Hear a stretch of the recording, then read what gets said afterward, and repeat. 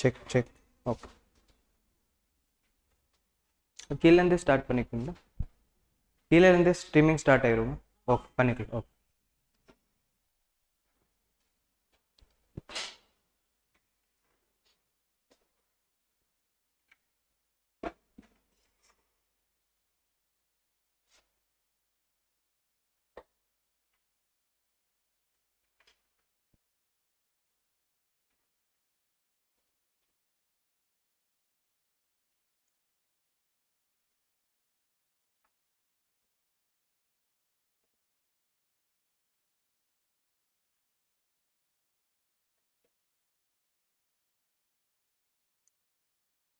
இது பாத்தீங்களா exemption?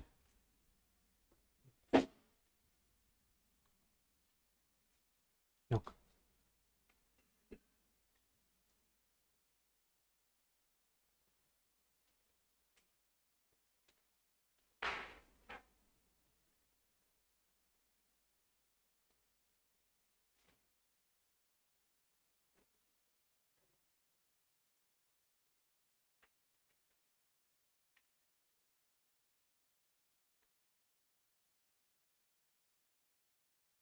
Please close your eyes for 2 minutes. Close your eyes for 2 minutes.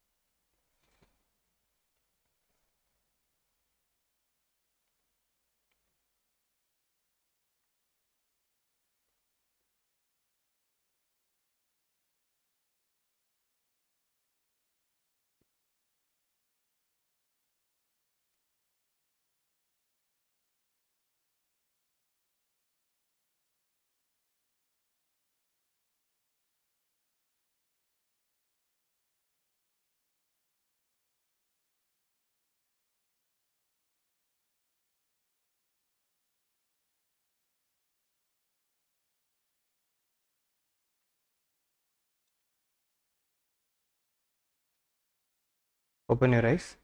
So good morning everyone. So in this second day, today's target is at least completing income from house property and salary head of income fully within today itself. So yesterday we started with house property. We went through the basics. So quickly let us revise the basics of house property and then we'll start with the special concepts as well. As I told you that in any head of income there is a charging section and a computation section. In house property, charging section is section number 22, which tells there should be a house property, the assessee should be the owner of the house property, and house property should be used for assessee's own, should not be used for assessee's own business or profession. Okay. When it comes to house property means building or land appertinent thereto. Building we can understand in a common sense, but land appertinent thereto means the land that is attached to the building, which contains all the other facilities like garden, parking, swimming pool, etc, etc. If it is only land, it is not a house property, and building means a permanent structure. Temporary structure is not counted in building. For example, a tent will not be considered house property. Okay. Types of house property is let out property and self-occupied property. What is self-occupied property? Property is in the occupation of the owner for the own residence, or it cannot be occupied by the owner due to his employment, business or profession, and he has to reside in the other place in a property not belonging to him. So in self-occupied property, I told you that up to 2 self-occupied property is exempt. Any 2 can be chosen by the assessee. Okay. More than 2 self-occupied property in the remaining properties will become DLOP, that is deemed to be let out property. Deemed to be let out property is notionally taxed, and that we are going to study. Now exceptions in house property, if the building is used for own business or profession, it is not counted in house property. And if the business itself is letting out house properties on rent, then it will not come under house property head of income, it will come under PGBP head of income. Okay. Sir, why this own business or profession is not considered under house property? Because on both the places same rule will apply. See here, I'll tell you. One house is there, one building is there, and assessee Mr. A is using this building for own business. So what the act is telling, that for own business this building cannot be taxed under income from house property. Basically what they are trying to tell, I cannot give myself rent and tax myself. It will be wrong. Similarly, even when you see in PGBP head of income, when we are learning the deductions, one second.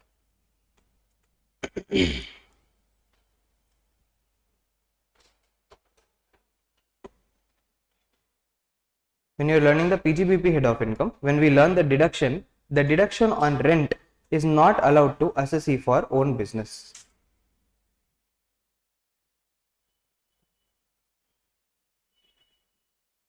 Rent not allowed as deduction for own business. So அங்க வந்து rent deduction கிடையாது, இங்க வந்து rent income treat பண்ண முடியாது. ரெண்டு பிளேசஸ்லயும் own business காக அந்த restriction இருக்கு. Because if both places, if at all it is allowed, then assessee என்ன பண்ணுவாங்க, ஒரு head of income ல இருந்து ஈஸியா இன்னொரு head of income க்கு amount மாத்திட்டு எங்க beneficial அங்க tax pay பண்ணுவாங்க. So to avoid this type of provision is there. Now if house property is outside India, resident, ordinary resident இருந்தா taxable, RNOR non-resident இருந்தா இந்தியால rent receive ஆனா மட்டும்தான் taxable, இல்லனா not taxable. Now let's come to owner. Who is the owner? Owner is the person who is having the right to receive the income from the property. It includes deemed owner under section 27. Then registration of sale deed is not required to consider a person as the owner. Owner of the building, owner of the land can be separate. We are concerned about owner of building. Owner of building. Then if a property is disputed, then ownership will be decided by the income tax department, and ownership is necessary in the previous year. It need not be there in the assessment year. And for recovery of arrears of rent and unrealized rent, ownership is not required when the recovery is done. That also we will study today. What is deemed owner? Deemed owner, there are 6 cases. Case number 1, transfer to spouse. That is, spouse means what? Husband to wife, wife to husband. Transfer to spouse without or for inadequate consideration. Then the transferor only will be considered as owner of the property. However, if there is an agreement to live apart, then this section will not apply. Transfer to a minor child without or for inadequate consideration. If transfer is made to a minor child, then also the transferor only will be considered as the owner of the property, exception minor married daughter. Then holder of impartible estate. If a person is holding a property and you cannot part the property, then the holder only will be considered as deemed owner. Okay, I gave you example of AOP yesterday. Then I told you members of cooperative society, company, etc. Many houses will be together in the apartment. It will be in the name of the cooperative society. The members or shareholders will be the actual owners. So hence in this section also they are only the deemed owner of the property. Then if possession of the property is transferred, sale consideration is paid or promised to be paid, and number 3, sale deed is not executed but some other document is executed, then even though possession is only transferred, still ownership also will be transferred as per the income tax law. The person who is receiving the possession will be deemed as the owner. Okay va, யாருக்கு delivery கிடைக்குதோ அவங்க தான் owner. Right to property for at least 12 years. If someone gave me their house for at least 12 years, I will only be considered as deemed owner. Fine. Now we will come to section 23, which talks about computation. In computation, we saw what we have to do. First, municipal value or fair rent, whichever is higher. Higher of the above, standard rent, whichever is lower, we will get the expected rent. Expected rent or actual rent, whichever is higher, will give us the GAV. And from the GAV, we have to reduce municipal taxes. We will get NAV. From NAV, we can further reduce 2 deductions. 30% standard deduction on NAV, and number 2, 24B, interest on housing loan. We can claim as deduction. Now, when it comes to self-occupied property, there will only be interest on housing loan deduction. Hence, always there will only be loss from house property. Interest from housing loan is claimed as deduction, there is no income, hence loss. Then for let out property you will get all the figures, but in deemed to be let out property actual rent will be missing. Actual rent will be missing because actually that house is not given on rent, no? That is why what will happen, expected rent will become GAV. In deemed to be let out property, expected rent will automatically become GAV. Now when you are doing the calculation of a particular question, if any one of the figures is missing, then ignore that and solve the question. For example, municipal value and fair rent, whichever is higher, we have to find out. In the question, fair rent is not given. Hence what you will do, just directly take municipal value as the higher value. Okay, municipal value, fair rent both are not given. Then just take the standard rent as the expected rent. Just take the standard rent as expected rent. Okay. Now the meanings quickly let us see of all the terms. Municipal value means what? Value determined by municipal authority. Fair rent means similar rent property in same area. Standard rent, maximum rent fixed by Rent Control Act. Actual rent is rent received plus rent receivable minus unrealized rent. Okay. Minus unrealized rent, you can reduce the unrealized rent only when 4 conditions are satisfied given in rule 4. Number 1, tenancy should be bona fide or tenancy should be genuine or real. It should not be a fake on paper tenancy. Tenant should not be occupying any other property of the assessee. Tenant should have either vacated the property or steps have been taken for him to vacate the property. And lastly, reasonable steps have been taken to recover the rent from the tenant. All the 4 conditions should be satisfied. Municipal taxes, I told you, it is a tax collected by municipal authorities. Okay, example, property tax, house tax, water tax, local tax, sewerage tax, by whatever name it is called. Only if the owner is paying the municipal tax, it is allowed as deduction. If tenant is paying, not allowed as deduction. It is allowed fully on payment basis. If I am not paying during the year, I will not get deduction. If next year I am paying for 3 years, then all the 3 years full amount I will get as deduction. Okay. If it is given in percentage basis, take the percentage of municipal value. If property is outside India, respective country tax you have to take. Then 30% standard deduction on NAV 24A. It is given to compensate for all the other expenses. So rent expense, repair, maintenance, painting, plumbing, carpenter, nothing expense will be allowed as deduction. For that only 30% standard deduction. Then interest on housing loan. This interest on housing loan is allowed if loan is taken for the purpose of acquisition, that is purchase, construction, repair, renovation or reconstruction. Even unpaid purchase price can be treated as loan and interest paid on that unpaid purchase price will be allowed as deduction.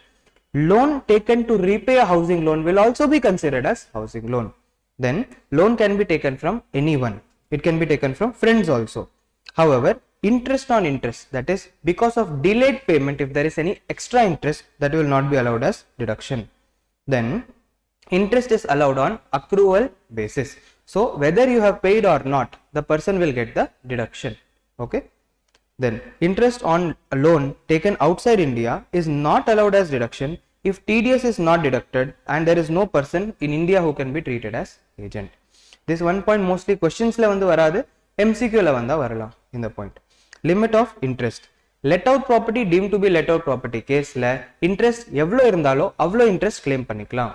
Ana self occupied property case la maximum 30,000 da claim pannalam. But 4 conditions satisfy panniyachna 2 lakhs kuda claim panikalam. What are the 4 conditions? Loan should be either for purchase or construction. Repair kaga loan irundha maximum evlo 30,000. Purchase construction irundha 2 lakhs kulla varalam. Loan should be taken on or after 1/4/1999.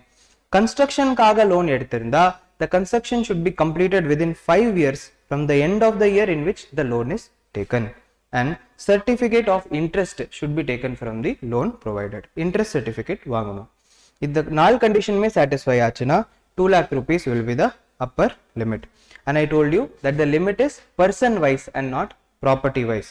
Hence, if one person is having 2 house properties and both the house properties 2 lakhs is the limit na, total limit also will be 2 lakhs only. I gave you example yesterday. ஒரே ப்ராப்பர்ட்டிக்கு ரெண்டு owner இருந்தா both will get 2 lakh 2 lakh limit. புரியுதா? That also we are going to study in joint ownership. Then we saw interest for pre-construction or pre-acquisition period. Now what is pre-construction or pre-acquisition? The period before the year in which the construction or acquisition got complete. Okay, not before the date, before the year. Fine. So before the year, pre-acquisition or pre-construction interest, whatever is there, it will be allowed in 5 equal annual installments. So 5 வருஷம் வரைக்கும் equally claim பண்ணிக்கலாம். So this till here we studied. Now I want you to solve question number 4 given in your question bank, or in your study material it is illustration number 4. Very very simple basic question. Let us solve.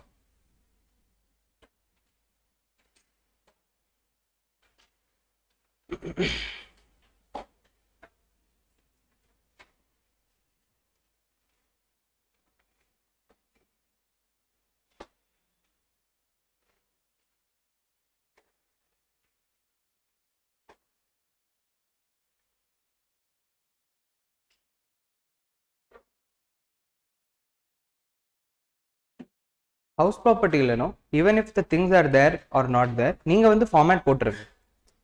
So that even if a figure is missing, since you have put it in the format, the examiner will know that you know the provision. So munadi, and it will be easier for you also to go by a specific format. So what is the question? Anirudh has a property whose municipal value is 1,30,000, fair rent வந்து 1,10,000, standard rent 1,20,000. The property was let out for a rent of 11,000 per month throughout the previous year, unrealized rent 11,000, and all the conditions prescribed by Rule 4 are satisfied. He paid municipal taxes at 10%. Interest on borrowed capital was 40,000 for the year.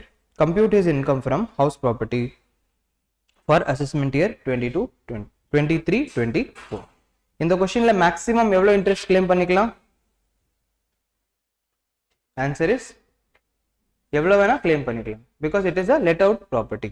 How much interest is there? Actual interest can be claimed as deduction. Now first please put the heading. Heading வந்து கரெக்டா போட்டுருங்க. Computation of income from house property.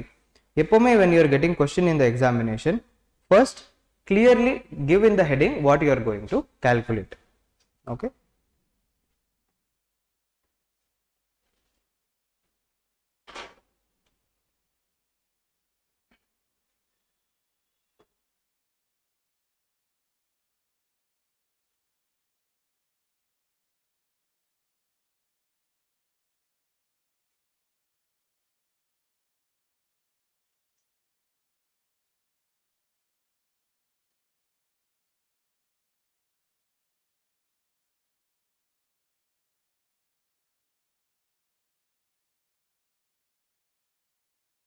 Generally என்ன ஆகும்னா question solve பண்ணும்போது many a times instituteல examல வந்து different type of question வரும். question பார்த்து immediately we cannot judge நம்ம வந்து எந்த மாதிரி format போடுறது, எப்படி presentation பண்றது.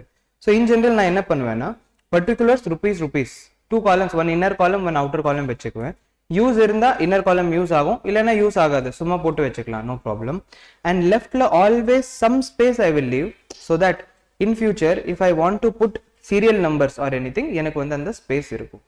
Generally இந்த மார்ஜினுக்கு வெளியில இருக்கிற space I will not use. Exam டைம்ல வந்து மார்ஜினுக்கு வெளியில இருக்கிற space just give it for the examiner. You don't put anything in the space that is outside the margin.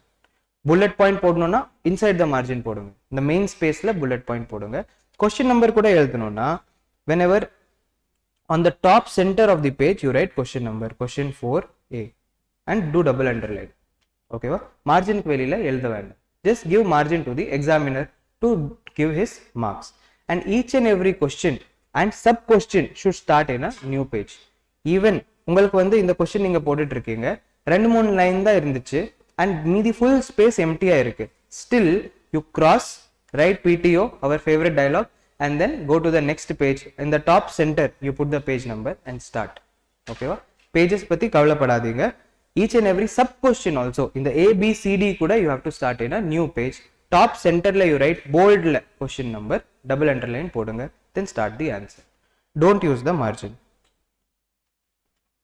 Because sometimes enna agum margin use பண்றதுக்கு இன்னொரு காரணம், even the right side no அப்படியே end வரைக்கும் கொண்டு போகாதீங்க, எவ்வளவு முடியுமோ end வரைக்கும் கொண்டு போகாதீங்க. because paper வந்து பண்டல்ல கட்டுவாங்க, கட்டும்போது அந்த கயிறுல கட்டும்போது நிறைய தடவை கிழிஞ்சிரும் சைடுல. that is why கொஞ்சம் ஓரளவுக்கு உள்ள இருந்தா the answer.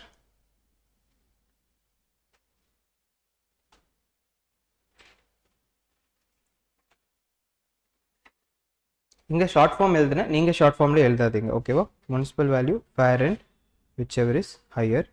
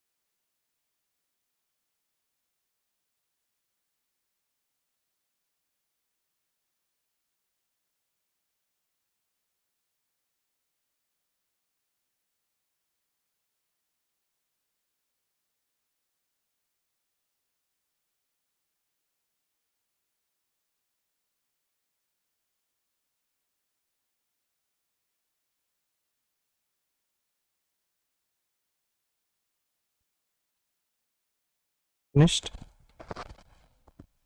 Okay. What is the municipal value? Quickly let us solve. Municipal value எவ்வளோ? 1,30,000. Fair rent 1,10,000. Higher value is 1,30,000. Then standard rent is 1,20,000. So lower is 1,20,000. Now when it comes to actual rent, நீங்க டைரக்டா வந்து actual rent இருந்தா, see what is the actual rent? 11,000 per month. So calculation la வந்து rent received plus rent receivable minus unrealized rent. In the format la da you have to do the working. So what is it?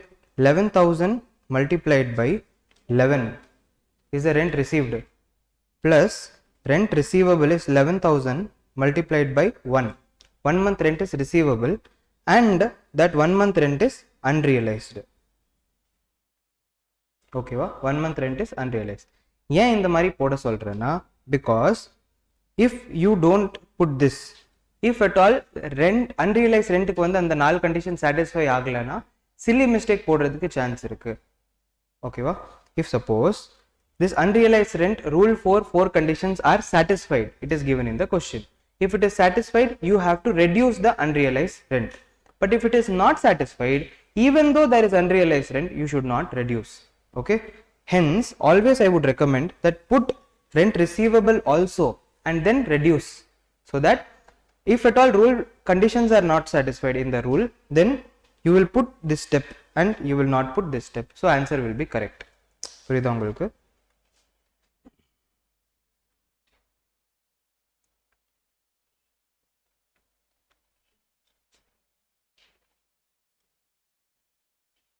So 11,000 multiplied by 11 coming to how much? 1 lakh 21,000. 1 lakh 21,000.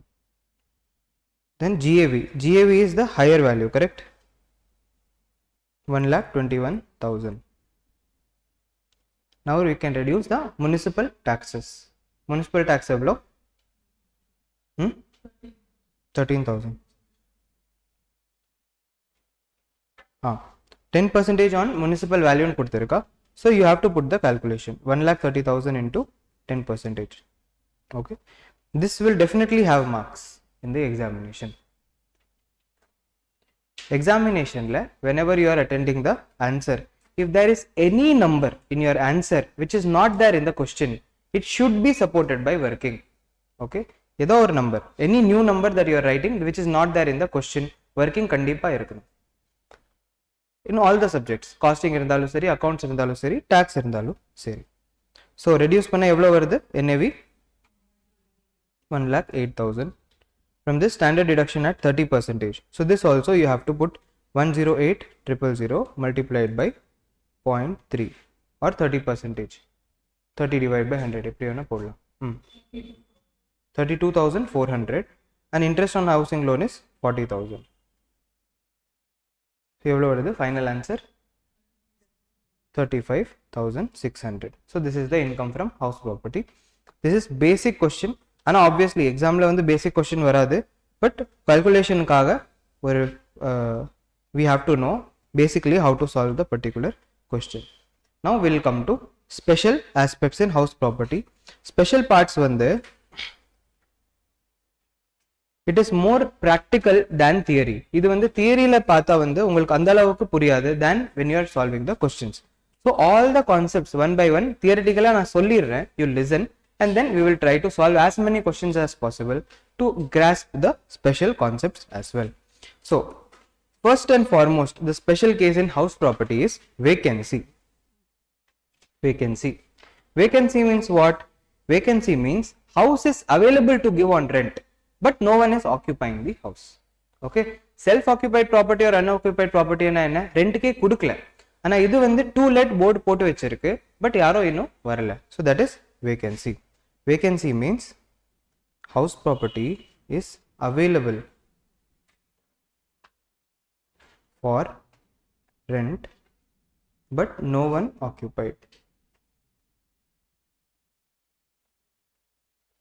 Okay.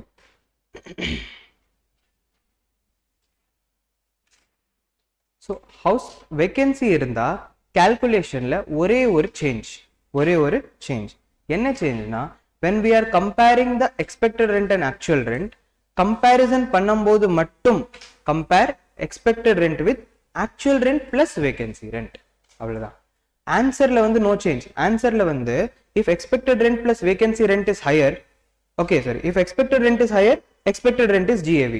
If actual rent plus vacancy rent is higher, actual rent only GAV. Okay, answer la வந்து vacancy rent போடக்கூடாது.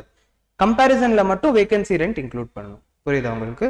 Hence instead of expected rent or actual rent, whichever is higher, compare if actual rent plus vacancy rent is greater than expected rent, actual rent only is GAV.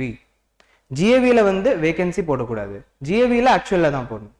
Then if expected rent is greater than actual rent plus vacancy rent, then expected rent is GAV. Expected rent higher in the, that is GAV. Okay, இதுக்கு concept என்னன்னா நான் உங்களுக்கு சொல்லிடுறேன். if you are able to grasp, okay. If you are not able to grasp, then also okay. You learn this, that is enough. Basically ஒரு வீடு இருக்கு, வீடுக்கு வந்து vacancy, I am telling the government that my house is vacant, so please give me the benefit that for the vacancy rent I need not pay the tax. Okay, hence they are telling, okay, you can reduce the vacancy, fine. But government is also telling, had vacancy not been there, if you would have taken expected rent, then now also you take expected rent only, because appo kuda expected rent da eduthirupinga, ipo kuda expected rent da edukkum. That is why compare பண்ணும்போது we have to compare expected rent with actual rent had vacancy not been there. புரியுதா உங்களுக்கு? அதுதான் actual rent plus vacancy rent. so comparison பண்ணும்போது vacancy இல்லாம compare பண்ணனும், but answerல வந்து actual தான் எடுக்கணும். okay, so that is vacancy concept. Next, more than 2 self occupied property. ரெண்டுக்கு மேல self occupied property இருந்தா 2 self occupied property should be chosen as SOP, the third one should be DLOP. Now the government has given an advantage to the taxpayer or the assessee that any one or any two you can yourself choose as SOP. Hence whenever we are getting a question where there are more than 2 self occupied property, we have to solve all the permutation combination. Okay va? For example, house 1, house 2, house 3. okay, house 1 and 2 SOP இருந்தா டோட்டலா எவ்வளோ income வரும்? then house 2 and 3 SOP இருந்தா எவ்வளோ income வரும்? house 1 and 3 SOP இருந்தா எவ்வளோ income வரும்? மூணு காம்பினேஷனுமே நம்ம சால்வ் பண்ணி பார்க்கணும். and மூணுலயும் which is the lowest income, that only we have to choose. okay, hence assume that all the house property are DLOP and find the income from house property. so you will know the DLOP value enna, then one by one start assuming, then solve the question multiple times to find the most beneficial answer. We will look at the question, then you will be able to understand even better. then partly let out property, partly self occupied property, area wise. for example ஒரு building இருக்கு, அதுல ஒரு floor rent கொடுத்திருக்காங்க, ஒரு floor வந்து residential purpose காக வச்சிருக்காங்க. in such case what to do? treat both the areas like a separate property. ரெண்டு ஏரியாவும் செப்பரேட் ப்ராப்பர்ட்டியா ட்ரீட் பண்ணுங்க. Municipal value, municipal taxes, fair rent, municipal இது ஸ்டாண்டர்ட் ரெண்ட் எல்லாமே ஏரியா பேசிஸ்ல டிவைட் பண்ணிருங்க. ஓகேவா? ஆனா ஆக்சுவல் ரெண்ட் மட்டும் டிவைட் பண்ண கூடாது. ஏன்? Because actual rent is only for the let out portion. புரியுதா? Next, partly LOP, partly SOP, time wise. Time wise means what? for some time of the year it was let out, adukaprom for some time of the year it is self occupied, that is partly let out, partly self occupied, time wise. in that case consider the entire property as LOP and solve the question. okay va? idla vande enna oru periya disadvantage na, let's say ஒரே ஒரு மாசத்துக்காக தான் ரெண்டுக்கு கொடுத்திருக்கோம், 11 months க்கு self occupied இருக்கு. so அப்போனா என்ன ஆகும்? 1 month rent only will be actual rent, but compare பண்ணும்போது expected rent வந்து 12 மாசத்துக்கு இருக்கும். so very easily expected rent will become GAV and the person has to pay tax on higher value. okay, hence that person will be sad, right? but there is one reason to be happy also, and that is interest deduction can be claimed without any limit.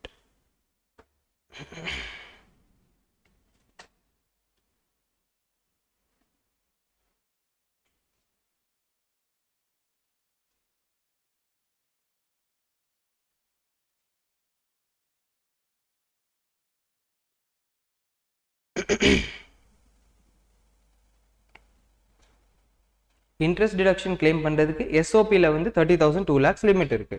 ஆனா LOP கேஸ்ல லிமிட்டே கிடையாது.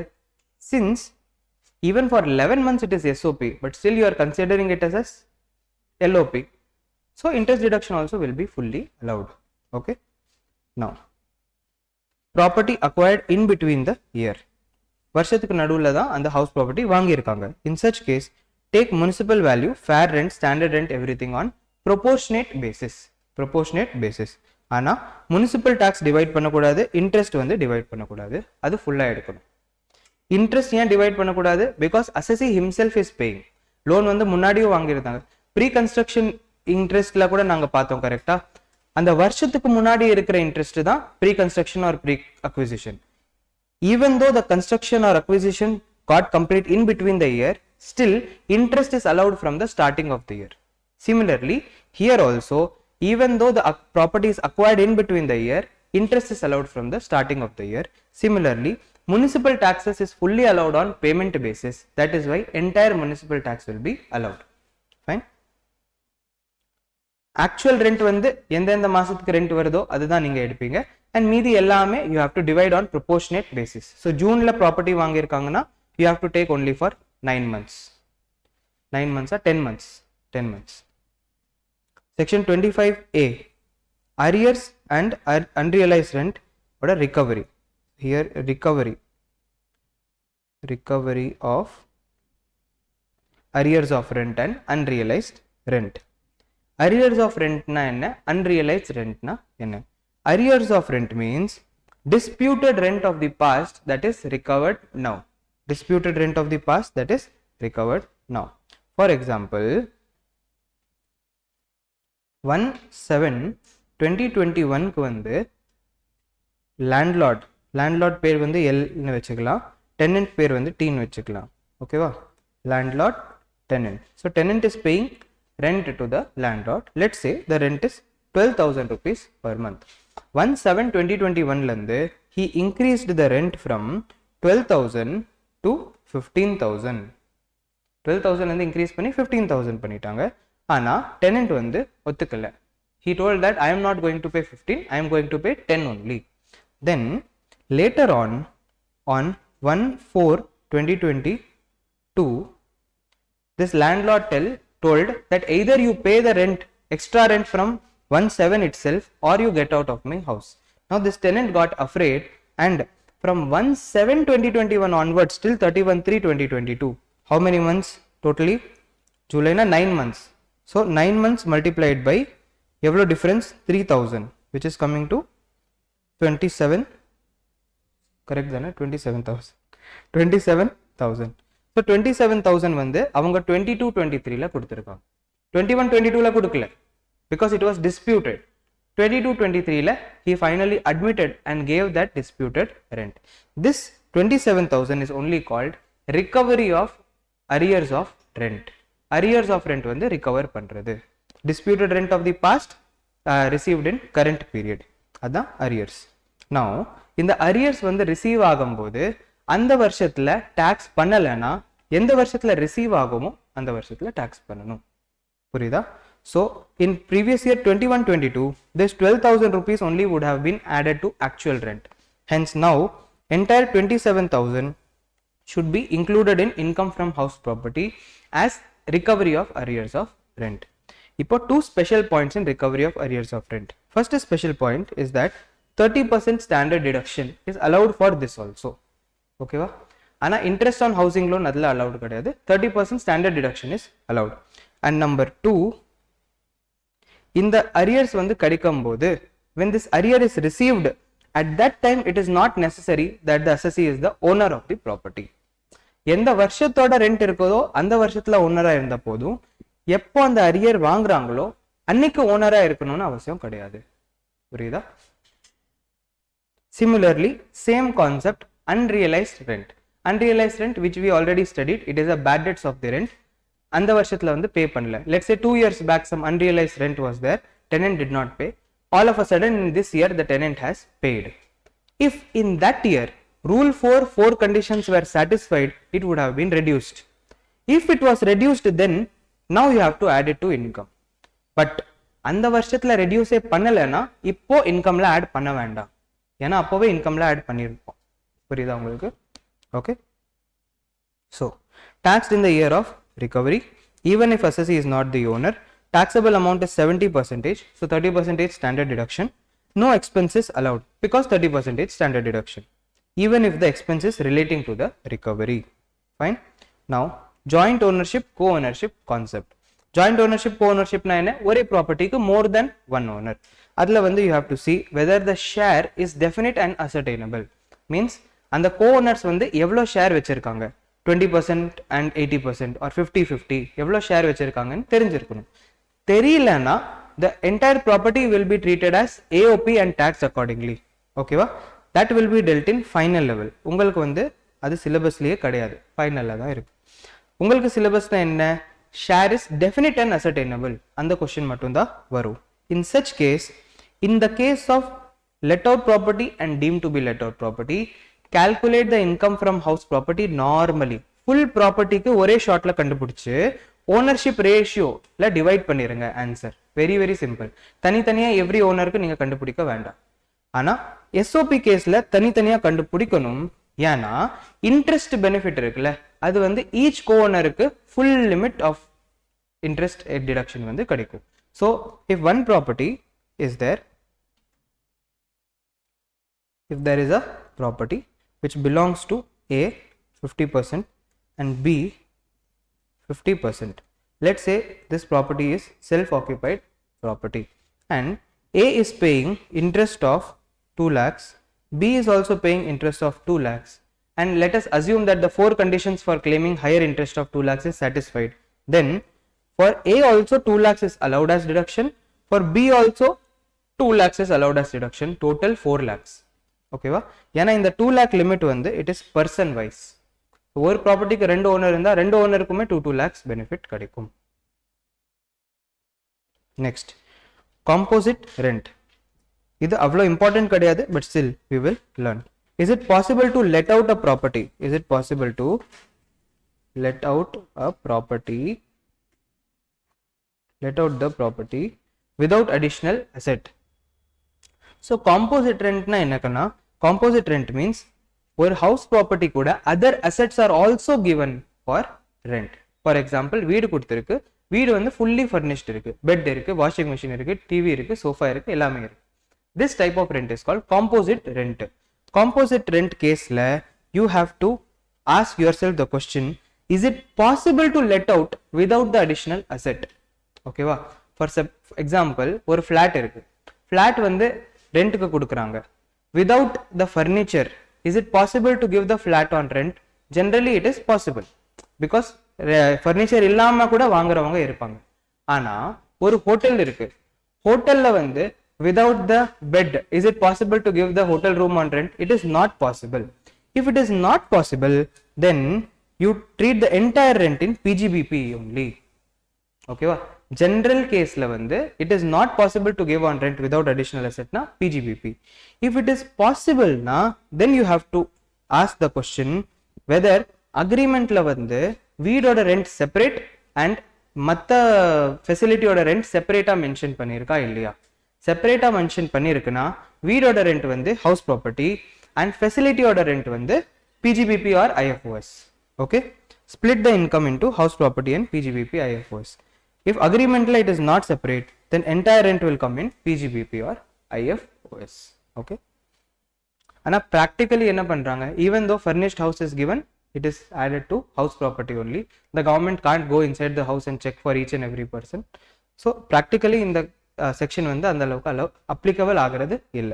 okay, exam point of view also it is not that important, but still you have to know the provisions. Now what we will do, we will solve the questions one by one.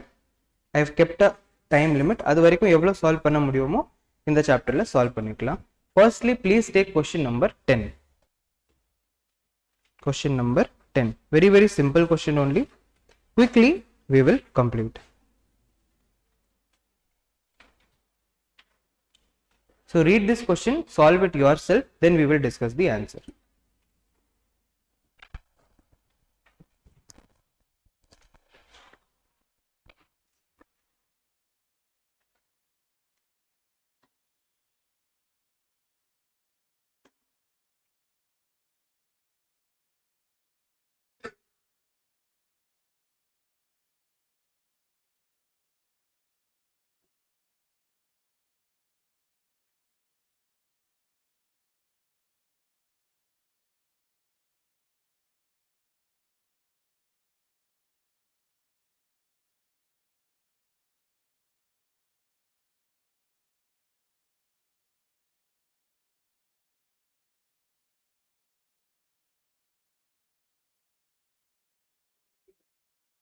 இண்டிவிஜுவலா பார்த்தா உங்களுக்கு ஈஸியா இருக்கு புரியுது. But கொஸ்டினை வந்து ரெண்டு மூணு mix பண்ணி கேட்கணும். அப்போதான் ஆன்சர் பண்ணுறது கொஞ்சம் டிஃபிகல்ட்.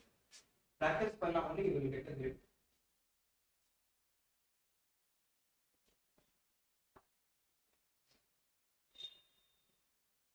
வீட்டில் உங்களுக்கு தான் வேலை.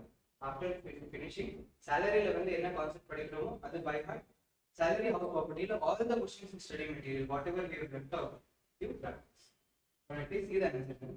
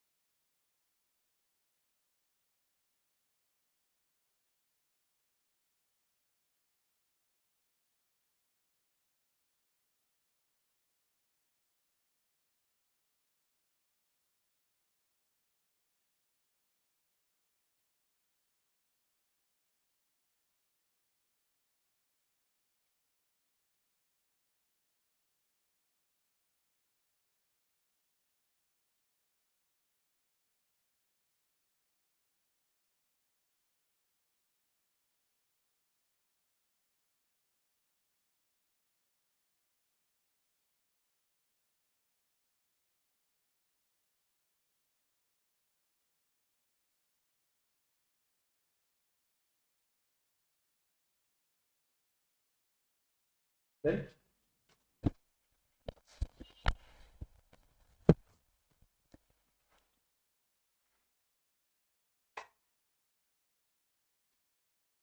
so Mr. Anand sold his residential house property in March 2022. March 2022 வந்து வீடு வித்துட்டாங்க. In June 2021 he recovered a rent of 10,000 from Mr. Gaurav to whom he had let out his house for 2 years from April 2016 to March 2018. He could not realize 2 months rent of 20,000 from him and to that extent his actual rent was reduced while computing income from house property. Further, he had let out his property from April 2019 to Feb 2022 to Mr. Satish. In April 2020, he increased the rent from 12,000 to 15,000 per month and the same was a subject matter of dispute.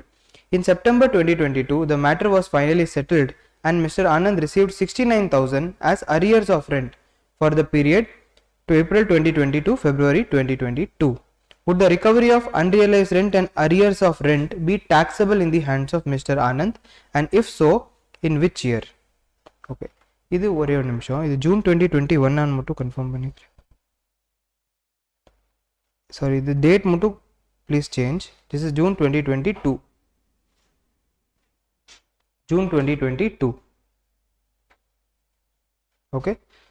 So during the previous year 22-23 he has received rent of 10,000 rupees. இது வந்து என்னது unrealized rent recover பண்ணிருக்காங்க and 69,000 rupees வந்து arrears of rent recover பண்ணிருக்காங்க. Okay.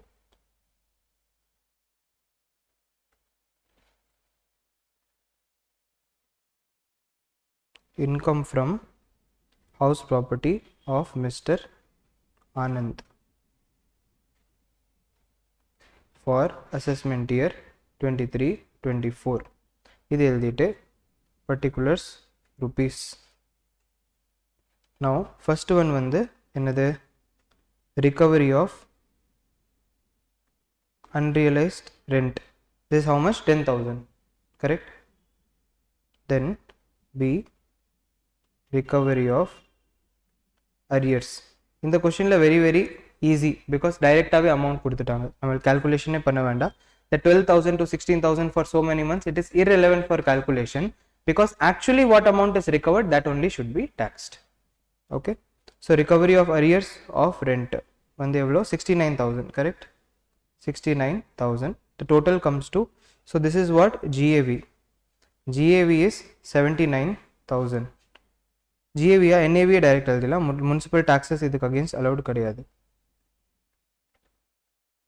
Then we have to reduce section 24A standard deduction. 79,000 multiplied by 30%, எவ்வளோ 23,700. So income from house property is how much? 55,300. So இது இப்படி solve பண்ணிருங்க. அது கூட you also have to write a note. See here, they have given in the question என்ன கொடுத்திருக்காங்க, that Mr. Anand sold his residential house property to in March 2022. Okay va? Hence the examiner would also want you to comment on this particular line. March 2022 க்கு வீடு வித்துட்டாங்க. So what are they trying to expect from you? It is that you should tell that in the assessment year, if the assessee is not the owner of the property, still as an exception, arrears of rent and recovery of unrealized rent will be taxable in income from house property, even though assessee is not the owner. So இது வந்து நீங்க ஒரு NOTA எழுதுங்க. Fine. If you want, you can write now also.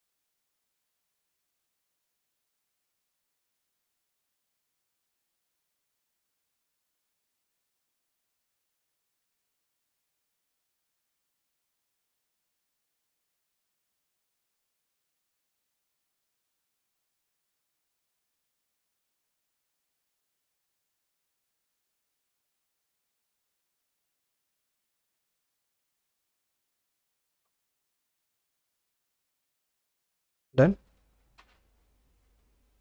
Material இந்த line இருக்கா, ஒரு நிமிஷம், let me see.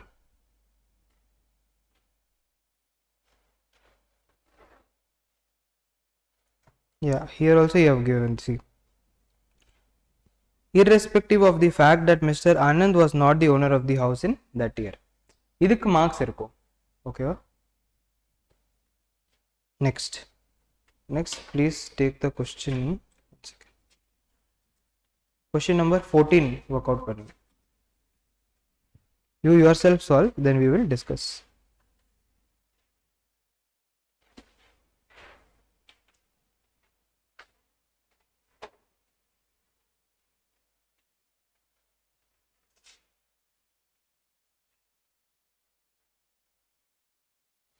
Mr. Vikas owns a house property whose municipal value, fair rent, standard rent கொடுத்திருக்கு. During the financial year, 1/3 portion of the house was let out for residential purpose at a monthly rent of 5,000. Let out for residential purpose means what? Let out only. Other let out, it can be for commercial also, residential also. That does not matter. Remaining 2/3 portion was self-occupied. Municipal taxes 11%. Construction of house began in June 2015, completed in 31 May 2018. Vikas took a loan of 1 lakh rupee for the construction. He paid interest at 12%. Every month such interest was paid. Compute the income from house property. So this is what? Partly let out, partly self-occupied, area wise. 2/3 area வந்து self-occupied, 1/3 area வந்து let out ஆயிருக்கு. So எப்படி calculate பண்ணுவீங்க? Mixed with the adjustment of pre-construction interest.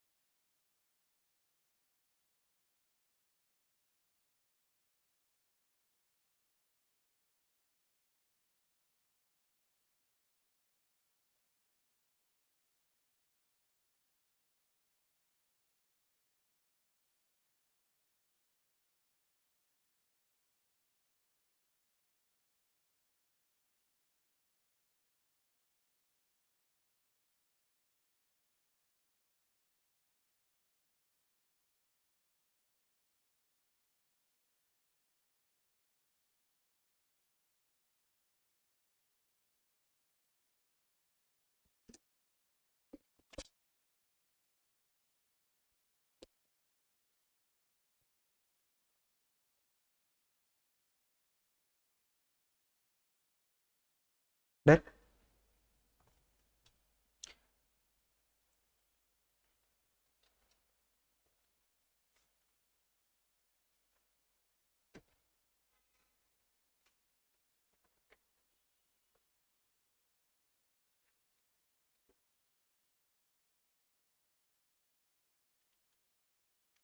So தான் partly LOP partly SOP area wiseல வந்து நான் உங்களுக்கு என்ன சொன்னேன், treat the let out property area as a separate property and work out the question.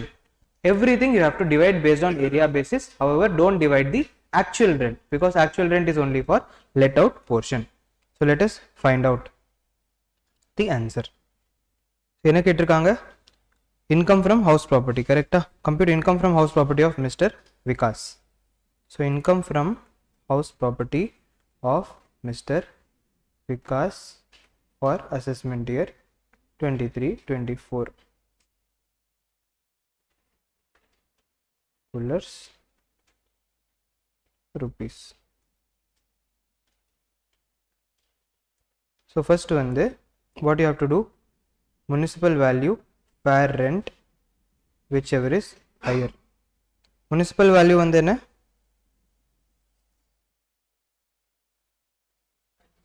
96,000. So here see there are two methods to do the calculation. Either municipal value per rent எல்லாமே full value எடுத்து actual rent க்கு முன்னாடி மட்டும் நீங்க expected rent multiplied by அந்த percentage போட்டுறலாம், இல்லனா over stepல கூட percentage போடலாம். It is your wish, எப்படி வேணா present பண்ணிக்கலாம். So you can do like this also, 96 and 126, correct? So 96,000 and 1,26,000, whichever is higher, you will get what, 1,26,000. 1,26,000 or 1,08,000.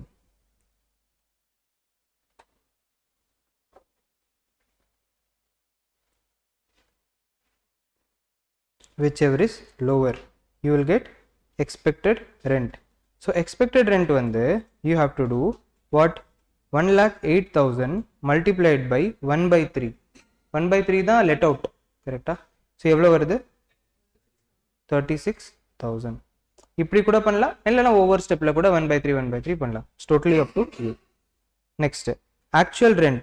Actual rent is how much, 5,000 multiplied by எவ்வளோ டைம்க்கு இருக்கு, full yearக்கு இருக்கா, full year. So 5,000 multiplied by 12, which is coming to 60,000. So GAV is 60,000 minus municipal tax. Municipal tax இருக்கா, 11%. So 96,000 96,000 multiplied by 11% multiplied by 1 by 3, 3520. So now NAV is how much, 56,480 minus standard deduction, section 24A standard deduction.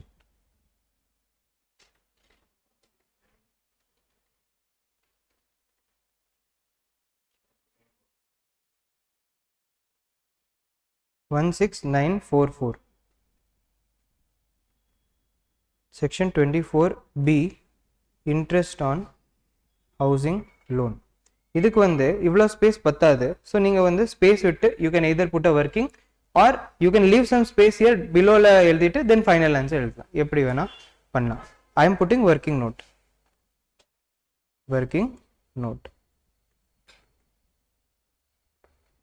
interest on housing loan for previous year 22-23. இது வந்து என்னது, என்ன interest, 1 lakh rupee, took a loan of 1 lakh rupee. 1 lakh rupee வந்து எதுவுமே repay பண்ணல, 12% is the interest. So 1 lakh multiplied by 12% multiplied by 1 by, இதுவும் divide பண்ணணும்ல, income from house property கேட்டிருக்காங்க. எஸ்ஓபிக்கு தனியாக கண்டுபிடிக்கலாம், எல்ஓபிக்கு தனியாக கண்டுபிடிக்கலாம். Now let us talk about LOP, then SOP வந்து we'll go next step. Okay, so 1 lakh multiplied by 12% multiplied by 1 by 3 எவ்வளோ வருது,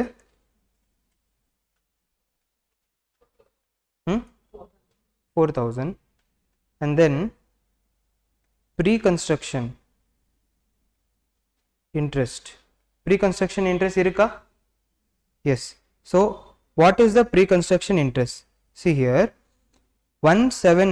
What is the pre-construction period? First we will see 1/7/2015 lende he paid interest on till எப்போ வரைக்கும்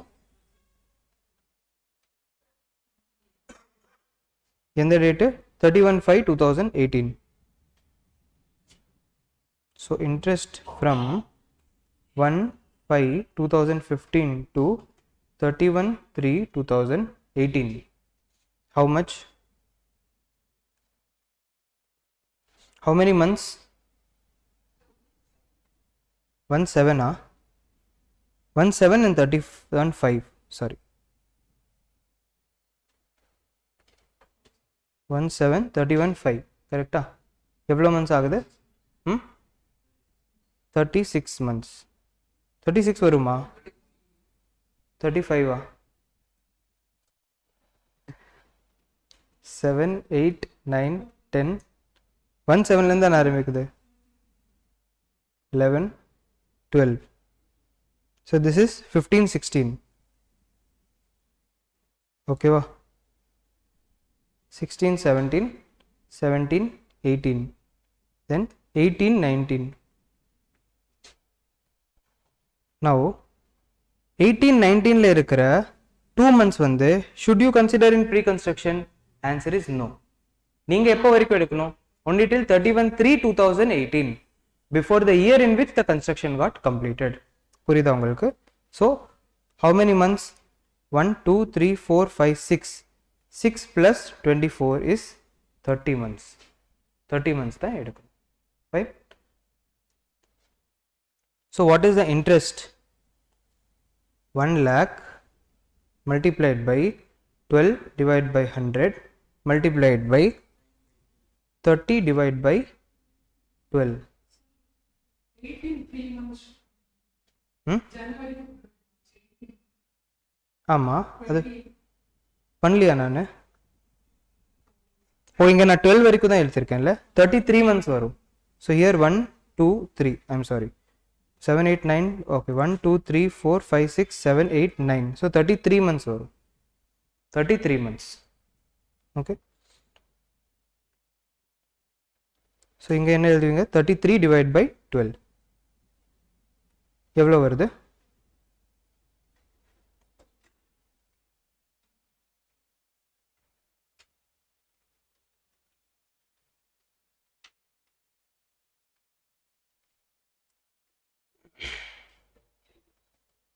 $33,000.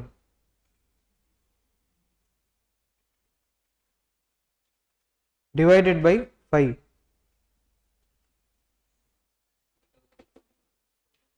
6,600.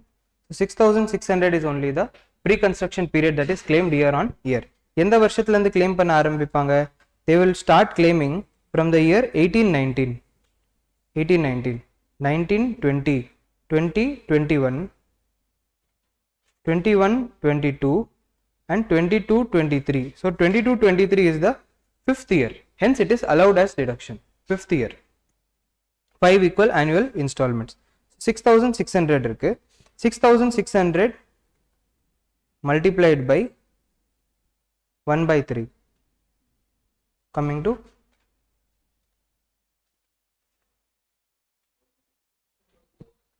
2,200.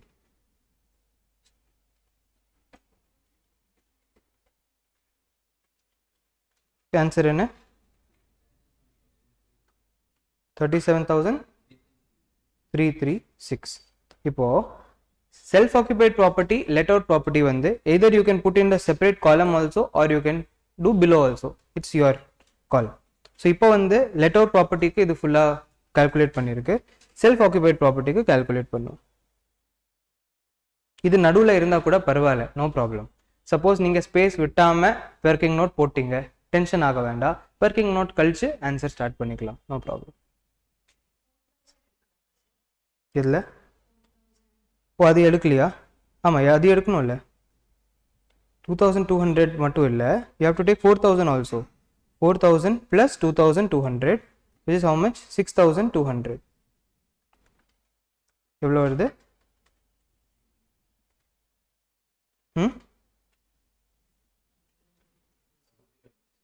Double three 6. Now இது self occupied portion. அது self occupied தானே? மற்ற part to see in the question.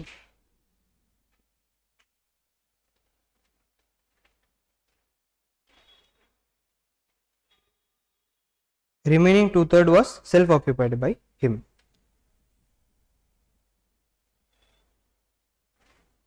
Self occupied property. Interest, section 24b. You can directly write section 24b, interest on housing loan is equal to another 1 lakh multiplied by 12% multiplied by 2/3 is equal to 8000 plus 6600. இது ஏற்கனவே கண்டுபிடிச்சாச்சு. 6600 multiplied by 2/3, which is 4400. Total எவ்வளோ வருது? 12400. So income from house property is equal to 33336 minus 12400.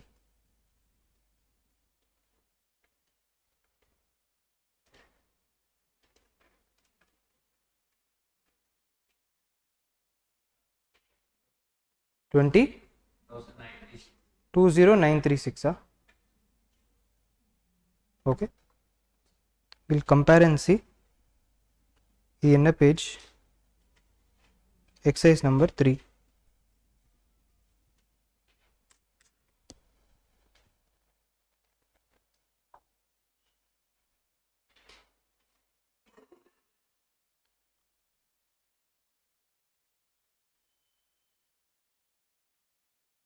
$20,936. இதில் வந்து எப்படி பண்ணியிருக்காங்க? Self occupied property first கண்டுபிடிச்சிட்டாங்க, லெட் அவுட் ப்ராப்பர்ட்டி அதுக்கப்புறம் கண்டுபிடிச்சிருக்காங்க. So anyway is fine.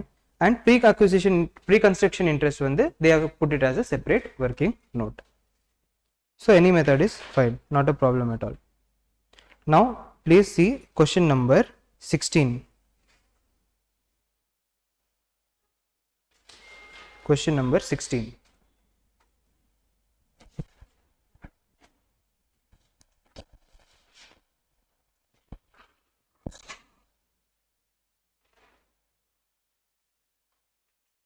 Co-ownership concept.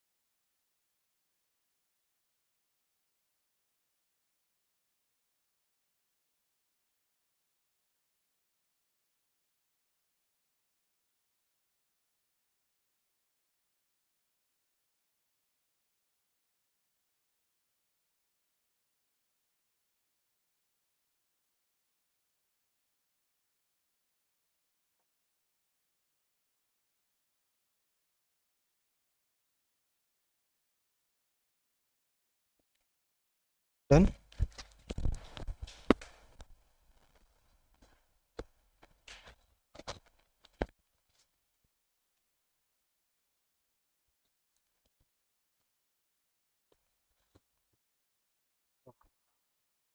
Let's see.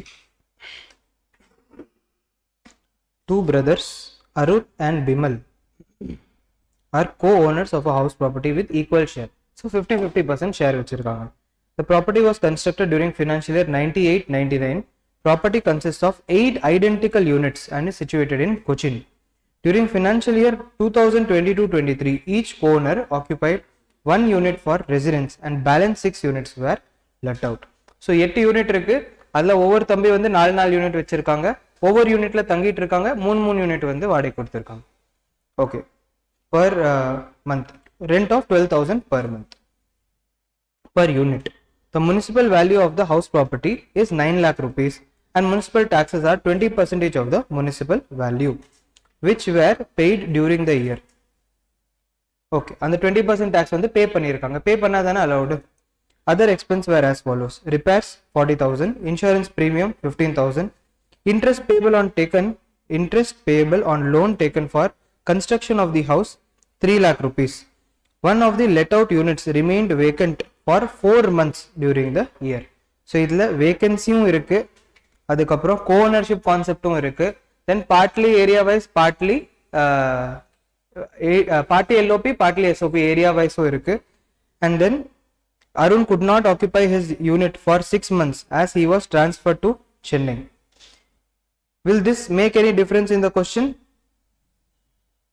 Answer is no, because unoccupied, this is unoccupied, still it is included in SOP. However, இது வந்து நீங்க ஒரு நோட் மாதிரி mention பண்ணணும். ஓகேவா?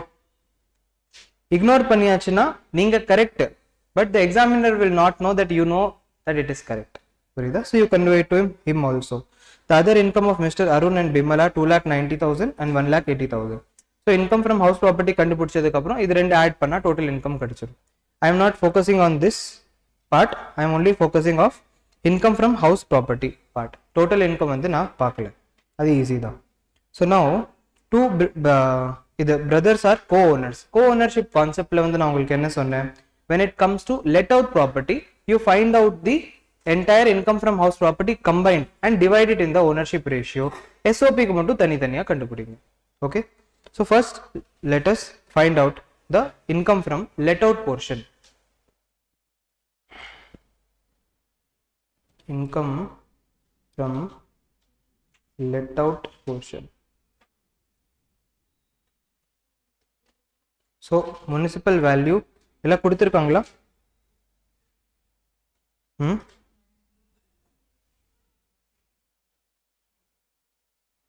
என்னது? municipal value is 9 lakhs.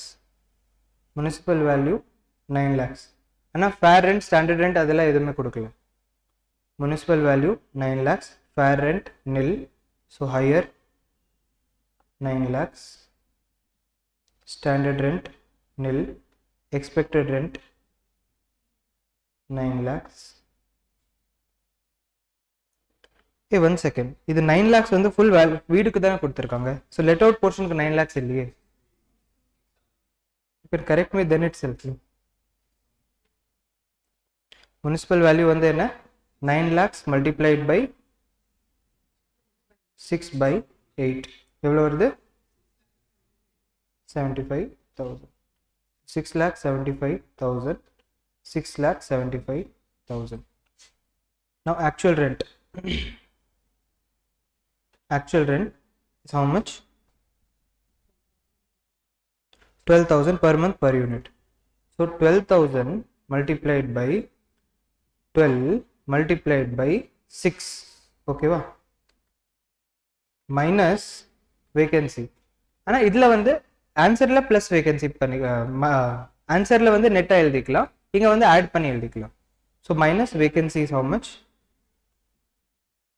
ஒரே ஒரு யூனிட் மட்டும் 4 மந்த்துக்கு இல்லை, கரெக்டா? 12,000 multiplied by 4, that's it. எவ்வளவு வருது? and plus vacancy 12,000 multiplied by 4. actual rent எவ்வளவு வருது 816000 vacancy 48000 இங்க எவ்வளவு வரும் 8,16,000 plus 48 8,64,000 so GAV is actual rent.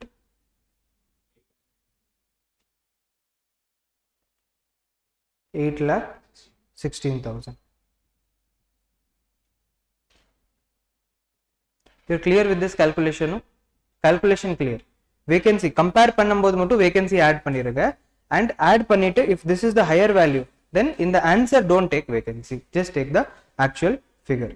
So then minus municipal tax is equal to 6,75,000 multiplied by 20%. எவ்வளோ 1,33,000 35 1,35,000.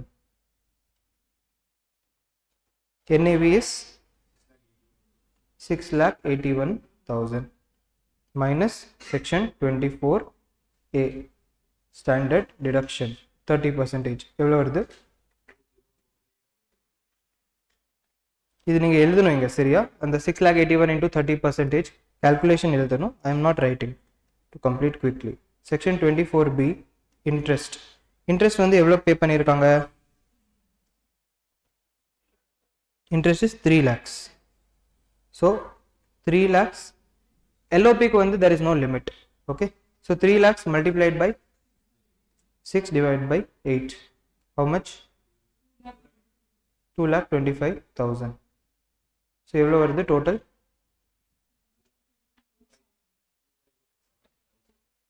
251,700. okay, share of each co-owner 251,700 multiplied by 0.5.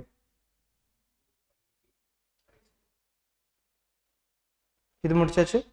Now income from self occupied portion.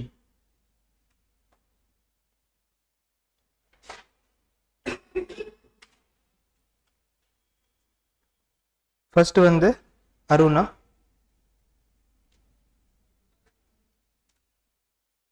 Will there be any difference between Arun and Bimal if we calculate? No. So for both we will calculate this also. ரெண்டு காலம் போட்டுடலாம் Arun Bimal so that answerல பார்க்கிறதுக்கு செப்பரேட்டா calculate பண்ற மாதிரி இருக்கும்.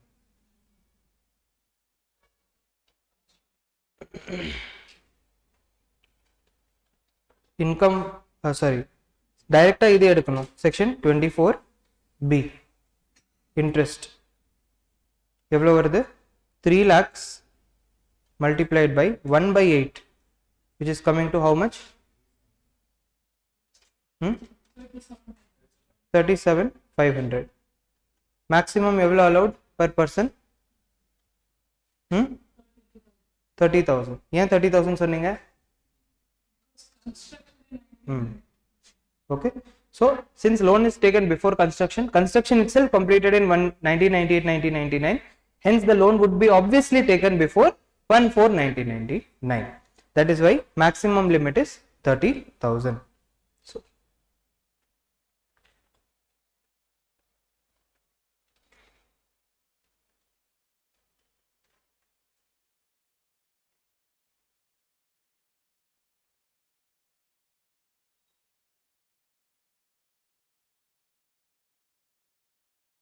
reasoning எப்பவுமே எழுதணும் ஆன்சர்ல. for each and every answer reasoning should be there. 30,000 negative 30,000 negative fine. then அது income from house property அது வந்து நீங்களே பண்ணிக்குவீங்களா. I am not going too much into calculation. 1,25,850 minus 30,000 each you have to do. we will see the answer also. இது என்ன exercise last one no.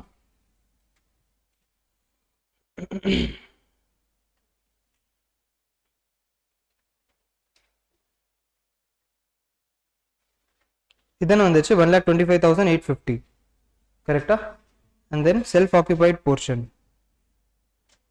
30,000 each இது பண்ணிட்டு and they have just added the இது. Okay. ஒரு தடவை material go through பண்ணியிருக்கோங்க, so that ப்ரெசன்டேஷனுக்கு கூட you will get an idea. So remaining வந்து 2 questions we will just look at the answer, will not work out fully. Now material I will just explain you how it is done.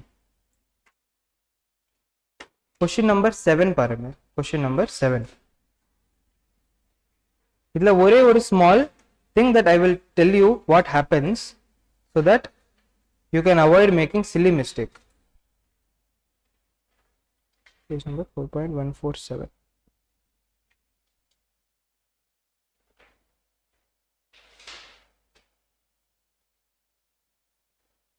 Srimati Rajlakshmi owns a house property at Adayar in Chennai. The municipal value of the property is 5 lakh rupees, fair rent 4,20,000, standard rent கொடுத்திருக்கு. Property was let out for 50,000 per month up to December 2022. Thereafter, the tenant vacated the property and Srimati Rajlakshmi used the house property for self-occupation. Now, is this a case of vacancy? Answer is yes or no? Answer is no. Tenant vacated, idla vandu enna theriyuma பண்ணுவாங்க, the students will see the term vacated and start doing vacancy calculation. Whereas the tenant has vacated the property, but immediately what has happened, Srimati Rajlakshmi has self-occupied the house. So this is the case of partly SOP, partly LOP, time wise. Time wise na enna pandrathu, treat the entire question like LOP and solve. அவ்வளவுதான். இதுல வந்து then மத்த ஏதோ adjustment இருக்கா? Rent for the months November and December could not be realized in spite of owner's effort. So unrealized rent இருக்கு. All the conditions prescribed under Rule 4 are satisfied for unrealized rent. Then municipal taxes 12% னு கொடுத்திருக்காங்க. She paid interest of 25,000 during the year on borrowed amount of repairs of house property. So அதான் LOP மாதிரி treat பண்ணிட்டு இந்த question solve பண்ணிடலாம். Unrealized rent Rule 4 condition satisfy இருக்கு, so reduce பண்ணிக்கலாம். அவ்வளவுதான். மற்றபடி it is a normal question. And this 8th question is there, no? That also we will see. இது வந்து I told you, no, if there are more than 2 self-occupied property, how to do? This question solve panna it will take a lot of time. Time kadicha we will solve this question also, but ippodhikku vandu we will just have a glance at how it is solved. Ganesh has 3 houses, all of which are self-occupied property. The particulars are given below. Normal ellame normala kuduthirukku. Municipal value, fair rent, standard rent, date of completion of the house or completion of purchase, municipal taxes, interest adala கொடுத்திருக்கு. இப்போ இது வெச்சு we have to find out the income from house property in such a way that the income is the lowest, because lowest income இருந்தா low tax கட்ட வேண்டியது இருக்கும். So first வந்து என்ன பண்ணனும்னா, treat all the houses like a DLOP and find out the answer. ஓகேவா? So எல்லா houses வந்து LOP ன்னு assume பண்ணிட்டு answer find out பண்ணிருக்கு, income from house property. Okay, now one by one put permutation and combination. House number 1 and house number 2 SOP ஆ இருக்கு, house 3 DLOP ஆ இருந்தா என்ன answer வரும்? See, option 1, house 1 and 2 are self occupied, house 3 is deemed to be let out. Then what will be the answer? Self occupied caseல வந்து very very simple. நீங்க interest on housing loan மட்டும் calculate பண்ணனும், and அது வெச்சு you will find out the income or loss. And DLOP வந்து இங்க இருந்து you take the figure and then find out the final answer. 43,640 final answer வருது. இதே மாதிரி second one, assume that house 1 and 3 are self occupied, house 2 is deemed to be let out. So இதுல 1 and 2 க்கு வந்து SOP consider பண்ணிட்டு you find out the loss. Okay, and then for DLOP you already found out, no? This you have to take. Okay, and find out the answer. இதே மாதிரி third option. So மூணு ஆப்ஷனுமே answer கண்டுபிடிச்சு then compare option 1, 2 and 3, which is the lowest value, you choose it as the most favorable option or answer. இது if time persists we will solve it in the class, illana you do it at your house and whatever doubt you have you can ask me. Okay, so now we will take a break, and after the break we will start with salary.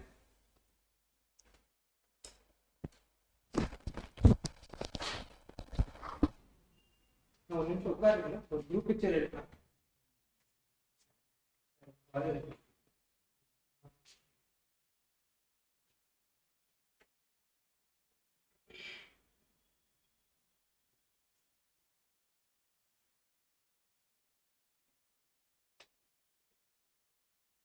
Hello அண்ணா ஒரே ஒரு நிமிஷம் மேலே வரணும் photo மட்டும் okay.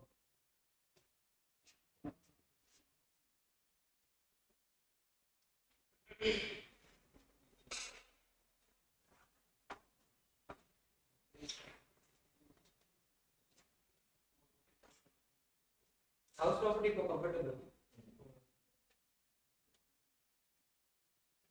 Residential status mostly concept house property mostly concept basic concept also mostly concept salary ல தான் உங்களுக்கு கொஞ்சம் மெமரி டெஸ்ட் ஆகும் salary TDS tax rate exemption இது வந்து மனப்பாடம் பண்ணணும் இப்போவே பண்ணி வைக்கணும் நீங்க எக்ஸாம் டைம் இந்த சாப்டர் ரிவைஸ் பண்ணீங்கன்னா எக்ஸாம் அட்டெண்ட் பண்ண முடியும் இப்போவே நல்லா தரவானாதான் எக்ஸாம் அதான் ஜெனரலி என்ன ஆகும் எக்ஸாம் டைம்ல நிறைய பேர் salary which is most omitted chapter salary and TDS and the most asked chapter in indirect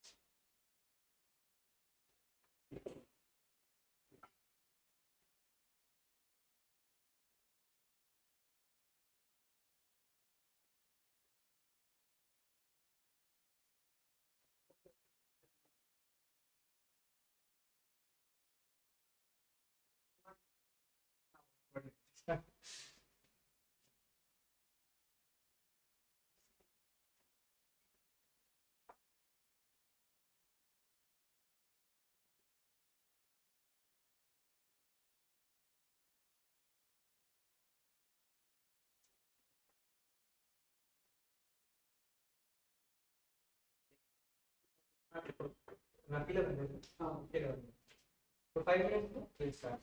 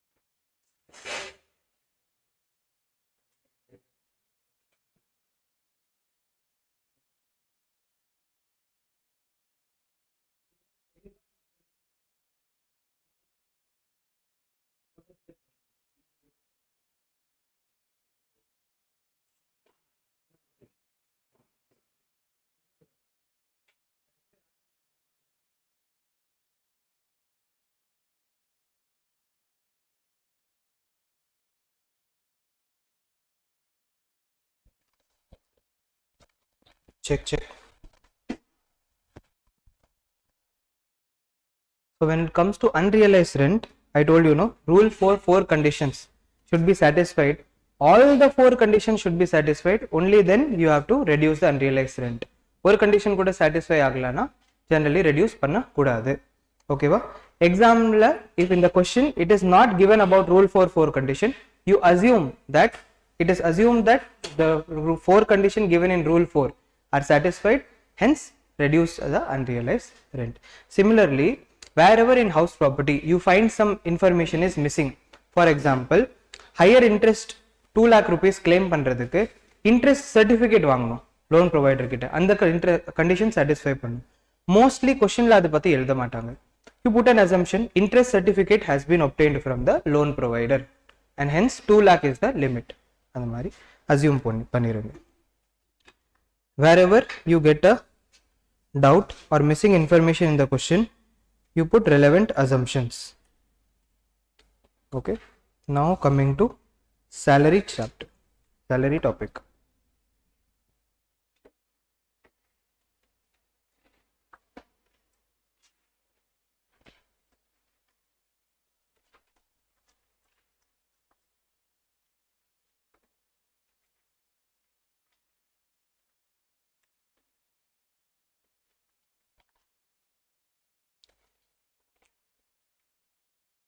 Salary chapter la vandu there is very little to understand and more to memorize.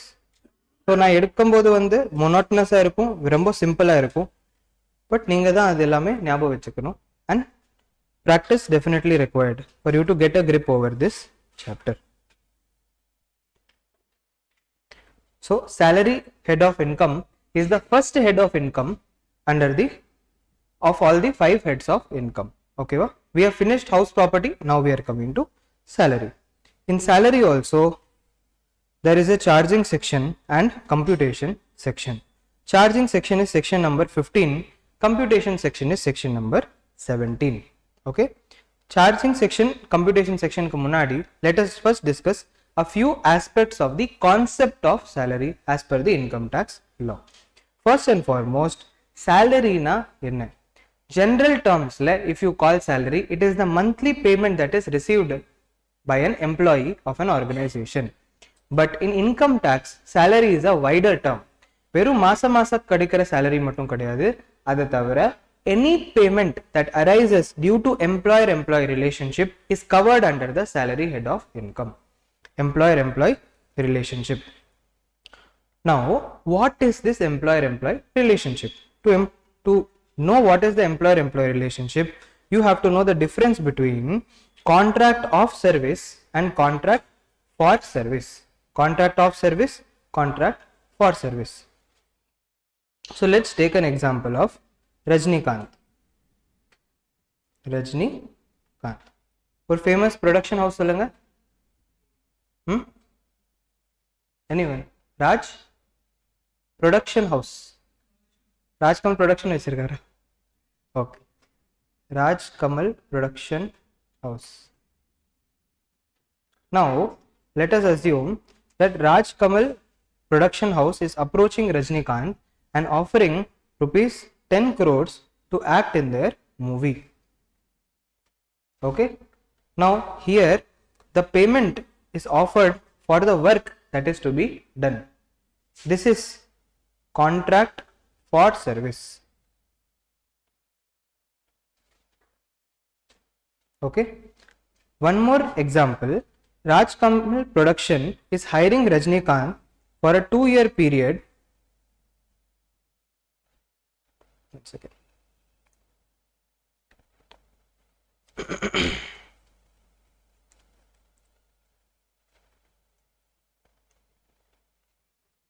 For a 2-year period, and idla வந்து என்ன சொல்றாங்கன்னா ஒரு வருஷத்துல they will give Rajnikant 10 crores each year, and during this period அவங்க எங்க வந்து Rajinikanth acting பண்ண சொல்றாங்கனோ அங்க ரஜினிகாந்த் ஆக்டிங் பண்ணும். It can be advertisement, it can be serial, it can be movie. Okay, but the contract is Rajnikant should act in whatever project they are giving him. This is called contract of service.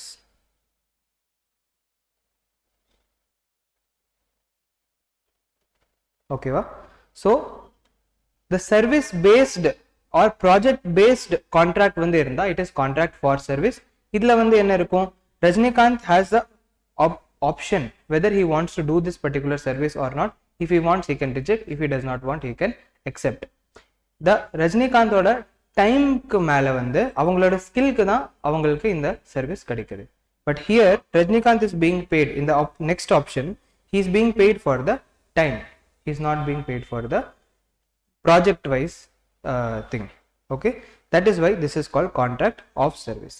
Wherever there is a contract of service, there arises employer-employee relationship. Employer-employee relationship. So here in the second case which I told you, Raj Kamal production will be the employer, Rajnikant will be the employee. Hence it will be covered in salary head of income.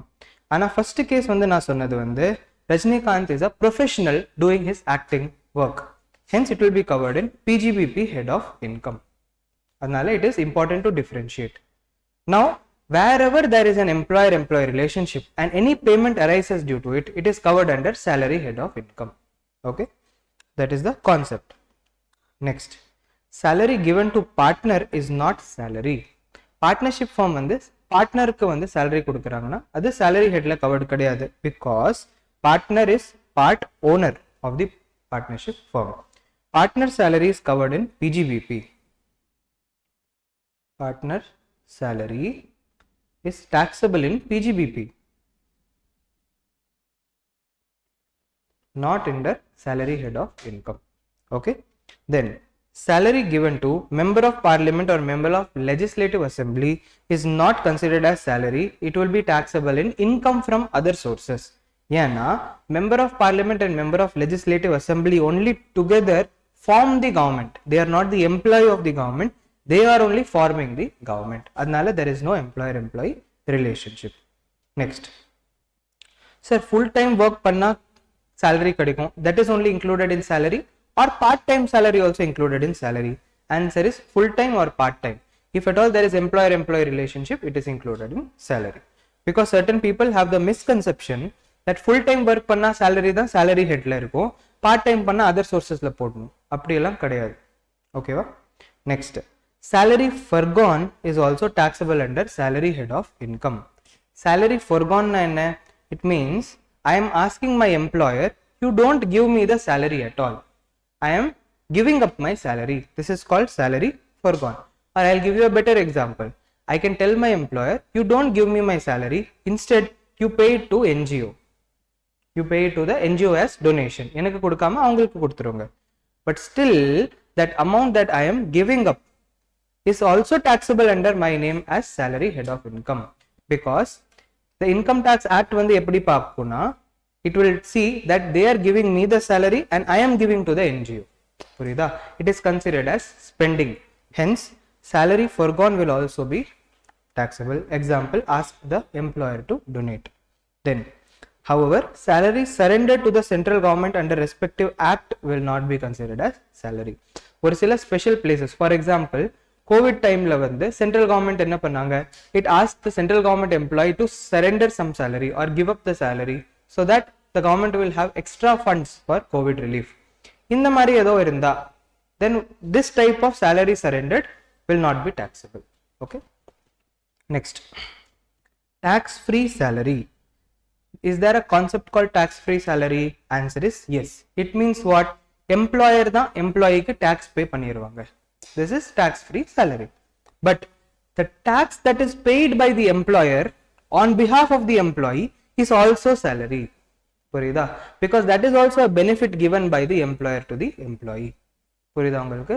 Hence that is also taxable under salary head of income. Next, place of accrual.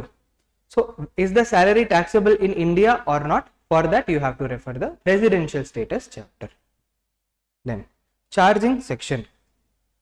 Is salary taxed on due basis or receipt basis? Answer is whichever is earlier. Due or receipt, whichever is earlier. So salary is advance salary plus current salary plus arrears of salary. Advance salary is salary received in advance. Current salary po kadikira salary. But since advance salary is taxable on receipt basis, when it will become due, at that time it is not taxable. ஒரு தடவை tax பண்ணியாச்சுனா திருப்பி எது tax ஆகாது. புரியுதா உங்களுக்கு?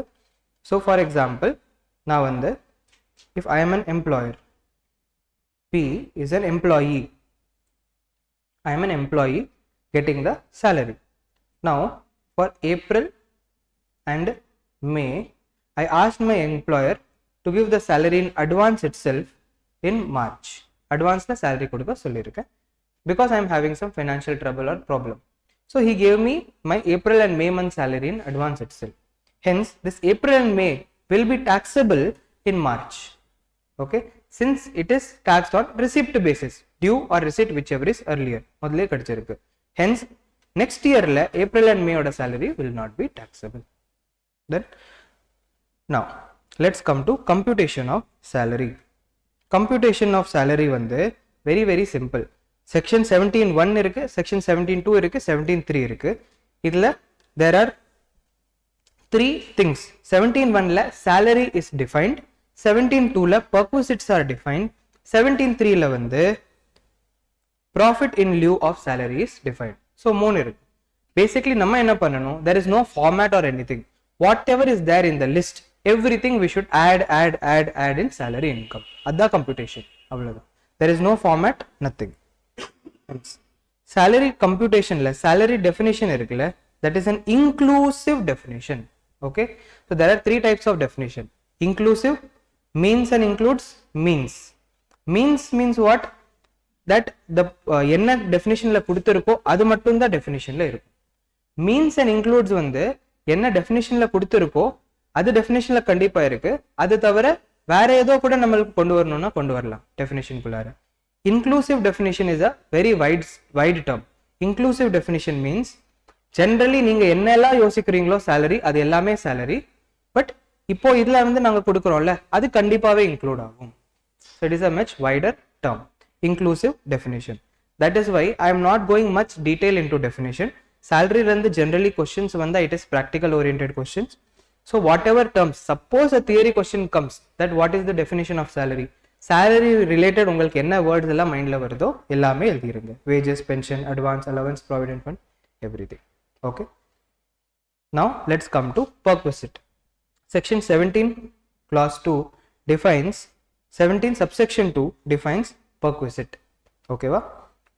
perquisite na என்னன்னு புரியறதுக்கு we have to know what is the difference between allowance and perquisite. Allowance na என்ன, perquisite na என்ன. Allowance is a part of salary definition. Perquisite is a part of section 17 subsection 2. Both are treated in different manner. ஒரே பர்பஸ்க்காக அலவன்ஸும் கிடைக்கலாம், பர்க்விசிட்டும் கிடைக்கலாம். So very important to know the difference. So allowance is what? Allowance is a fixed amount that is received for a specific purpose. Fixed amount received for a specific purpose. It is always in money form. It is always in money form. Okay. Perquisite is a benefit or facility given to the employees. It can be in cash or in kind. ரெண்டுமே இருக்கலாம். Cash ஆவும் இருக்கலாம், kind ஆவும் இருக்கலாம். Allowance will only be in cash. That is the first difference. Okay. Then second major difference, allowance is a fixed amount. Hence, நீங்க செலவு பண்ணீங்கனாலும் சரி, பண்ணலனாலும் சரி, that amount will not change. It will be fixed. But perquisite amount changes based on the facility that is enjoyed. Okay va? Perquisite amount change ஆகும். ரெண்டு ஒரு example பார்த்துக்கலாம். Okay. Employer is there, employee is there.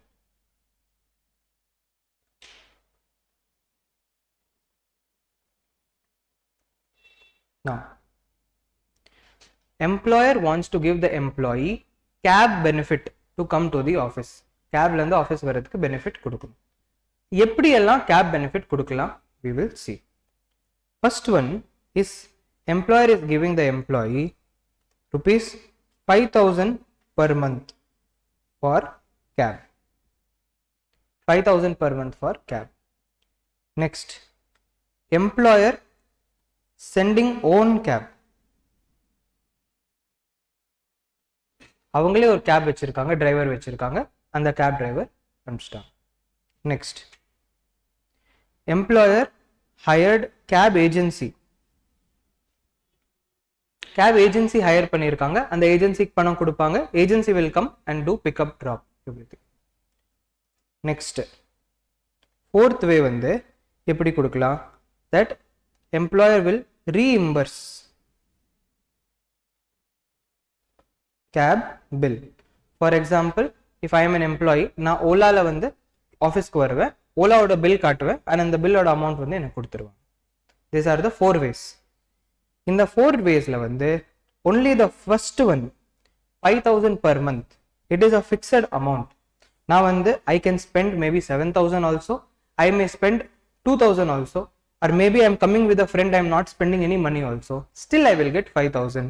This type of amount is called allowance. Okay. All the remaining three, that is sending the own cab or hiring cab agency or even reimbursing the cab bill, the amount varies based on the facility that is taken. Hence, all the three that I discussed later on are called perquisite. Perquisite. So perquisite வந்து first two example, in the example and in the example, second and third one வந்து நீங்க பாத்தீங்கன்னா, this is a facility that is directly given. Last example la paapinga, money is given. First case also money is given, last case also money is given, but the nature is different. Hence, first one will be allowance, last one will be perquisite. Okay.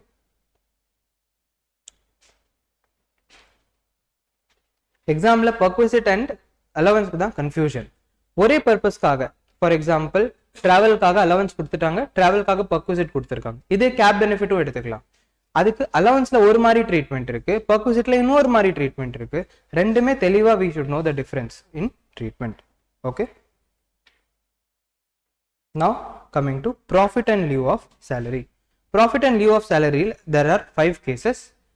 Okay, in which generally it is not salary. Generally it is a capital receipt, not a revenue receipt.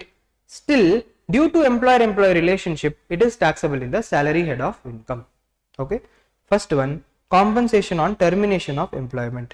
While discussing capital receipt and revenue receipt itself, I told you that if an employer is giving an employee any lump sum amount for leaving the organization, that is included in the salary. Okay. It can be another also. See, employer is giving the employee 1 crore rupees to leave the organization. This is compensation on termination. One more example is also there. There is another employer, employer 2. Okay, he wants to pull this employee from an old organization to his organization. So adanal he is offering him 1 crore rupees as a joining bonus. நீங்க வந்து 1 crore rupees வைங்க, உங்க பழைய ஆர்கனைசேஷனை விட்டு என் ஆர்கனைசேஷன்ல join பண்ணிடுங்க. This is also compensation for termination. Next, compensation on modification in terms of employment. Okay, for example, I am the CEO of a company. நான் வந்து CEO, but இப்போ என்னோட மேனேஜ்மெண்ட் ஸ்கில்ஸ் அவ்வளோ நல்லா இல்லை. That is why they want to bring a new CEO in the company and they want to make me CFO. எனக்கு வந்து so it is a demotion, promotion இல்லை, ஒரு ஸ்டெப் கீழே கொண்டு வராங்க. So I will feel very very bad, correct? Since CEO லேருந்து எனக்கு down பண்ணி CFO ஆக்குறாங்க and எனக்கு மேலே இன்னொரு பர்சன் வைக்கிறாங்க. That is why they will offer me compensation of 50 lakhs. நீங்க 50 lakhs புடிங்க, because to compensate that you are moving from a higher position to a lower position. This is modification in terms of employment. For this also, if a lump sum is given, it will be taxable under salary head of income. புரியுதா? Next, payment from provident fund or other funds. So the retirement benefit, gratuity fund, provident fund, இதெல்லாம் நாங்க படிக்க போறோம். இந்த fundsல இருந்து payment வந்தா, this payment also is arising due to employer-employee relationship. Because employee இருக்கும்போது தான் அந்த fundsல வந்து amount deposit ஆயிட்டு இருந்துச்சு. Now when the amount is being received, even though the person has retired, still it comes due to employer-employee relationship, hence it is taxable under salary head of income. Okay, so provident fund ல இருந்து ஏதோ maturity வந்திருக்கு, gratuity fund ல இருந்து maturity வந்திருக்கு, pension fund ல இருந்து maturity வந்திருக்கு, everything taxable under salary head of income. Next, key man insurance policy. What is this key man insurance policy? Let us see in brief. Okay, key man insurance policy. In the policy வந்து, let's say there is an organization and அந்த organizationல one person is very very important to that organization. அந்த person இல்லைன்னா அந்த organizationே work பண்ண முடியல, இல்லைன்னா பெரிய loss suffer பண்ணுவாங்க. Okay, such a person will be called key man. இந்த key man வந்து organizationை விட்டு வெளியே போக கூடாது, இல்லைன்னா இந்த key manக்கு வந்து ஏதோ ஆயிடுச்சுன்னா organizationக்கு loss ஆகக்கூடாது, அதுக்காக வாங்குற insurance is called key man insurance policy. Okay, for example, for Reliance Industries, Mukesh Ambani will be key man. If Mukesh Ambani is not there, either he leaves the Reliance industry, then also Reliance Industry will face a loss, or if something happens to him, then also Reliance Industry will face a loss. Hence, Reliance will take a key man insurance policy on Mukesh Ambani. Now, what happens is, key man insurance policy ku வந்து premium pay பண்ணுவாங்க. This premium can be claimed as deduction also in business PGBP head of income. Okay va? Now, this key man insurance policy oda maturity amount can be received by multiple people. Let us discuss. Now, first example, let us take that Mukesh Ambani has left the organization. Okay, suddenly he is telling that I am not interested to work in Reliance, so I am leaving the organization. In such case, what will happen? Key man insurance policy, that company will give amount to Reliance. Let's say they give 100 crores to Reliance as policy, this claim கொடுத்திருக்காங்க. Who will receive? Company will receive. When the company will receive this claim, this will be taxable under PGBP as income. PGBP la idu income, because company ku vandu it is business, relating to business. Now, another example, Mukesh Ambani suffered from a big injury. Okay, injury ஆகறனால அவங்க அந்த அளவுக்கு வேலை பண்ண முடியல ரிலையன்ஸ்ல. Now in such case, this key man insurance company will pay Mukesh Ambani as well as Reliance. Reliance க்கும் pay பண்ணுவாங்க and Mukesh Ambani க்கும் pay பண்ணுவாங்க, because he is still in the organization but he is suffering. Okay, so அந்த மாதிரி clause இருக்கு. So if Mukesh Ambani receives the money, okay, Mukesh Ambani is employee of Reliance Industry. Okay, whole time director. That is why this will be taxable in his name under salary head of income, because this money is coming due to employer-employee relationship. இப்போ இதே example, if at all the key man is not the employee, then what will happen?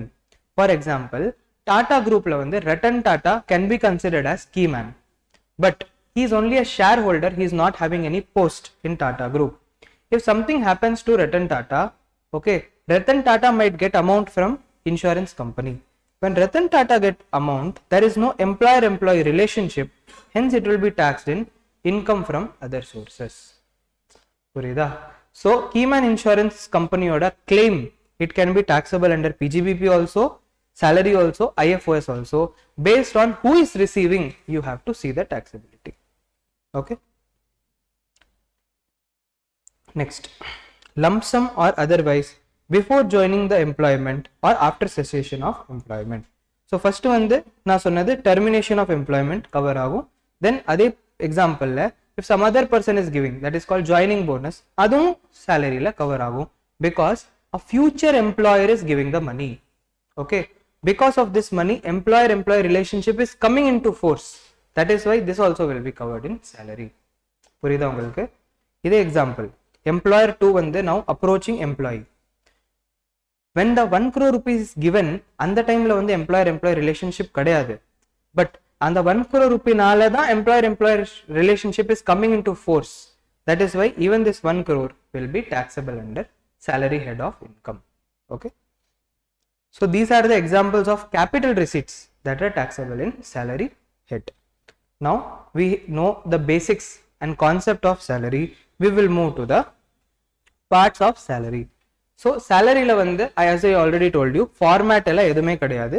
What and all taxable, what is not taxable, அது தெரிஞ்சுக்கணும், அவ்வளவுதான். என்னெல்லாம் taxable இருக்குதோ include பண்ணிட்டே போங்க, taxable இல்லாததோ exclude பண்ணிடுங்க, அவ்வளவு. So first and foremost, basic salary. Basic salary, as we all know, மாசமா கிடைக்கிற amount is called basic salary. Then dearness allowance. Dearness allowance is also an allowance. It means what? Fixed amount that is given every month for some special purpose.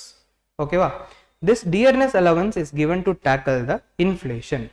Sir, ஏன் நம்ம இது செப்பரேட்டா படிக்கிறோம்? Because in some calculations we are going to see two types of dearness allowance. One is dearness allowance in terms or not in terms. Okay va? In terms na என்ன? It means that salary oda terms பேசும்போதே dearness allowance எவ்வளோ கொடுக்க போறோன்னு decide பண்ணியாச்சு. This is called dearness allowance in terms or dearness allowance which forms part of terms அப்படின்னு சொல்லுவாங்க. DA which forms part of terms or forms part of pay. Questionல ஒவ்வொரு மாதிரி wording கொடுத்திருப்பாங்க, but பார்த்தா we have to identify.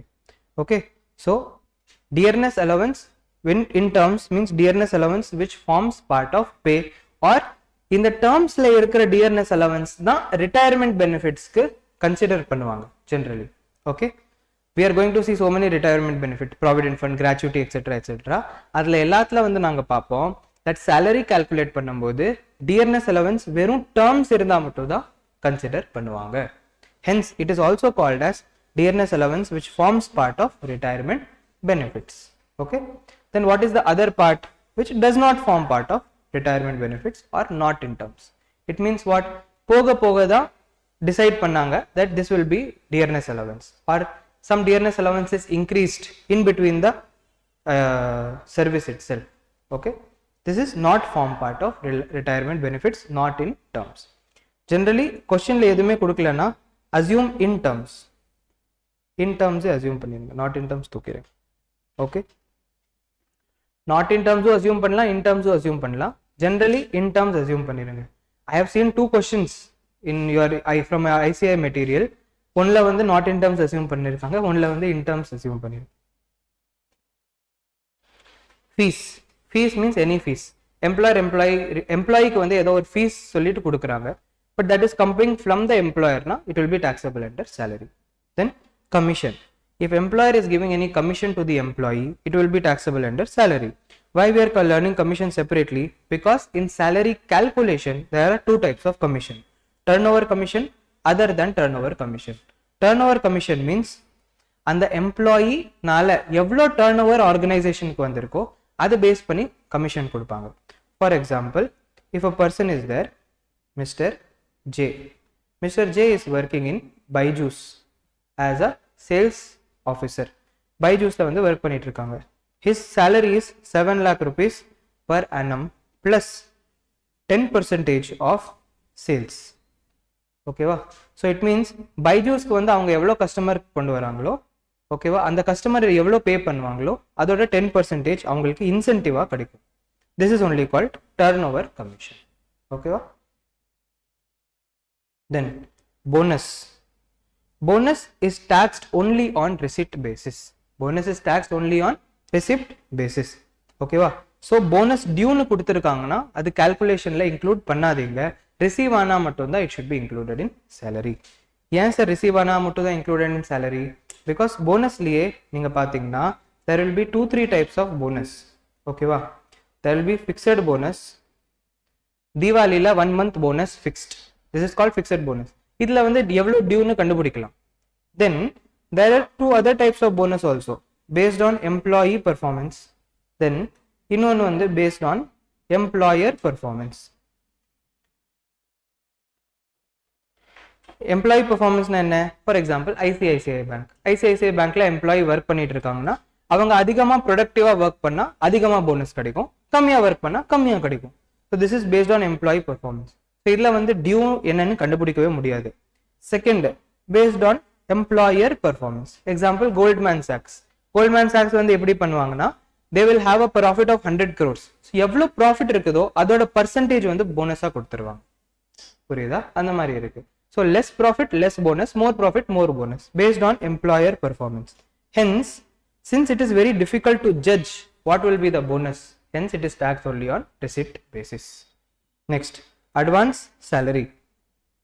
Advance salary is a very tricky concept because there can be 2 types of payments received by the employee.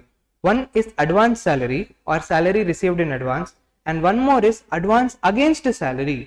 It means what? Loan கொடுக்கறாங்க against the salary. புரியுதா உங்களுக்கு? So there can be 2 types and ரெண்டுக்குமே treatment should be different. Okay, advance salary வந்து tax salary received in advance, so tax on receipt basis. But advance against salary is a loan, hence you should not treat it as income. புரியுதா? For example, employer gave 1 lakh rupee loan to employee and employee வந்து என்ன சொன்னாங்க? You have to repay the loan within 6 months. நீங்க repay பண்ண முடியலன்னா உங்க சேலரியில இருந்து டிடக்ட் பண்ண ஆரம்பிச்சிருவேன். This is called advance against salary. Advance against salary, this is loan. This is nothing but a loan that is given to the employee. Hence, this 1 lakh should not be included in salary. You have to wait till actual salary is due and then only you should include it in salary. புரியுதா? And இதுல வந்து இன்னொரு point ரொம்ப கேர்ஃபுல்லா இருக்கணும். Suppose an employer is giving an advance against salary. It means what? It is loan. Loan la you should also check whether the employer is receiving any interest or not. If he is receiving interest, no problem. If he is not receiving interest or receiving very concessional interest, then that interest also will be perquisite and should be added to the salary. Okay, அதோட calculation வந்து இனிமே நாங்க பார்க்க போறோம். Next, arrears of salary. Like how there is arrears of rent, there is arrears of salary. Arrears of salary என்ன? Disputed salary or retrospective salary that is received now. முன்னாடி சண்டை இருந்துச்சு, இப்போ அந்த salary ஃபுல்லா கிடைச்சிருக்கு. Or sometimes in case of government employees, கவர்மெண்ட்ல வந்து என்ன பண்ணுவாங்கன்னா ஒரு பே கமிஷன் ஒரு ஆர்கனைசேஷன் இருக்கும். ஓகே, ஒரு டீம் இருக்கும். It will recommend how much salary should be given to government employee. ஆனா பே கமிஷன் வந்து என்ன தெரியுமா சொல்லுவாங்க? 1/4/2021 ல இருந்து you have to increase the salary by 10%. Okay, but இந்த பே கமிஷனோட டிசிஷன் இம்ப்ளிமெண்ட் பண்றதுக்கு 1/5/2023 ஆயிரும். Because government process run late. அதனால என்ன தெரியுமா பண்ணுவாங்க? 1/4 ல இருந்து 1/5 வரைக்கும் 10% இன்க்ரீஸ் பண்ணிட்டு மேல கொடுப்பாங்க. பழைய salary வந்து retrospectively they will increase the salary and give it to the government employees. This is called arrear of salary. Okay, So if arrear salary is already taxed, then don't tax on receipt.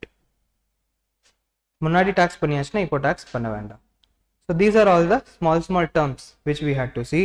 Now let us see the deductions. Salary க்கு against வந்து 3 deduction கிடைக்கும். Only 3 deductions and no other deduction is allowed.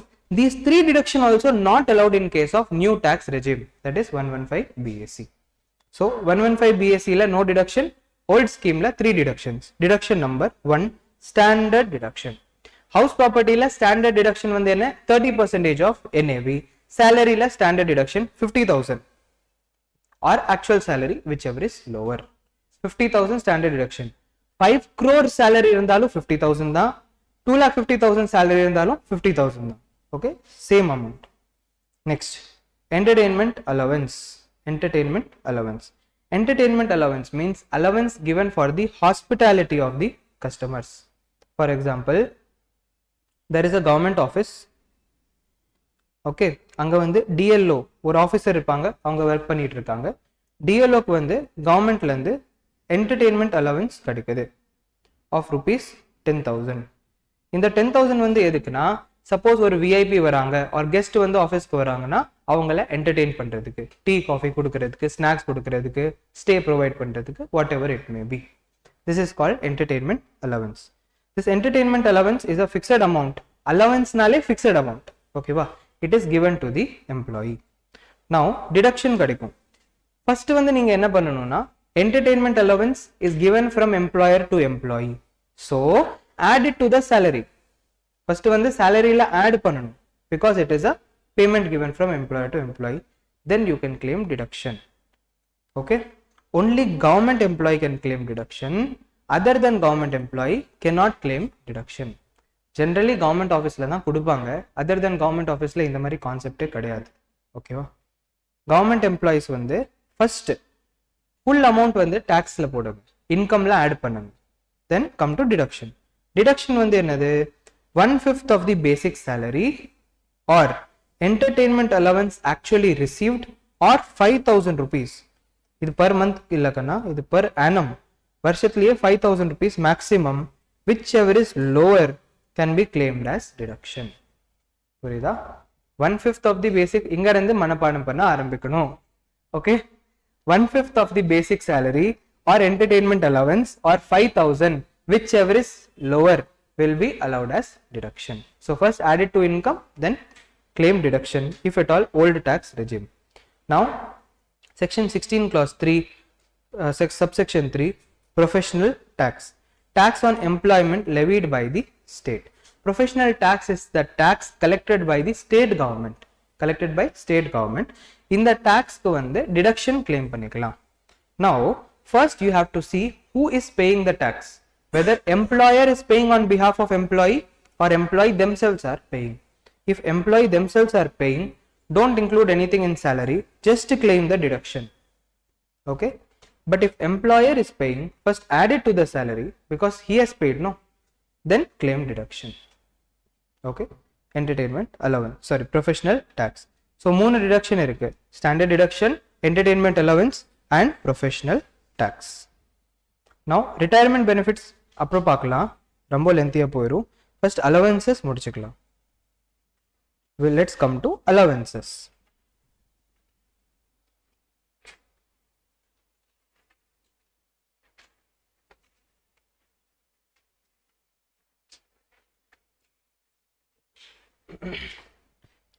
Okay, so allowances la வந்து there are 3 categories: fully taxable, partly exempt, fully exempt. Fully taxable, partly exempt, fully exempt.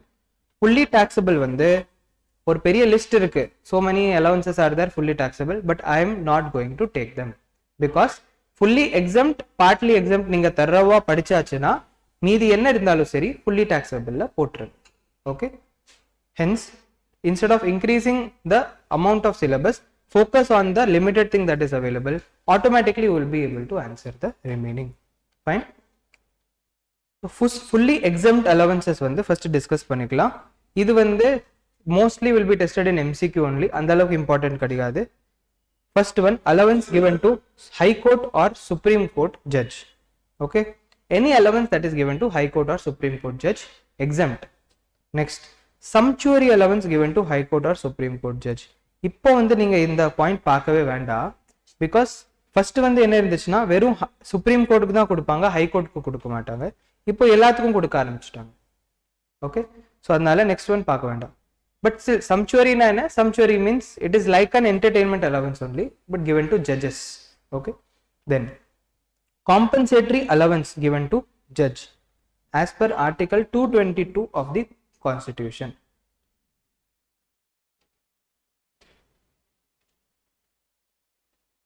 So article 222 of the constitution la வந்து ஒரு சில allowances கொடுத்திருக்கு. If according to that article, if allowances are given, it is fully exempt.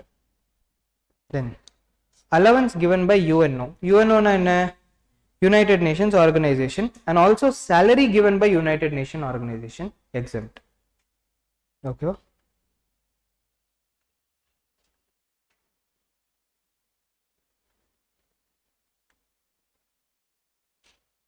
organization.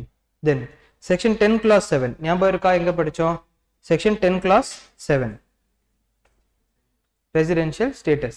If the Indian government is paying Indian citizen outside India any allowance or any perquisite, it is exempt. Then specified allowances, some specific allowances given to present or retired chairman or member of UPSC, Union Public Service Commission.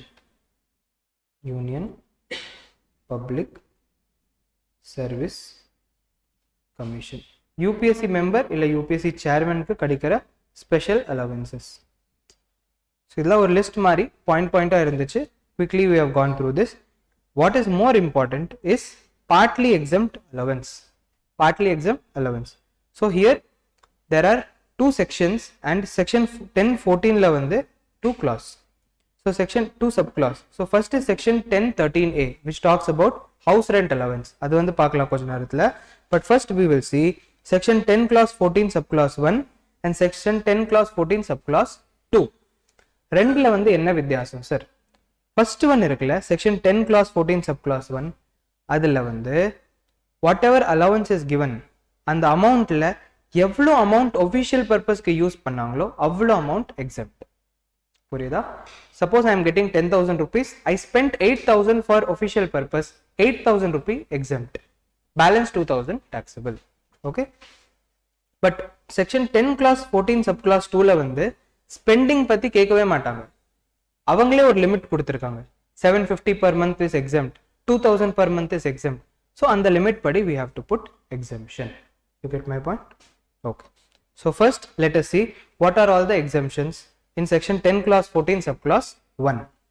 First, இது curd HT, இது வந்து உங்களுக்கு சும்மா remember பண்றதுக்கு நியூமானிக் கொடுத்திருக்கு. First letters ஓடுது. If you want you can use it, இல்லனா you can use your own technique. So first one is conveyance allowance. Conveyance allowance is the allowance given for traveling within the city for official purpose. நீங்க article ஷிப்க்கு போறீங்க, article ஷிப்ல வந்து ஆஃபீஸ்ல இருந்து client place போறதுக்கு ஓகேவா கொடுக்கிற allowance is conveyance allowance. Next, uniform allowance. Uniform தைக்கிறதுக்கு கொடுக்கிற allowance. இது வந்து மோஸ்ட்லி யார் கொடுப்பாங்க? Example, security company. Security company will give 8,000 per month to the employees extra for stitching uniforms. Next, research allowance. Generally, educational institution, university, etc. will be there, no? Educational institution, university. They will give research allowance to the employees for doing research. Extra amount கொடுப்பாங்க. This also எவ்வளோ spend பண்ணாங்களோ அவ்வளோ exempt.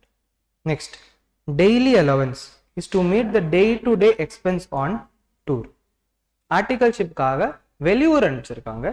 வெளியூர்ல வந்து you are spending for day-to-day expenses like food, staying, etc. That is daily allowance. Daily allowance. Next, helper allowance, having a helper for office work. Office work ஆக helper வச்சிருக்காங்க. So if I am getting 15,000 as helper allowance, I have employed a person under me as for to support me for 12,000 per month. 12,000 per month வந்து exempt, 3,000 the taxable. Okay, Next, traveling allowance. Traveling allowance is travel from one city to another city. Okay va? So in the mari there are 4 allowances which you might get confused, but you have to be very very clear. Ennadu? See here, uniform illa, conveyance, then daily, travel, and இன்னொன்று வந்து transport. Transport வந்து home to office, office to home. Okay va? So transport allowance na enna? வீட்ல இருந்து office, ஆஃபீஸ்ல இருந்து வீடு. ஓகேவா? கன்வேயன்ஸ்னா என்ன?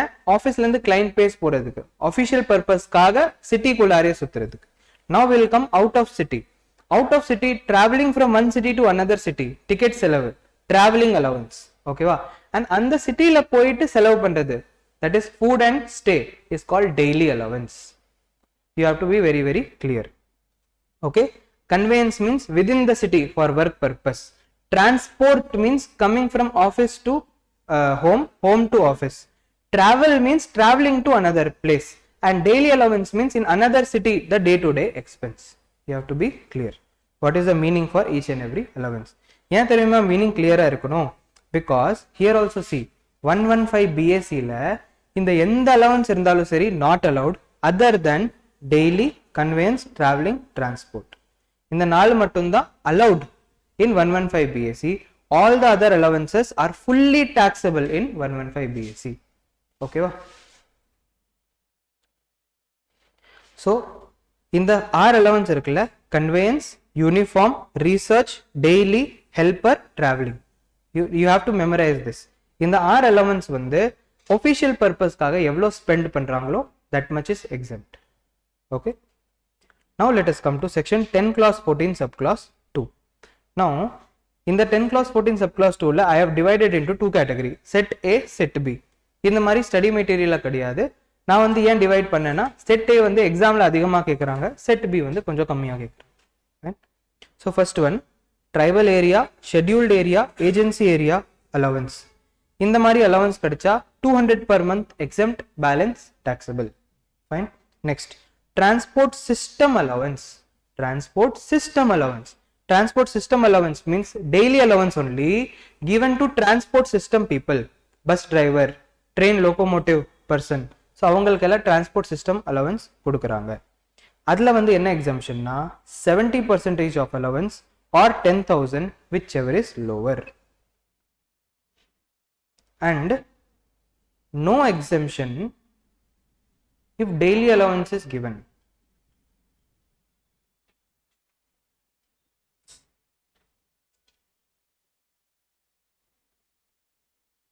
டெய்லி அலவன்ஸே கொடுத்துருக்காங்கன்னா டிரான்ஸ்போர்ட் சிஸ்டம் அலவன்ஸ்க்கு எக்ஸம்ஷன் கிடையாது. பிகாஸ் ஒரே அலவன்ஸ் வந்து நீங்க ரெண்டு பேரா போட்டு கொடுக்கக்கூடாது. ஓகேவா? So transport system allowance 70% or 10,000 per month, whichever is lower, will be allowed as exemption, will be exempt. Fine. Next, transport allowance.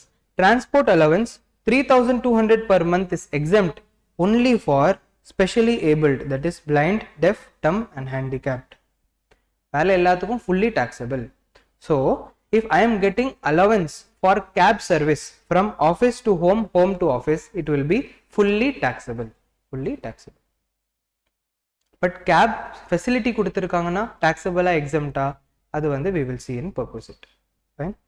Next, underground allowance. அண்டர்கிரவுண்ட்ல போய் வேலை பண்றாங்க, அதுக்காக எக்ஸ்ட்ரா சம்பளம் கொடுக்குறாங்க, 800 per month is exempt, balance taxable.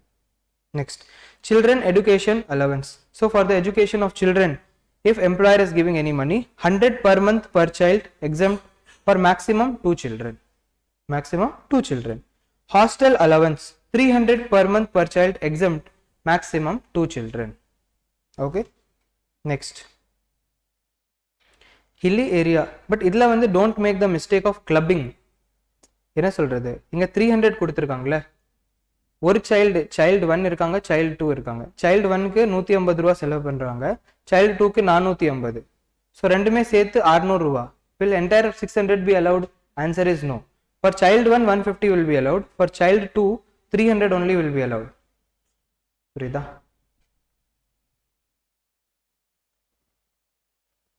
இதே மாதிரி கிளப்பிங்லயும் எக்ஸம்ஷன்ல நிறைய பேர் மிஸ்டேக் பண்ணுவாங்க. So if it is per month per child na, then per child calculate separately and in the end you put the total. Fine. Next, hilly area allowance. Hilly area allowance வந்து based on the area 800 ரூபா or 300 ரூபா or 7000 ரூபா is given an allowance. இது வந்து question கேட்க முடியாது because depending on the area allowance itself changes. Next, allowance for armed forces. Island duty allowance. ஐலாண்டில் போய் வேலை பண்ணுறதுக்கு 3250 per month exempt, அதுக்கு மேலே இருந்தால் taxable. High altitude allowance 9000 to 15000 square feet வரைக்கும் இருக்கிற ஆல்டிடியூட்ல வேலை பண்ணால் அலவன்ஸ் கிடைச்சா 1060 per month exempt, balance taxable. 15000 ஃபீட்டுக்கு மேலே வேலை பண்ணால் 1600 per month is exempt, balance taxable. Border area, remote area, disturbed area, difficult area allowance. இது depending on the area allowance change ஆகும். Compensatory field area allowance. ஃபீல்டில் போயிட்டு வேலை பண்ணிட்டு இருக்காங்க.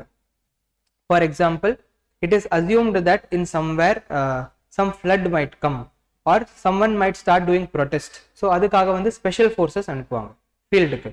அங்கே போயிட்டு they will give duty. For giving that duty, they will get some extra money. This is called compensatory field area allowance. 2600 per month. Exempt, balance amount taxable. Then compensatory modified field area allowance. It means what? Low risk area la வந்து போயிட்டு ஃபீல்ட்ல work பண்றாங்க. 1000 per month is exempt. Special compensatory highly active field area allowance. For example, war மாதிரி zone ல போயிட்டு work பண்ணிட்டு இருக்காங்க. 4200 per month exempt, balance taxable. Counter insurgency allowance. Insurgency na என்ன? The people of the city itself or the people within the region itself will go against the government and start protesting. This is called insurgency. Adu counter பண்றதுக்காக the people will be there in the field. Okay, armed forces. They will get the allowance. This is 3900 per month exempt, balance amount taxable. This you have to memorize. Fine. So if this is claimed, if these allowances are claimed, border area allowance cannot be claimed as exemption. Okay. So these are the allowances, partly exempt allowance. இப்போ இதுல வந்து daily allowance, conveyance allowance, traveling and transport. Okay, daily means what? In the other city day to day expense. Conveyance means same city moving from one place to another. Traveling means moving from one city to another city, and transport allowance means moving from house to office, office to house. Okay, all these four, whatever rules are there in the old scheme will apply to new scheme, but all the other allowances are fully taxable in new scheme. Fully taxable new scheme. So new scheme பத்தி இது வரைக்கும் என்னெல்லாம் படிச்சிருக்கோம்? Interest on self occupied property not allowed in new scheme. Then all the three deductions 16.1, 16.2, 3 standard deduction, entertainment allowance and professional tax not allowed in new scheme. These allowances also not allowed in new scheme. Now house rent allowance, this also not allowed in new scheme. Okay, house rent allowance. House rent allowance na enna? Allowance given to compensate for the rent that is being paid by the employee. So employer will give 10,000 rupees extra so that employee can pay the rent in the different city. Now what is the exemption? Exemption is allowed under section 10 clause 13a. என்ன exemption?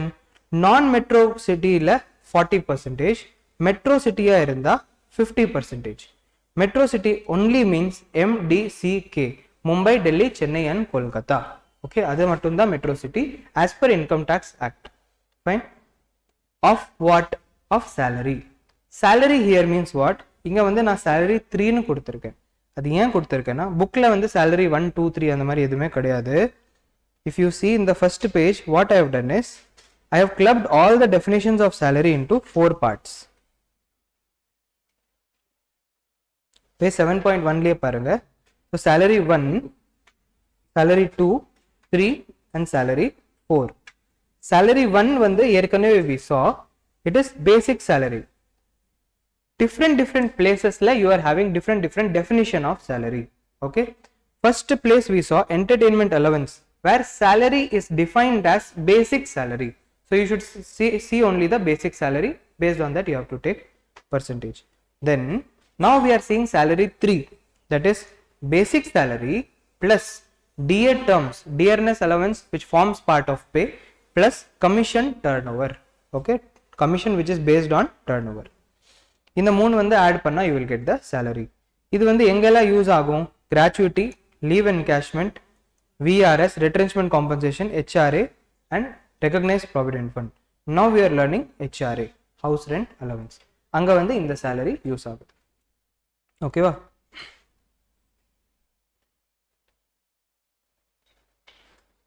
So what is the salary? Salary here means basic plus DA terms plus commission turnover. Turnover commission or commission turnover இப்படி வேணா சொல்லலாம்.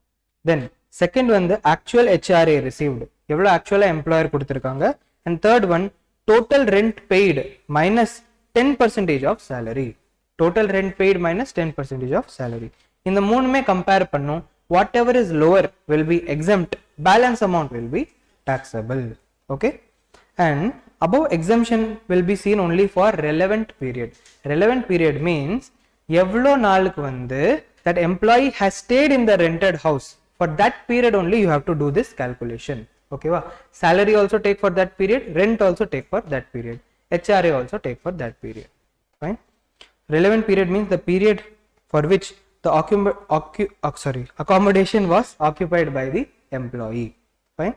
Now HRA oda question let us solve. Take your question bank. I think first question or second question or HRA da.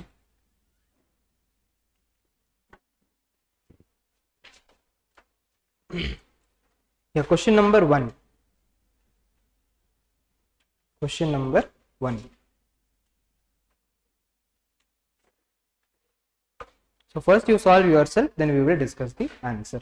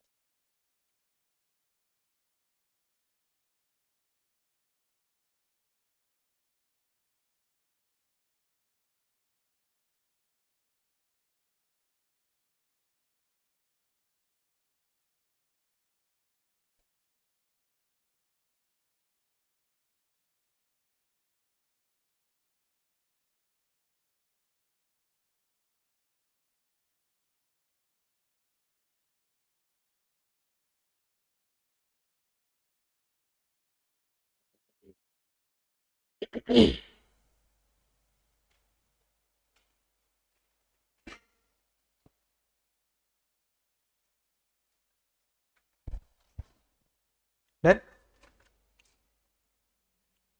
Mr. Rajkumar, easy only.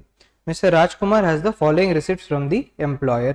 Basic pay 40,000, DA 6,000 per month, commission 50,000 per annum, motor car for personal use, expenses met by employer 1,500 per month, house rent allowance 15,000 per month. Find out the amount of HRA eligible for exemption, assuming that he paid a rent of 16,000 per month for his accommodation at Kanpur. Here dates வந்து எதுமே கொடுக்கல, இந்த டேட்ல இருந்து இந்த டேட்ல stay பண்ணிட்டு இருக்காங்க. So you can easily assume that for the entire year he was staying in the house. So for 12 months we will calculate. DA forms part of salary for retirement benefits. So it means what? DA is in terms. So for now what we have to calculate? Exempt. So HRA exempt under section 10 clause 13a. So is it important that we have to know the section number? Answer is no. Exam la வந்து நீங்க section number quote பண்ணனும்னு it is not necessary.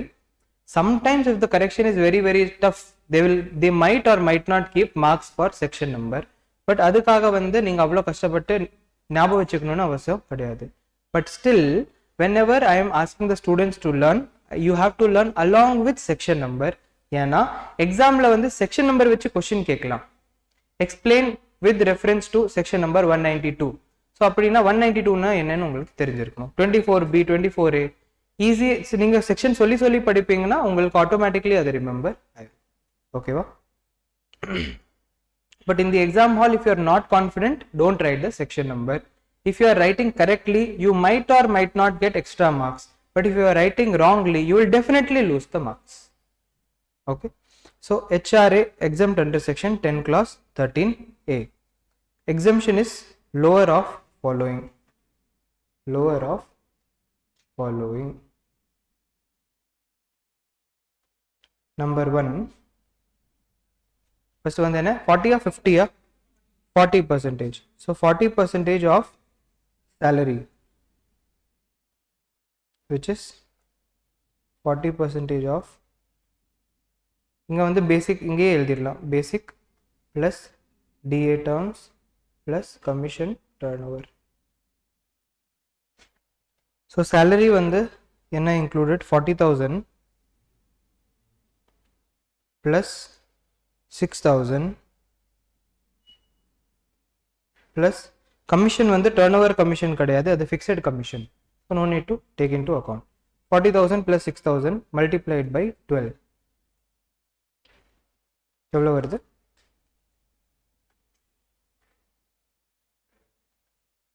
40% calculate பண்ணிட்டு சொல்றீங்களா? Tell me final answer.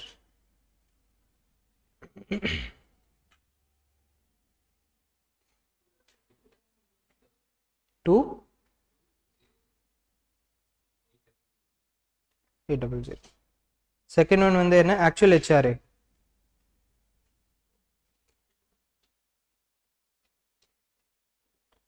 How much is actually received? 15,000 per month.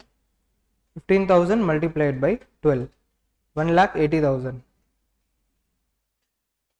And number 3, rent minus 10% of salary. So 16,000 multiplied by 12 minus 10% of 46,000 multiplied by 12. எவ்வளோ?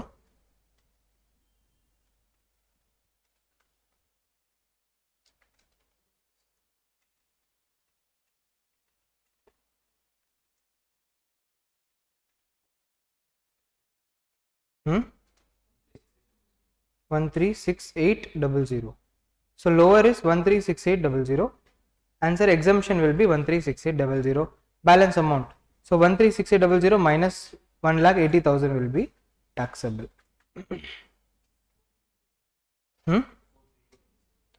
43200.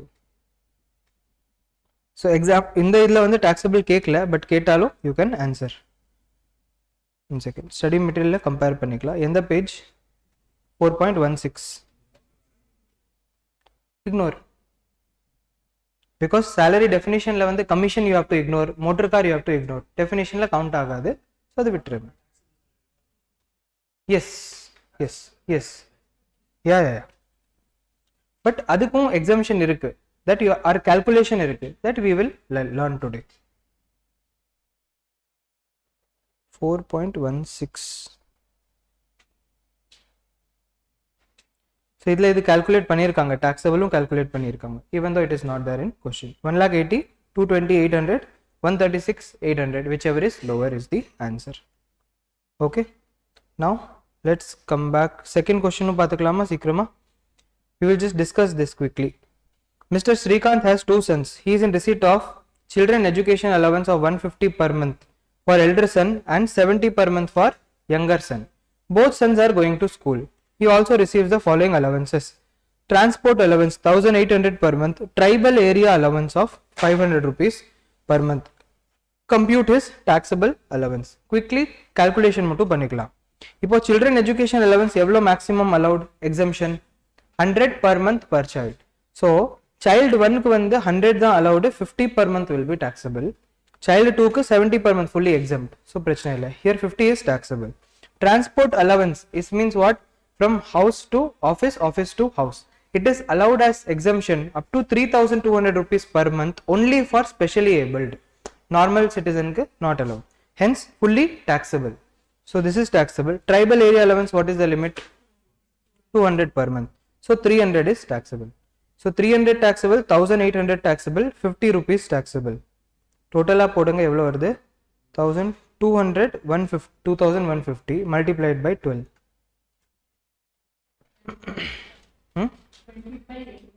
25,800. Check பண்ணிக்கலாமா அப்படியே கையோட?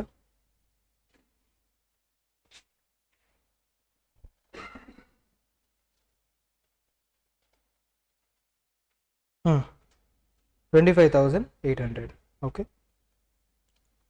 Now we will come to the next concept, retirement benefit.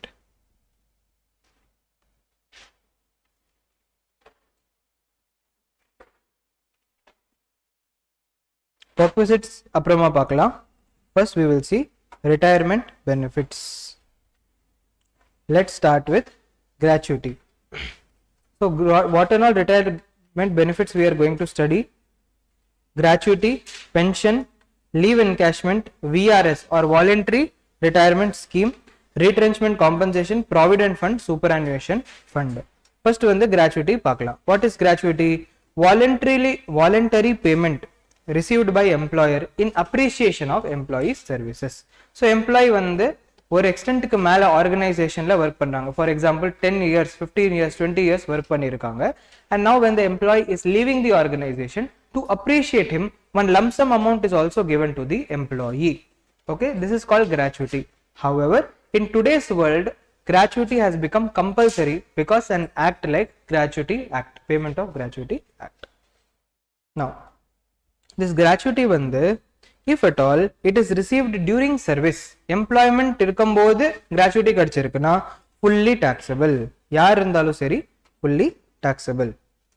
Gratuity exemption can be claimed only if it is received on death or retirement. And here retirement has a wider meaning. Retirement also includes termination, resignation and incapacitation. Termination, resignation, incapacitation. Termination means remove பண்ணியாச்சு, resignation அவங்களே resign பண்ணிட்டாங்க, incapacitation means சும்மா dummy post ஆக்கிட்டு அவங்கள ஆர்கனைசேஷன்ல வச்சிருக்காங்க. Means sometimes what happens, just for the sake of post they will be given the post, no salary will be paid, சும்மா அவங்க வந்துட்டு போவாங்க. That is incapacitation. So exemption can be claimed on death or retirement. Exemption under section 10 clause 10. Government employee இருந்தா EC இல்ல, இது EE. Okay, and examல வந்து நீங்க EE போடாதீங்க, employee employer full word ஆ தான் எழுதணும். Here just so that I can fit everything inside the page, I have used these short forms. Government employee fully exempt.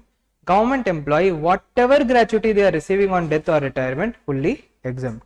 Other than government employee, you have to see whether the employee is covered under PGA or not covered under PGA. PGA means Payment of Gratuity Act 1972. Payment of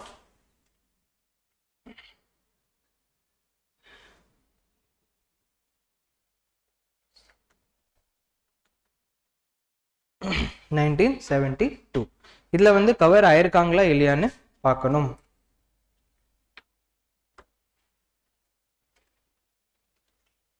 If at all they are covered, then the calculation of exemption is different. If they are not covered, calculation is different. So if they are covered, how to calculate? Number 1, 15/26. So 15 divided by 26. 15 means half month, 26 means working days during the month. Multiplied by salary 2. Salary 2 வந்து என்ன? Basic plus DA. இந்த calculationல மட்டும் இந்த salary use ஆகும். Basic plus DA. Okay, basic plus DA. DA can be terms also, not terms also. ரெண்டுமே include ஆகும். Multiplied by number of services R. Here R means rounded off. Okay. So 15 divided by 26 multiplied by salary. Salary is basic plus DA multiplied by number of years of service rounded off. Okay. Here also if you see in the next one பாருங்க, number of years of service C னு கொடுத்திருக்கேன். It means completed years of service. Number of years of service completed. Okay. Sir, what is the difference between this rounded off and completed? அது கூட உங்களுக்கு ஸ்டார்டிங்ல கொடுத்திருக்கேன். So rounded off and completed. Rounded off means whatever number of months is there, you have to round off. Completed means you only have to take the completed years. So completed means what? Even if it is 10 years 11 months, you should consider it as 10 years. எவ்வளோ complete ஆச்சோ அவ்வளோ மட்டும். ஓகேவா? Running இயரை calculate பண்ணக்கூடாது. Round off means rounding off பண்ணணும். But here only one thing you have to be careful. Up to 6 months is taken as, up to 6 months is taken as 0. It means what? Listen here. 10 year 4 months is what? It will be considered as 10 years. 10 years 11 months will be considered as 11 years. But 10 years 6 months generally considered as 11, but here it will be considered as 10. This is you have to be careful. Okay. Here rounding off la ore or slight change. Exact half irunda generally you will go to the next one. Here you have to stay in the previous itself. Exact 6 months irunda you have to take 10 years. That is the previous. And completed years means this. And salary I already told you here. Basic plus DA used for gratuity PGA calculation.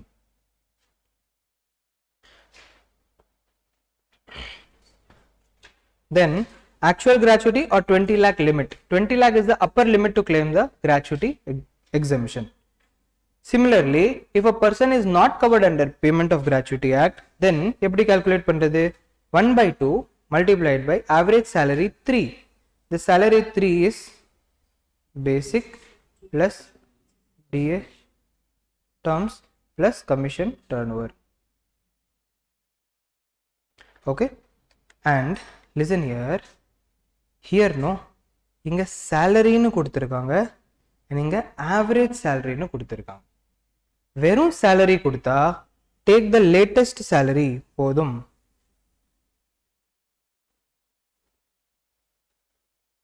Fine. Take the latest salary.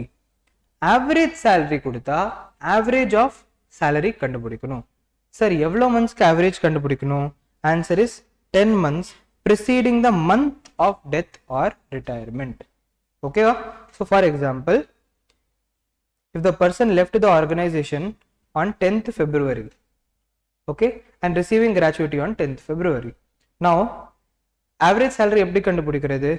31st January means இந்த மந்த்க்கு முன்னாடி வந்துருங்க.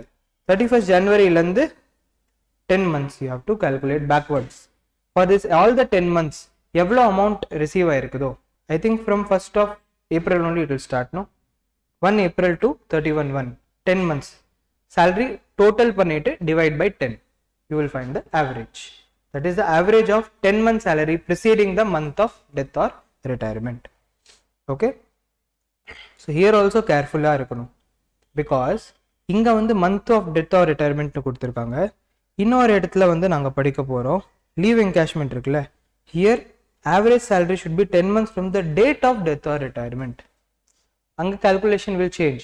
அங்கே வந்து என்ன தெரியுமா பண்ணணும், இதே கேஸில் 31st ஜனவரியிலேருந்து பார்க்கக்கூடாது. there you should see 11th April to 10th February average கண்டுபிடிக்கும். You get my point? Here it is preceding the month, anga it is preceding the date. So here also you have to be careful. That is why you have to memorize. In first case there is no average, you have to take the latest. In second case only there is average, 10-month average you have to take. Then remaining two steps remain the same, actual gratuity or 20 lakh rupees, whichever is lower. Okay, and this 20 lakh rupees is there no karna, it is lifetime exemption. Means full life la evlo gratuity exemption claim பண்றாங்களோ maximum 20 lakhs தான் பண்ணலாம்.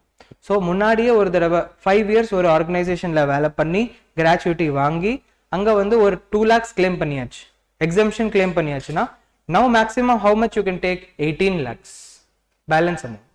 Okay, so retirement gratuity to member of defense, so armed forces member of defense அவங்களுக்கு வந்து gratuity கிடைக்குதுன்னா exempt. If gratuity is received from 2 or more employer, then aggregate cannot exceed 20 lakhs. So நான் என்ன சொன்னேன், lifetime maximum 20 lakhs. Okay, if gratuity is already received, then above 20 lakhs shall be reduced from the income already exempt. Fine, இது சொல்லியாச்சு. Okay, now let us do calculation. In the question, one second, let me see.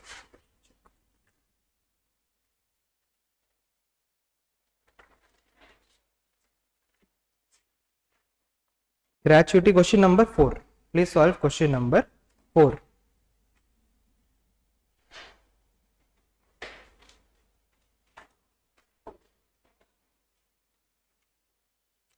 மூணுமே இருக்கு, government employee covered under payment of gratuity, not covered under payment of gratuity. Quickly you solve.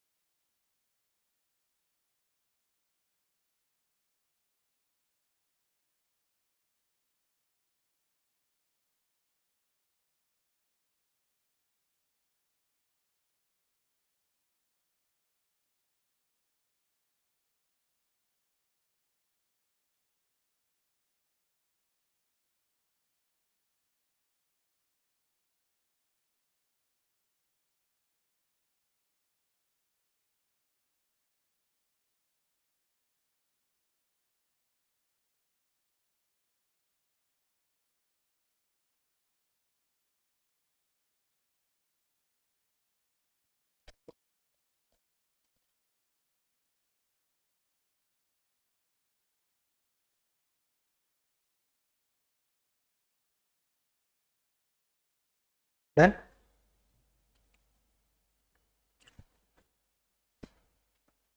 Mr. Ravi retired on 15th June 2022 after completing 26 years 8 months of service and received a gratuity of 15 lakh rupees. At the time of retirement, his salary was basic salary வந்து 15,000, dearness allowance 10,000, 60% வந்து forms part of retirement benefit. Commission 1% of turnover, where turnover was 1,20,000 in the last 12 months. 25,000 per annum வந்து bonus per annum. He computed his taxable gratuity. Compute his taxable gratuity. First one வந்து government employee. Government employee வந்து fully exempt. அதனால நான் calculation பண்ணல. Fully exempt. Let us see for private sector employee covered under PGA, not covered under PGA. First வந்து covered under PGA.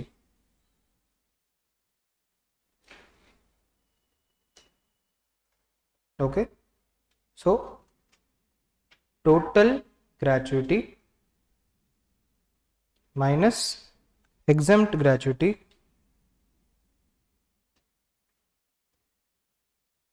under section 10 clause 10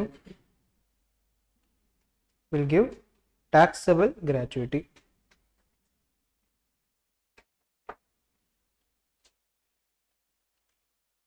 Total gratuity is how much? 15 lakhs.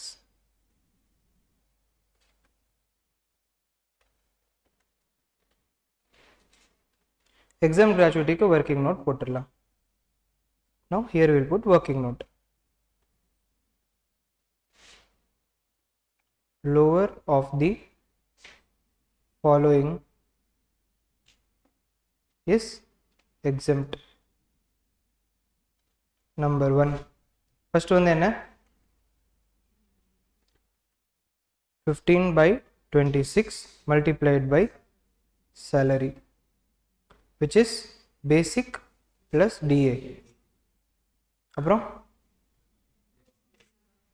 number of years rounded off is equal to 15 divided by 26 multiplied by salary level 50,000. 50,000 plus 10,000. இது per month தான் எடுக்கணும், ஃபுல்லா எடுக்கக்கூடாது. Multiplied by number of years rounded off 27. எவ்வளவு வருது? 9346,115. Number 2 actual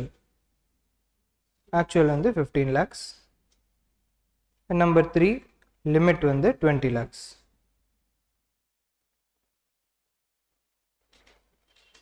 So இதான் எடுக்கணும். 934615. So taxable is how much? 565,385. It is taxable. Now not covered under PGA. Not covered ல வந்து அதே சேம். இதுல வந்து நான் coveredல போடுறேன், here not coveredல போடுறேன். திருப்பி எழுதல. Lower of following. என்னது 1/2 multiplied by average salary, which is 10 months average of basic plus DA terms plus commission turnover. Average salary into number of years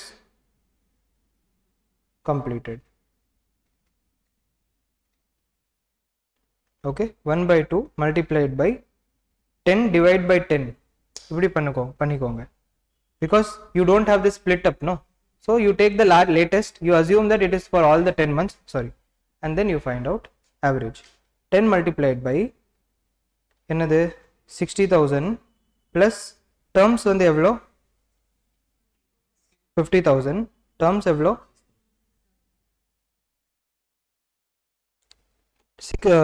You have to do calculation also. என்னது 60%? 10,000 into 60%.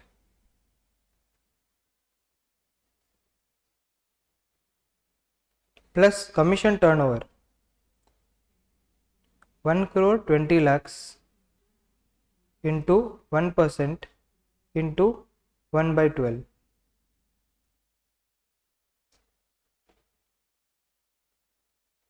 multiplied by 26.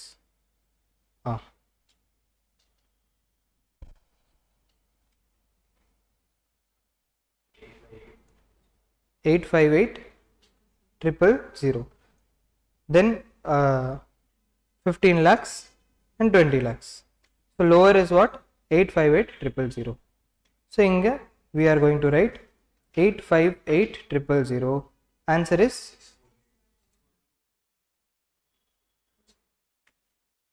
triple zero. Apply the check paniklama. What page it is? 4.28.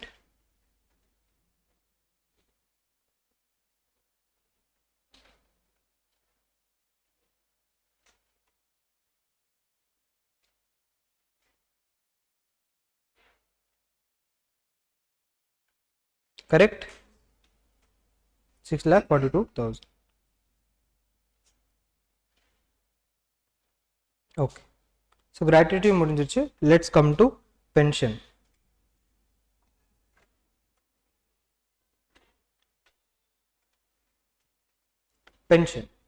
Pension வந்து periodic payment of past service after retirement. So மாசம் மாசம் என்ன பண்ணுவாங்க? சேலரியிலேருந்து amount detect பண்ணிட்டு pension ஃபண்டில் கூட போடலாம். பென்ஷன் வந்து தனியாகவும் தரலாம், அவுட் ஆஃப் பாக்கெட் கூட தரலாம். But it is generally given periodically and it is given after retirement. Okay, but periodically வாங்கினா it is fully taxable if an amount is received periodically, that is in annuity form. annuity means what? Regularly or பீரியாடிக்கலின்னு எழுதிக்கோங்க. Periodically. Pension வந்து periodically வாங்கினா it is fully taxable. When does the exemption come? The exemption comes when the pension is commuted. Pension commutation means what? Pension commutation means எனக்கு வந்து இப்போ lump sum amount கொடுத்துருங்க and மாசமா கிடைக்கிற அமௌண்ட் வந்து நான் விட்டு கொடுத்துறேன். This is called commutation. I will give up a portion or the entire part of the amount that I am receiving every month, but for that you give me a lump sum amount today itself. That is called commutation of pension. I'll give you an example.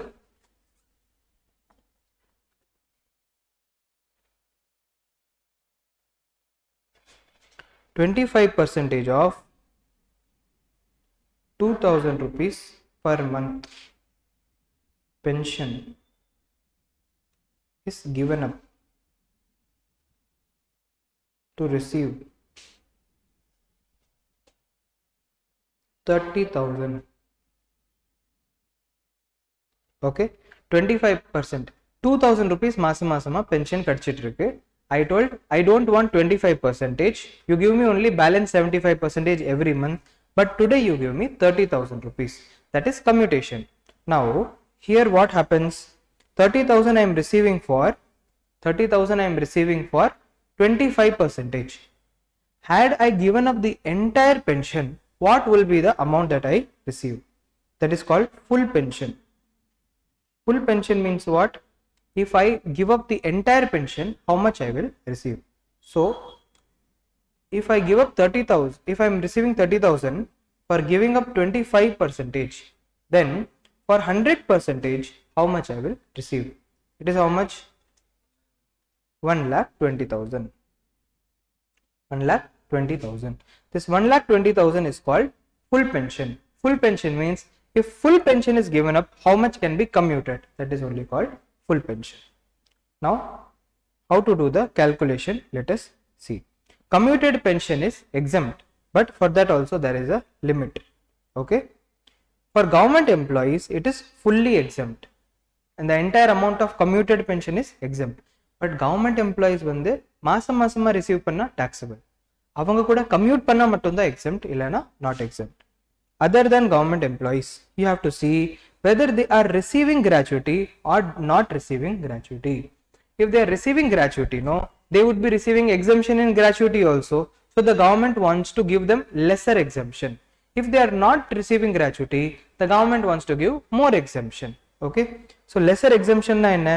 Full pension into 1 by 3. Exemption will be full pension into 1 by 3. Does not receive gratuity na? Full pension into 1 by 2. Okay. Here be very careful. Pension eppo varum? Retirement kappra da pension vara arambikku. Hence, there is no concept of salary.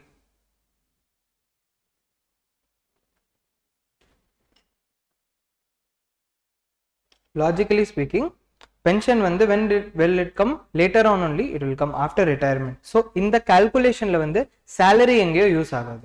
நீங்க என்ன பார்க்கணும்? Full pension. Calculate the full pension into 1 by 2 or 1 by 3 as the case may be. அவ்வளவுதான். Okay, very simple. Full. So even if they give salary and everything in the question, for pension calculation don't consider salary etc. Full pension is equal to commuted pension divided by commutation percentage. So what? Commuted pension is what? 30,000. Commutation percentage is 25. So divide by 25 into 100. Okay. Note, commuted pension from annuity plan of LIC is exempt. LIC annuity plan pension kadikudhu, commutation pension kadikuduna fully exempt. And commuted pension received by High Court, Supreme Court judges exempt. Fine. Now let us calculate the commuted pension. Idhukku munadi irukra question number 3. Let us solve.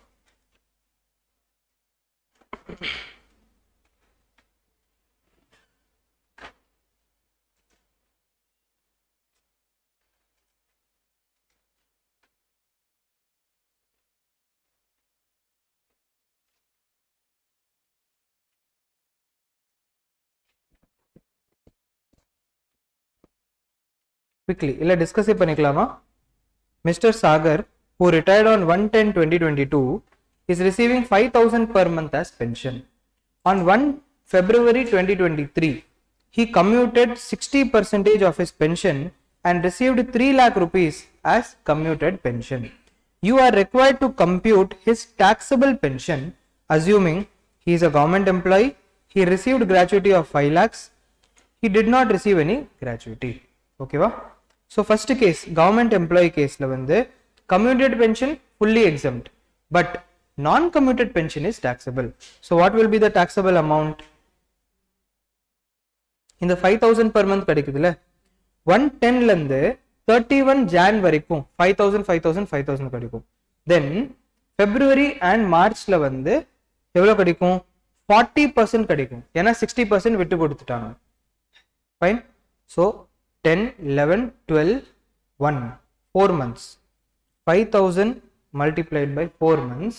Then 5,000 into 40% multiplied by 2 months. எவ்வளோ வருது? Total 24,000. 24,000. Okay. So 24,000 will be taxable in the hands of government employee. Now private sector employee case la is receiving the gratuity. Okay, namalku question la taxable pension mattum da ketirukanga, so don't be bothered about gratuity. We will only use for calculation. Receiving gratuity na enna idu? 1/3 of the full pension will be allowed. Full pension enna? Full pension will be commuted pension divided by commutation percentage. 3 lakhs divided by 60 multiplied by 100, which is 5 lakhs. So exemption will be 5 lakhs into 1/3, which is 166,667. Okay va? So 166,667 will be exempt. So balance what? 133,333 will be taxable. Idu taxable, adu kuda and the 24,000 taxable. Rendume taxable. Fine. Idhe mari suppose இவங்க வந்து 1/2 ஆகுதுன்னா 2,50,000 will be exempt. Correct? 5 lakhs divide by 2. 2,50,000 will be exempt and 50,000 will be taxable. 50,000 plus 24,000 எவ்வளவு ஆகுது? 74,000 will be taxable. You will see this answer once again. 4.25. 1 second.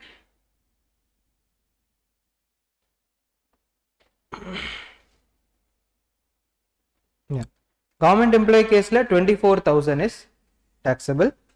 Then private sector employee receiving gratuity at the time of retirement, அவங்களுக்கு வந்து 1,333 plus 24,000, 157,333 is taxable. And then இவங்களுக்கு வந்து 24,000 plus 50,000, 74,000 is taxable. You get my point? So pension is very very simple calculation.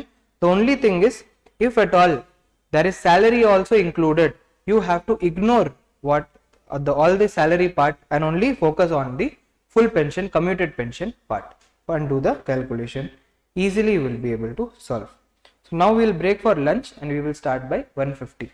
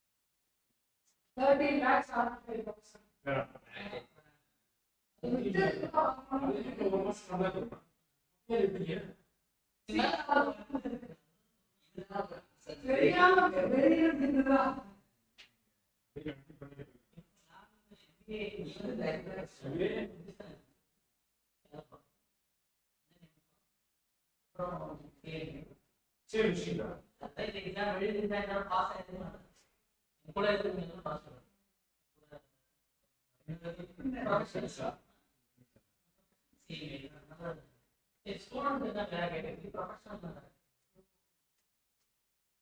எல்லாமே இன்னைக்கு experience இருக்கு அப்போ இது பண்ணி நடந்து கேம்பஸ் இருக்குல்ல அப்போ அந்த எக்ஸாம் போனோம்னா 2 மாசம் ஜாலியா முடிச்சுட்டு போனோம்னா கிளாஸஸ் எல்லாம்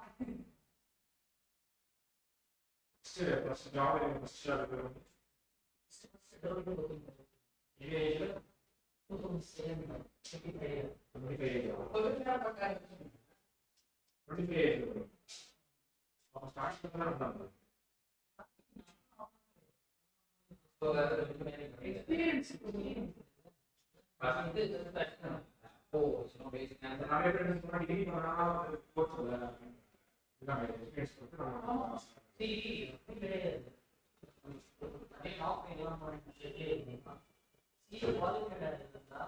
post qualified deep qualified post qualified na must be service so ஒரு புரியல qualified clear வந்து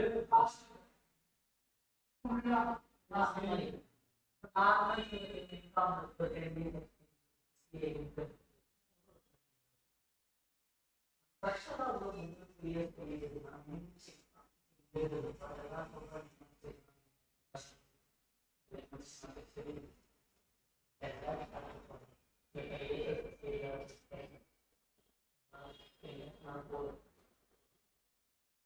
ஏன்னா அவங்க என்ன எதிர்பார்க்குறாங்கன்னா சிஏ முடிச்சுருந்தா பெரிய பார்க்க முடியும்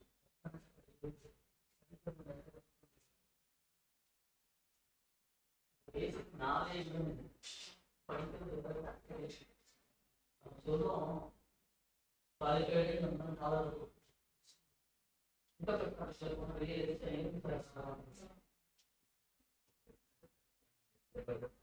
அவங்க எதுக்குமா நான் டிகிரி முடிச்சுட்டு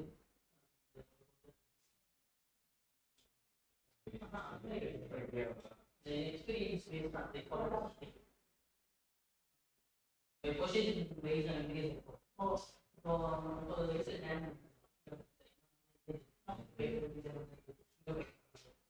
முப்பத்தஞ்சு பிரைஸ்லாம் வந்து ரேங்கிங் நீங்க 4 டிகிரி முடிச்சு விளாண்டுருக்காரு நான் படிக்கும்போது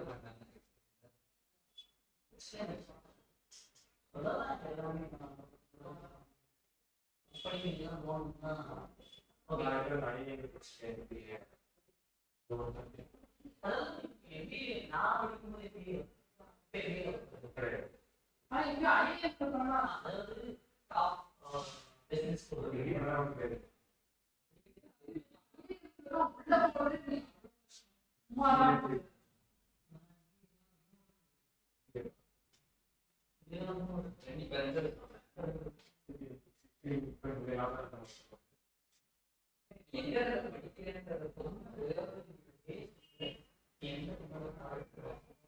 அதுக்கப்புறம் நீங்க என்ன அதோட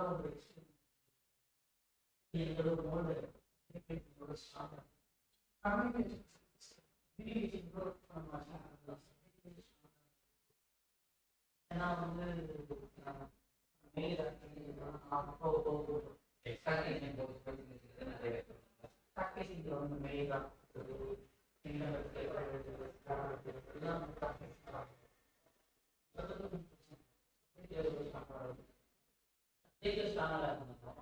எதிர்க்கிறது எல்லாருக்கும் ஒரே மாதிரி தான்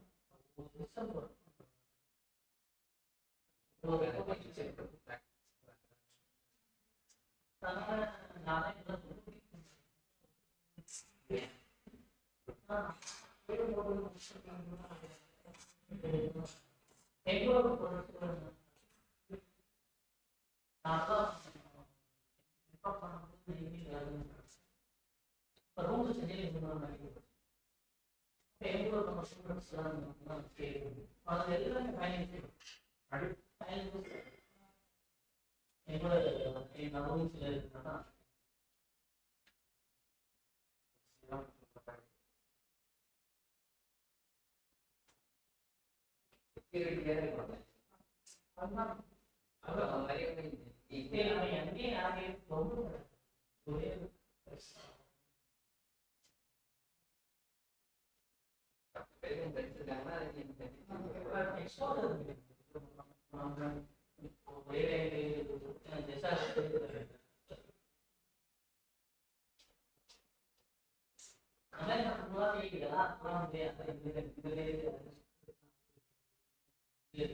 generation நான்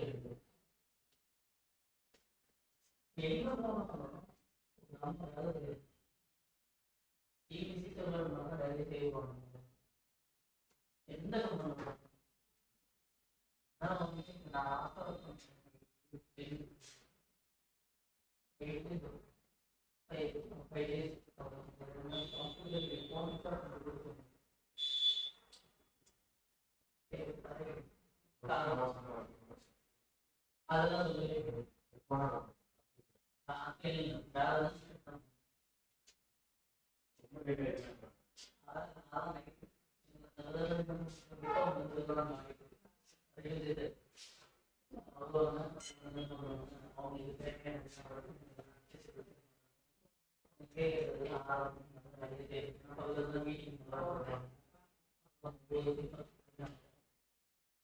மணிங்கிறது நைட் 10 மணிக்கு கால் 10 மணிக்கு இருக்கணும்.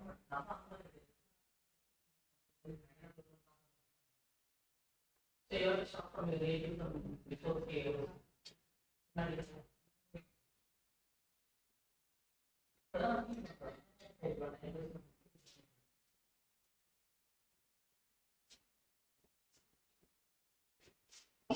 இப்போ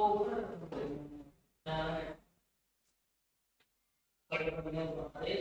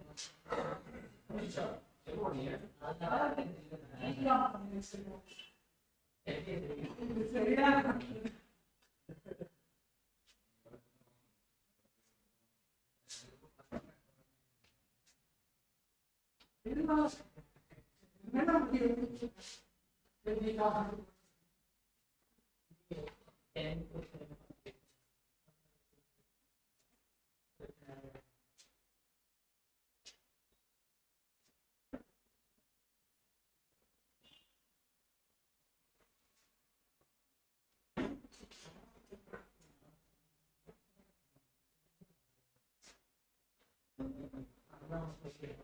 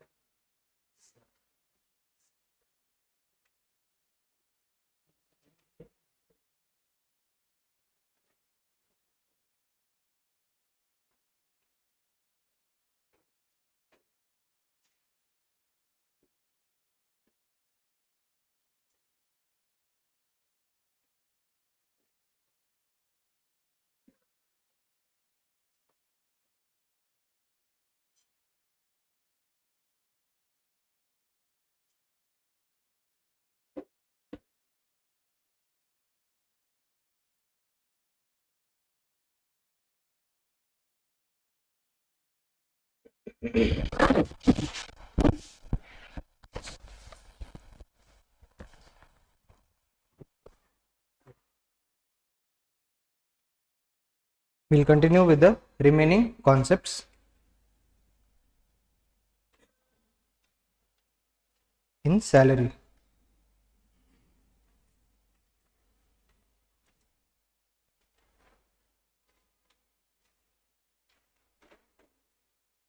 So now let us see leave encashment.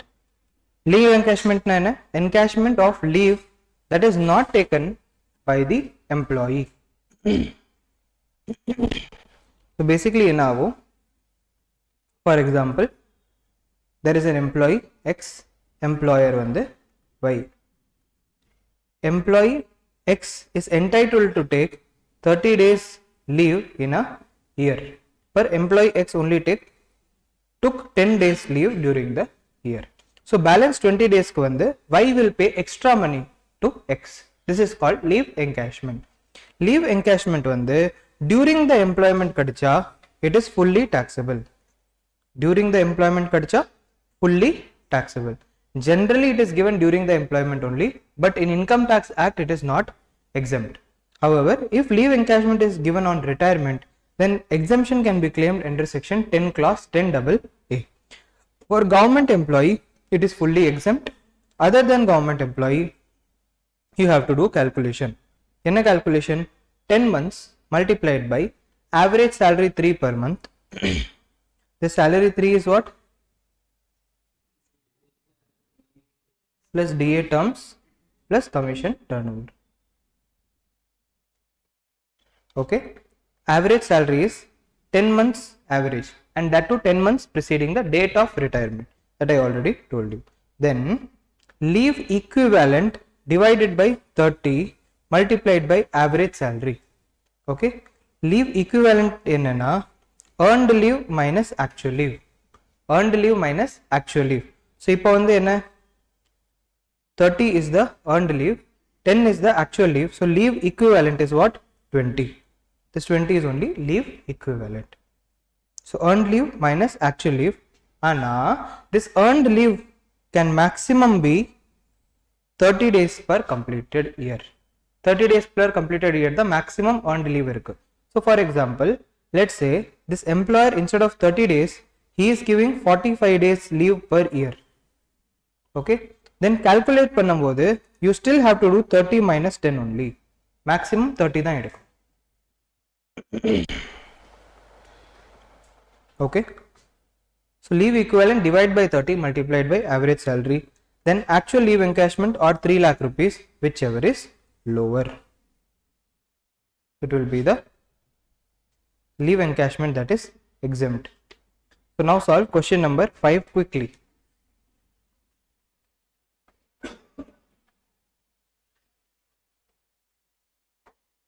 Okay, inga rendu point vittu pochu, adu kuda mudichirren. Leave encashment from 2 or more employers na maximum 3 lakh only exempt.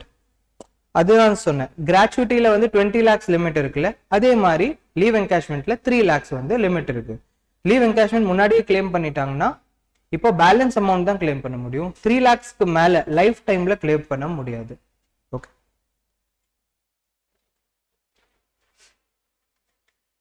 Question number 5. Quickly solve. Mr. Gupta retired on 1/12/2022 after 20 years 10 months of service and received a leave salary of 5 lakh rupees. Other details are given. Basic salary, DA, and salary 1000 was increased with effect from 1/4/2022. இது வந்து எங்க use ஆகும்? Average calculate பண்றதுக்கு உங்களுக்கு use ஆகும். Okay. So இப்போ வந்து 5000 இருக்கு. 1/4/2022க்கு முன்னாடி it was 4000. Then commission and bonus. Leave availed during the service is for 480 days. He was entitled to 30 days leave every year.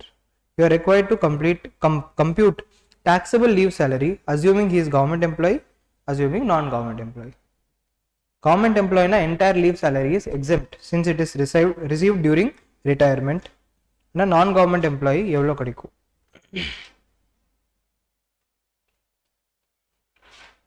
Calculate only for non-government employee.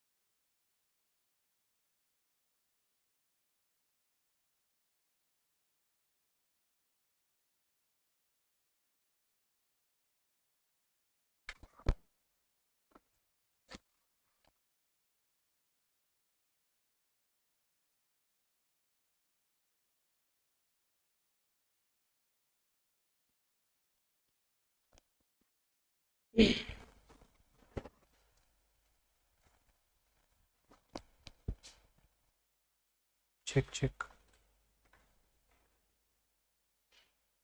Okay, we'll see the answer.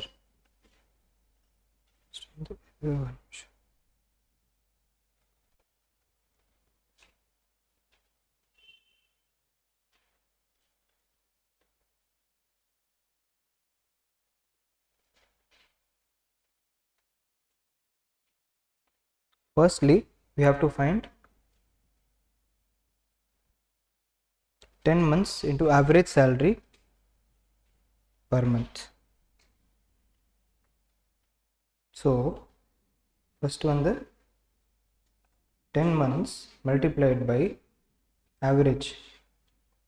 So,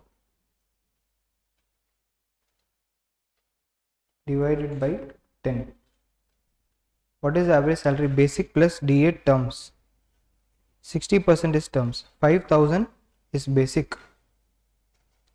1/12/2020 டூக்கு retire ஆனாங்க. So 10 months வந்து எப்போலேருந்து என்னணும்? ஃபெப்ரவரியிலேருந்து, correct? இல்லை February, March, April, May, June, July, August. என்ன பண்ணேன்? கரெக்டாக தானே போகுது? September, October, November. So 10 months, right. ஃபெப்ரவரியிலேருந்து என்னணும்? So February, March, For only February and March, you have to take 4,000 as the basic pay. For April to November, you have to take 5,000 as the basic pay. So 4,000 into 2 plus 5,000 into 8 plus 3,000 into 60%, 3,000 into 0.6 into 10, correct? And commission வந்து per month basis ல இருக்கு, turnover based இல்ல, அவ்வளவுதான். 10 months average salary 3. So 10 months multiplied by how much?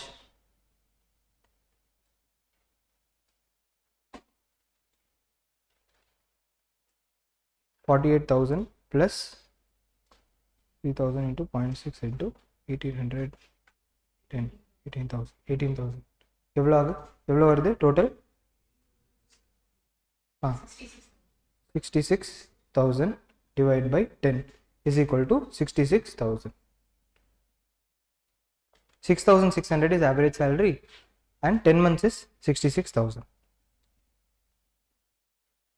So first one வந்து 66,000. Number 2, one second. Number 2 வந்து என்னது? Leave equivalent.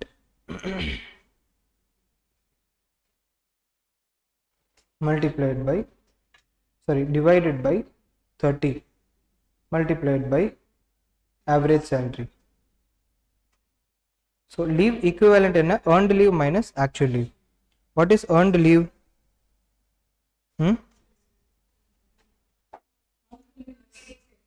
30 days for completed year you have to take. Okay va?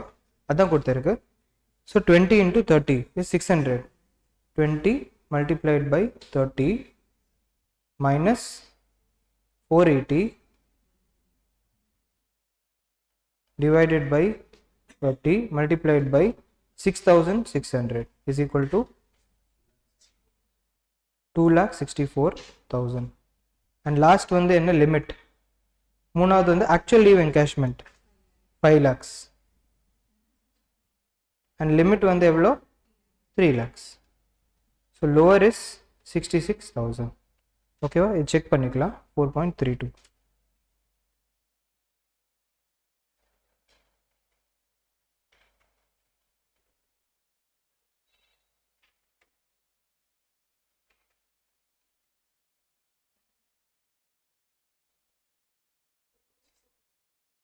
$26,400 வருதா? Where did we make mistake? 64. Oh, 26,400. So lowest is 26,400.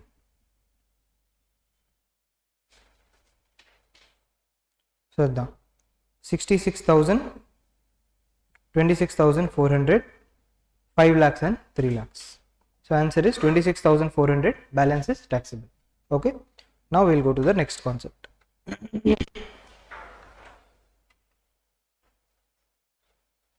So konjo speed etano. We are lagging behind a little bit. So next one, VRS, voluntary retirement scheme.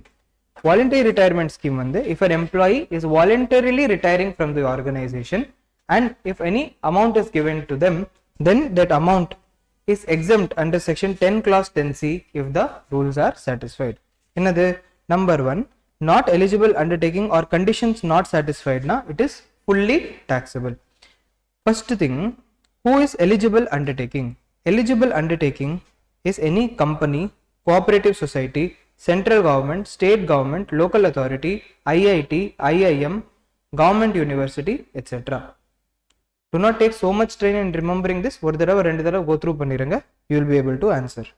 And then what are the conditions to claim VRS exemption? Okay. Number 1, employee should have completed at least 10 years of service or 40 years of age. However, not applicable to PSU, public sector undertaking. Public sector undertaking மட்டும் இந்த condition பார்க்க வேண்டாம். Public sector undertaking na enna kanna, it is a company in which the government is having majority stake. Okay. Then director of a company, cooperative society ku வந்து VRS கிடையாது. Next, purpose of the VRS should be the overall reduction in strength of employee. என்ன purpose இருக்கணும்? சும்மா ஏதோ ஒரு employee கிட்ட போயிட்டு மட்டும் VRS கொடுக்குறேன் அப்படின்னு இது காம்பன்சேஷன் கொடுக்குறேன்னு சொல்லக்கூடாது. ஓவராலா எம்ப்ளாயியோட ஸ்ட்ரென்த் ரெடியூஸ் பண்ணணும். ஸோ என்டையர் கம்பெனில ஒரு ஸ்கீம் கொடுக்கணும். that who and all want to retire voluntarily, we are going to give them compensation. புரியுதா? Then vacancy from the VRS should not be filled up. யார் வந்து VRS எடுத்து அந்த post விட்டாங்களோ that post should not be filled up by the employer. Okay. Then retiring employee should not be employed in another concern with the same management. Okay va? அதே management, suppose for example A limited இருக்காங்க, it is having a subsidiary company B limited. Okay, a person Mr. X took VRS from A limited, means left the organization, took the money and joined B limited. Like this it should not happen because management of A limited and B limited is same. Fine. Then up to prescribed limits. So maximum என்ன limit கொடுத்திருக்காங்களோ அந்த limit வரைக்கும் தான் claim பண்ணலாம். That is 5 lakhs. Okay. So here also how to calculate salary 3. Salary 3 என்னது? அதேதான் basic plus DA terms plus commission turnover multiplied by 3 months multiplied by number of years of service completed. Then second, salary 3 per month multiplied by balance months of service left, and then actual VRS or 5 lakhs, whichever is lower. Idoda calculation very simple. That's why the question I am skipping. In case time permits, we will solve. Okay. VRS la 2 more special points. VRS is once in a lifetime exemption. So ஒரு தடவை தான் claim பண்ண முடியும், அதுக்கப்புறம் claimே பண்ண முடியாது. மற்ற claimsல வந்து என்ன பார்த்தோம், 2 தடவை claim பண்ணலாம், but maximum limit is 3 lakhs or 20 lakhs as the case may be. இது வந்து ஒரு தடவைக்கு மேல claimே பண்ண முடியாது. Fine. Next, if relief under section 89, relief பத்தி நாங்க படிக்க போறோம், if that is availed, then அந்த section அந்த amountக்கு வந்து no VRS exemption. Okay, we are going to learn relief under section 89 in some time. Now let us talk about retrenchment compensation. Retrenchment compensation is reduction in the number of employees. What is retrenchment? Reduction in the number of employees. Fine. VRS also reduction in the number of employees. Retrenchment compensation also reduction in the number of employees. Ana VRS is voluntary in nature. Retrenchment is not voluntary. Retrenchment means what? There is a factory in which 500 laborers are working. One fine day, the management came and told that 100 laborers have to quit the job. This is called retrenchment. So, to save the employee from retrenchment, there is an act called Industrial Disputes Act. Okay, va? It will give that minimum நீங்க இவ்வளோ compensation கொடுத்தாதான் நீங்க employee வந்து organization விட்டு வெளியே போக சொல்லலாம், இல்லனா you cannot make him quit the organization. Okay, so when compensation is given as per the Industrial Disputes Act, then exemption can be claimed under section 1010B. What is the exemption? Compensation as per Industrial Disputes Act or actual compensation or 5 lakh rupees, whichever is lower. இது வரைக்கும் இந்த செக்ஷன்ல இருந்து this section is not so important, and whatever questions have come அதுல வந்து compensation as per Industrial Disputes Act வந்து questionல கொடுத்திருக்காங்க டைரக்டாவே. we need not find out. However, study materialல வந்து எப்படி கண்டுபிடிக்கணும்னு கொடுத்திருக்காங்க. I am not going in depth because it is too detailed definition and so much effort for nothing at all. That is why I have made this definition. 15/26 multiplied by 3-month average salary 3 multiplied by number of years of service rounded off. Suppose நீங்க வந்து இது ஒரு தடவை பார்த்துக்கலாம். இது உங்களுக்கு क्वेश्चनல வந்தா, if suppose a question comes where you are asked to calculate the salary, 90% you will be right. Okay va? But 10% if you want to be 100% accurate, you can refer in study material the full definition. Time இருந்தா அது பாருங்க, இல்லனா அவ்வளோ important கிடையாது. So retrenchment compensation as per Industrial Disputes Act, actual compensation 5 lakh rupee, whichever is lower, can be claimed as exemption. Balance amount will be taxable. Now let's come to provident fund. Provident fund வந்து I feel we can discuss எண்ட்ல லாஸ்ட்ல discuss பண்ணிக்கலாம். First பர்க்விசிட்ஸ் டக்குன்னு பர்க்விசிட்ஸ் முடிச்சிடலாம்.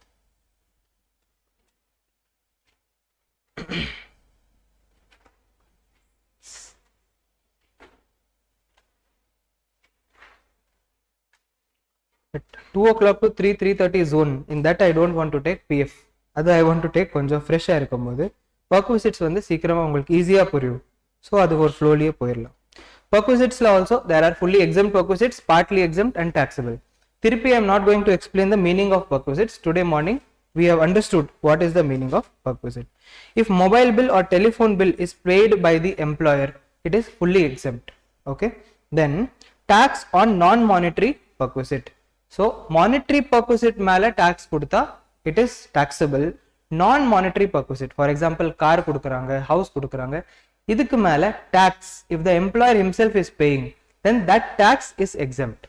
I already told you no that if the employer is paying tax on behalf of the employee, then that is also perquisite. Purida. But if tax is paid on non-monetary perquisite, it is exempt. Then section 10 clause 7 perquisite 10 clause 7 ஏற்கனவே படிச்சிட்டோம். Indian government வந்து Indian citizen outside India, if it is giving the perquisite, it is fully exempt. Conveyance given to High Court and Supreme Court judge. Conveyance na enna? Conveyance means moving within the city, within the city for official purposes. Then goods sold at a reasonable price is fully exempt. For example, Mr. X is working in supermarket, okay, and from supermarket he wants to buy atta. இங்க தான் வேலை பண்ணிட்டு இருக்காங்க, இப்போ ஆட்டா வாங்கணும். So the supermarket is only the employer, correct? Now atta cost is 100, MRP is 150, fine, and Mr. X க்கு வந்து இந்த ஆட்டா 125 லயே கிடைச்சிருச்சு. This is more than the cost, hence it is at a reasonable price. It will not be considered as perks. புரியுதா? But suppose atta வந்து 100 rupees ஓடது இருக்கு, 50 லயே கொடுத்துட்டாங்கன்னா then 100 minus 50, cost minus 50 rupees will be taxable perks. Okay. So if goods are sold at a reasonable price, அதுக்கெல்லாம் நீங்க perquisite calculate பண்ண வேண்டாம், you can leave it. Now transport facility to employees, transport allowance fully taxable, 3200 per month, exempt only for specially abled. Okay. Ana transport facility exempt for everyone. Facility kadicha exempt. Okay. Then training of employees including boarding and lodging. Let's say ICICI bank la புதுசா employee join பண்ணிருக்காங்க, ஹைதராபாத் கூப்பிடுவாங்க, அங்க சென்டர்ல வந்து training கொடுப்பாங்க. That training cost everything is fully exempt. No need to add anything to the salary. Okay. Stay, food, training expense, everything is exempt. Now let's come to partly exempt perquisites. And see 6 types of partly exempt perquisites we are going to discuss. LTC, medical facility, education, free tickets, food and club recreation. Now perquisites la வந்து என்னன்னா it is a facility given to the employee. Okay. Now if employee is giving some money back to the employer, then obviously you have to reduce it from that facility cost. Okay. For example, employer gave a house to stay to employee. Okay, rent free ஒரு house கொடுத்துட்டாங்க, rent free accommodation. But employee வந்து இதுக்காக let's say the market rent is 5000 rupees. Employee has given 500 rupees per month as rent. So what is the perquisite value? 4500. புரியுதா உங்களுக்கு? So திருப்பி வந்து this point I won't be repeating. If employer is giving any facility, car கொடுக்கலாம், வீடு கொடுக்கலாம், என்ன வேணா கொடுக்கலாம், education கொடுக்கலாம், whatever it may be, and if employee is giving some money to the employer for that facility, that money you have to reduce and balance amount only will be considered as perquisite. Okay va? Because என்ன இலவசமா கிடைக்குதோ அதுதானே perquisite, எதுக்கு பே பண்றாங்களோ அது perquisite கிடையாது. That's why I have written here, if any amount is recovered from the employee, then that should be reduced from perks valuation. So generally in some places I have mentioned, some places I have not mentioned, but this is a general rule which applies in every section. Okay, so first leave travel concession paakalam. Leave travel concession kudutha exemption is given under section 10 clause 5, but this exemption not allowed under section 115 BAC. What is the exemption? First, if air tickets are being sponsored, in such case economy fare of the national air carrier, okay, that is Air India, or actual expense whichever is lower, will be exempt. Balance amount will be taxable. For example, 10,000 rupees ki ticket pay பண்ணாங்க, Air India oda ticket cost வந்து 8,000 மட்டும் தான் economy class la, so balance 2,000 will be taxable, 8,000 will be exempt. Leave travel concession. Then if it is any mode other than air, okay, then it can be anything. It can be train, bus, cab, என்ன வேணா இருக்கலாம். Okay, you just have to see whether rail service is available or not. Train la போறாங்களா இல்லையான்னு பார்க்க வேண்டாம், train போகுமா இல்லையான்னு பார்க்கணும். ஓகேவா? If rail service is available, see the first class railway fare or actual expense whichever is lower. Okay, this actual expense can be cab also, but you have to compare with first class rail fare. Fine, whichever is lower. Sir, first class rail fare itself not available, rail not available, then you have to see whether recognized public transport system exists. Example, government bus. Government bus போகுதா இல்லையான்னு பார்க்கணும். First train will is there or not, you have to see. Train இல்லனா bus இருக்கா இல்லையான்னு பார்க்கணும். Bus இருந்துச்சுன்னா deluxe class fare of the bus or actual expense whichever is lower will be exempt. Fine. Sir, busum illa, recognized public transport system, government bus also not there. In such case, and the similar distance ku first class railway la evlo fare vaanguvaanga, that you have to estimate, and actual expense whichever is less will be allowed as exemption, balance amount taxable. Okay, then all the above fares shall be of the shortest route. For example, Coimbatore to Delhi, if I am going via flight, then Coimbatore to Delhi la shortest route airfare from Air India evlo cost varudhu aduna paakano. Let's say it is from Coimbatore to Mumbai to Delhi, okay va, jump pannittu ponom, so adu paakano. Coimbatore to Dubai to Delhi paaka koodadhu. Okay, so shortest airfare da paakano. Next, இது வந்து யாரோட டிக்கெட்டுக்கெல்லாம் exemption claim பண்ணலாம்? Answer is employee oda ticket as well as family member. Who are family member? Spouse, children, and parents, brothers, sisters if dependent. இதே definition நாங்க எங்க பார்த்தோம்? When we saw gallantry award recipient, family pension, அதே இங்க apply ஆகுது. Spouse, children, parents, brothers, sisters if dependent. And here, see here, maximum 2 children born on or after 1998. See, Income Tax Act is a very peculiar act because in the country la endha problem irundhalu seri, the government will try to bring a provision in the Income Tax Act to show that it is solving the problem. Okay, whether it works or not, it doesn't matter, but the government has just given a symbolism that it has solved the problem. So when population growth was there at its peak, government brought a provision in the section 10 clause 5 that only for maximum 2 children we are going to allow the LTC benefit. More than 2 children we are not going to allow. Now confusion started arising. Before 1998 evlo children ana irukla. Let's say there are 3 children before 98, 110/1998. After 110/1998 2 more children, then exemption allowed for everyone.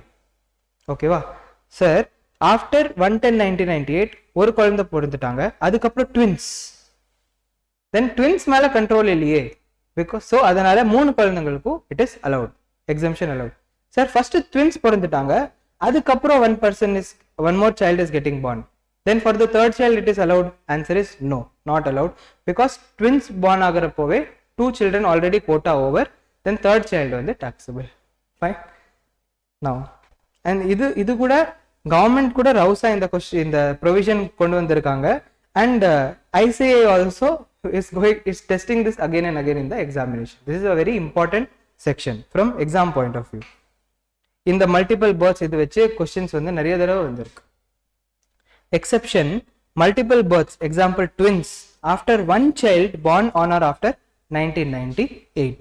So அவங்களுக்கு வந்து even though it is more than 2 children, for all the children exemption will be allowed if twins are born after one child. Okay, so LTC available for 2 years in a 4-year block.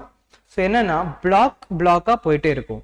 So now currently the block is 1/1/2022 to 31/3/2025. 4 years வரைக்கும் ஒரு block போகும். அந்த 4-year blockல 2 times LTC ஓட exemption claim பண்ணிக்கலாம். Sir 2 times பண்ணல, ஒரு தடவை தான் பண்ணியிருக்கோம், இல்லை பண்ணவே இல்லைன்னா மேக்ஸிமம் 1 LTC கேரி ஃபார்வர்ட் பண்ணிக்கலாம், அடுத்த பிளாக்ல 3 தடவை கிளைம் பண்ணிக்கலாம். ஓகேவா? But more than 1 cannot be carried forward. Maximum 1 can be carried forward. Fine. If one or both LTC has not been availed in the entire block, while 1 LTC can be carried forward to the next block. Fine. LTC to High Court judge and Supreme Court judge without any condition fully exempt. And very important, LTC allowed only if travel is within India. India வெளியில போனா அந்த ticket cost LTC கிடையாது. Leave travel concession can be given after retirement also. அது கூட கொடுக்கலாம். இதோட ஒரு question வந்து work out பண்ணிக்கலாம். Let us see question number.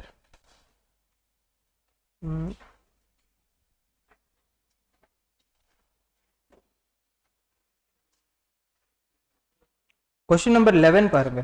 11.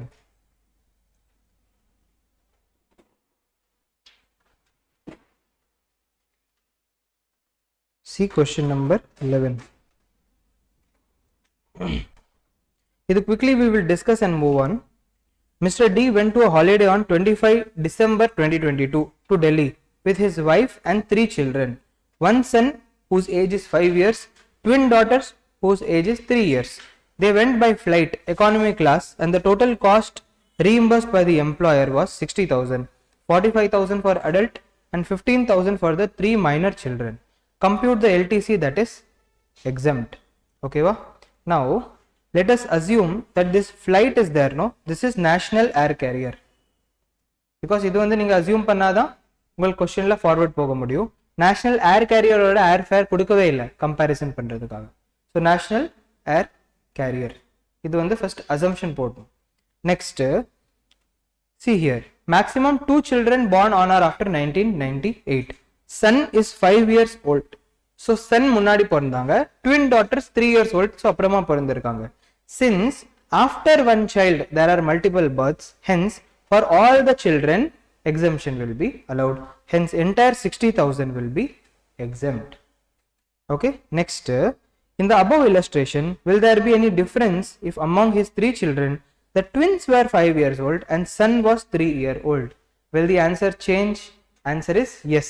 Answer will change because in the 15,000 la only 2 children, that is and the twins ku mattum it will be allowed, and the son who is 3 years old 5,000 rupees avanga ticket oda selavu will be taxable.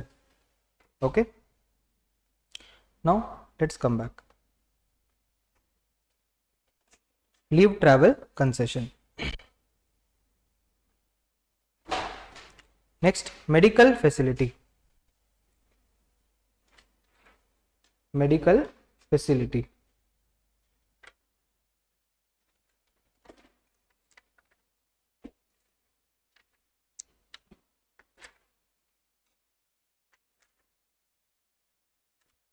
Okay. So medical facility also, in certain cases, if medical facility or medical reimbursement is given by the employer to the employee, it is exempt. Certain cases like it is taxable. Eppo exempt, eppo taxable na paakalam. Firstly, if treatment is in India, it is exempt for the employee as well as the family member of the employee. Okay va? Family member yaru? Family member means spouse, children, parents, brother, sister if dependent, same. Okay. Eppola exempt. Number 1, employer himself is having a hospital. For example, employee itself is employee of Apollo Hospital. Apollo la vandu treatment kadikudhu free of cost employee. In such case, it is fully exempt. Next, government hospital la treatment kudukranga. Employer is sponsoring treatment in government hospital, then it is fully exempt. Next, ஒரு சில disease வந்து government hospital லையும் treatment கிடைக்காது, you have to go to a private hospital. They are prescribed diseases. Exam la vanduchna prescribed nu kudupanga. In such case, if medical certificate also has been obtained, then for the prescribed disease, even though the treatment is done outside employer or government hospital, still it will be exempt. Fine. Government hospital includes nursery also. Government nursery. Okay, or clinic.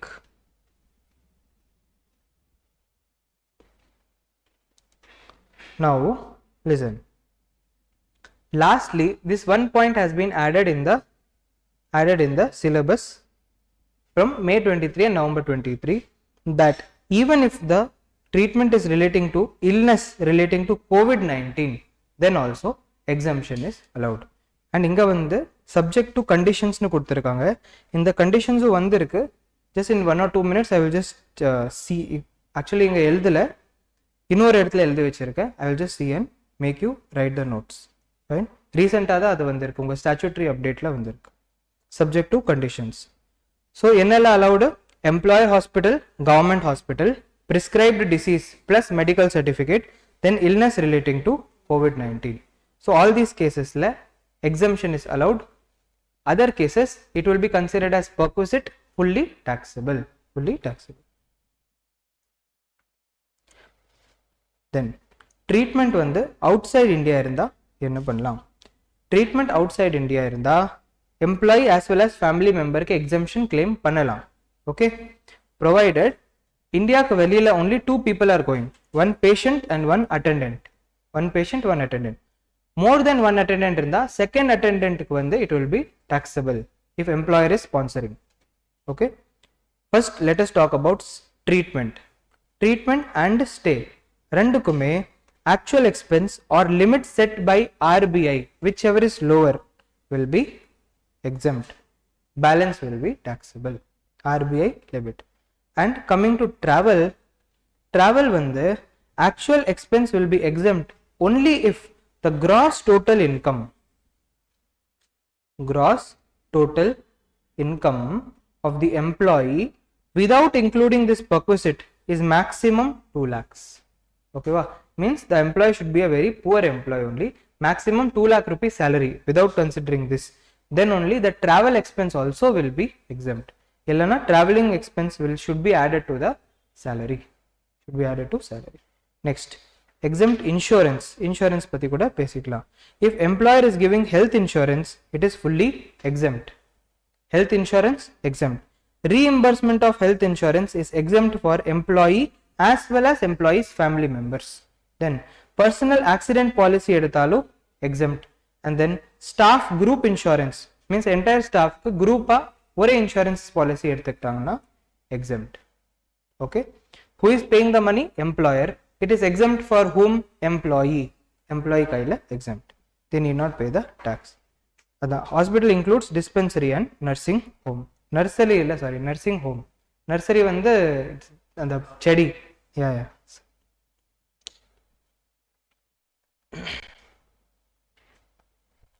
Okay, now I want you to solve question number 13.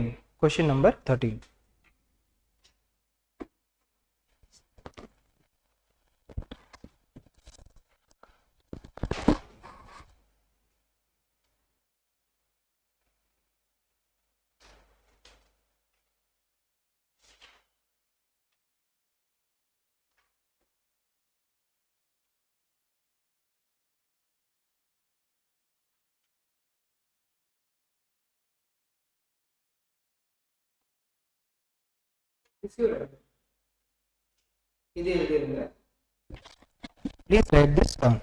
And the conditions நான் சொன்னேன்ல, COVID-19 இருந்தா exemption கிடைக்கும். But அதுக்கு வந்து 3 conditions are given by central government. Condition number 1, employee வந்து following documents வந்து submit பண்ணணும். அது number 1, COVID-19 positive report. Okay, number 2, necessary document of medical treatment within 6 months of that positive report. And number 3, certification in respect of all the expenditure incurred on treatment. 3 documents வந்து எம்ப்ளாயருக்கு submit பண்ணணும். COVID positive report, treatment within 6 months of COVID positive report, and all expenditure incurred on treatment certification.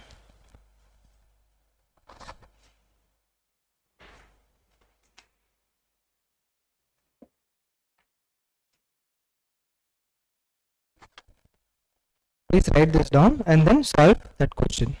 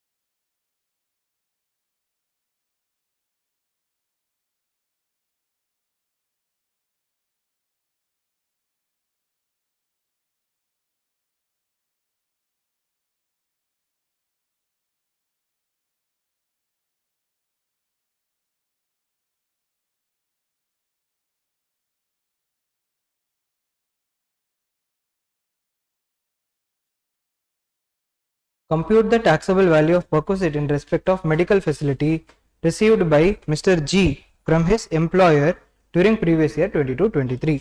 Medical premium paid for ensuring health of Mr. G. Is it exempt? Answer is exempt. So, no tax. Treatment of Mr. G by his family doctor. Is it exempt or taxable? Answer is taxable. Then, treatment of Mrs. G in a government hospital. Spouse and government hospital exempt. Then, Mr. G's grandfather in private clinic. Grandfather allowed kadayadu, private clinic allowed kadayadu. So, 12,000 is taxable. Next, Mr. G's mother 68 years and dependent by family doctor. Taxable since it is by family doctor. Next, Mr. G's sister dependent in a nursing home. Is it allowed? Yeah, allowed. Yeah, exempt. Government nursing home nu kudukliye. Veru nursing home nu kuduthirukanga. Okay, so it is taxable. Don't get confused. Hospital includes nursing home, but the hospital should be government hospital or employer hospital. Okay, then Mr. G's brother independent, taxable because not dependent, and younger treatment vaangnanga adum kudukala. Then Mr. G's father 75 years and dependent abroad, and expenses of staying abroad of the patient is 30,000. Limit specified by RBI is 75,000. So rendume சேர்ந்து 75,000 will be exempt, 5,000 will be taxable. புரியுதா? Since limit specified by RBI, limit by RBI will be for treatment as well as stay. ரெண்டுமே சேர்ந்து வந்து எவ்வளவு இருக்கு? 75,000 and the expense is actually 80,000. Hence 5,000 will be taxable. So இதுக்கு வந்து total போடுங்க. 1,09,000. Let us check and see. எவ்வளோ? 39,000.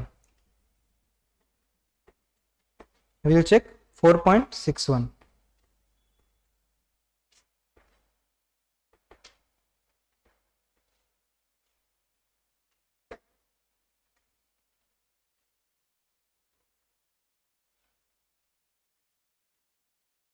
$4.61, 39,000. Okay, now let's move on to the next concept. Medical facility பார்த்தாச்சு. And இது வந்து question work out பண்ணும்போது most probably உங்களுக்கு வராது, பட் நல்லா படிச்சு போங்க, எக்ஸாம்ல வரதுக்கு வாய்ப்பு அதிகமா இருக்கு. மெடிக்கல் ஃபெசிலிட்டி சாலரியிலேயே இது ஒரே ஒரு சேஞ்ச் தான் இருக்கு என்டையர் சாப்டர்ல. This is the only amendment. COVID-19 related expenses exempt. Now let's come to education. Education வந்து if employer is sponsoring employees education, fully exempt. But if employer is sponsoring education of employees children, then condition இருக்கு. Value of education should be up to 1,000 per month per child. Value of the education should be up to 1,000 per month per child. Means what? எந்த ஸ்கூல்ல வந்து sponsor பண்ணிட்டு இருக்காங்களோ அந்த ஸ்கூல்ல maximum fees வந்து வருஷத்துக்கு 12,000 ரூபாய் தான் இருக்கணும், அதுக்கு மேல இருக்கக்கூடாது. Next, it should be an employer's institution or a tie-up institution. For example, Delhi Public School or SBOA or any ஏதோ ஒரு ஸ்கூல், அது வந்து அவங்களோட எம்ப்ளாயியோட சில்ட்ரனுக்கு கொடுக்குறாங்கன்னா then this exemption is available. And tie-up institution, for example, Reliance will tie up with a chain of schools. Let's say Indian Public School கூட tie up பண்ணிட்டாங்க.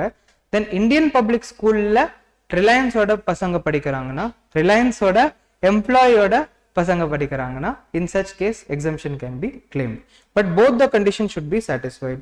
Value should be up to 1,000 per month per child. இல்லனா fully taxable. Okay.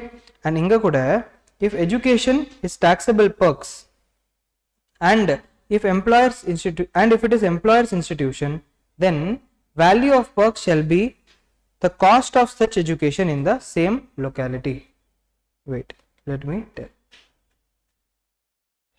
For example, listen here.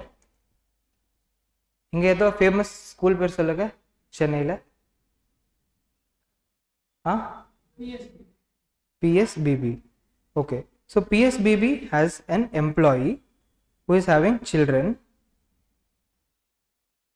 studying in PSBB. Fine. Now you have to see what is the fees that PSBB is charging from other children. If it is up to 1000 per month per child, okay, then it's totally fine. If it is more than 1000 per month per child, in such case the entire education will be treated as taxable perquisite. Now you have to find out the value of perquisite. Common sense padi pata, you will take the fees of PSBB given to other children. For example, PSBB charges 25,000 per year from other children. So what will be the perquisite? 25,000. Correct? Ana, if the school himself is the employer, then you should not see like this. You should see a similar school வந்து அதே ஏரியால எவ்வளவு fees வாங்குறாங்க, that only will be the perquisite. புரியுதா? ஏன்னா செக்ஷன்ல அந்த மாதிரி இருக்கு. பட் क्वेश्चनல அந்த மாதிரி எதுவுமே மென்ஷன் பண்ணலனா அதே ஸ்கூலோட ஃபீஸ் எடுத்துக்கோங்க as the perquisite. You get my point? So அதான் சொல்றாங்க, if education is taxable perquisite and if it is the employer's institution, then value of the perquisite shall be the cost of such education in the same locality. Okay va? அந்த school இல்ல அதே லொகாலிட்டியில எவ்வளவு cost. But still if it is not available, then you take the same institution fees and calculate. Okay?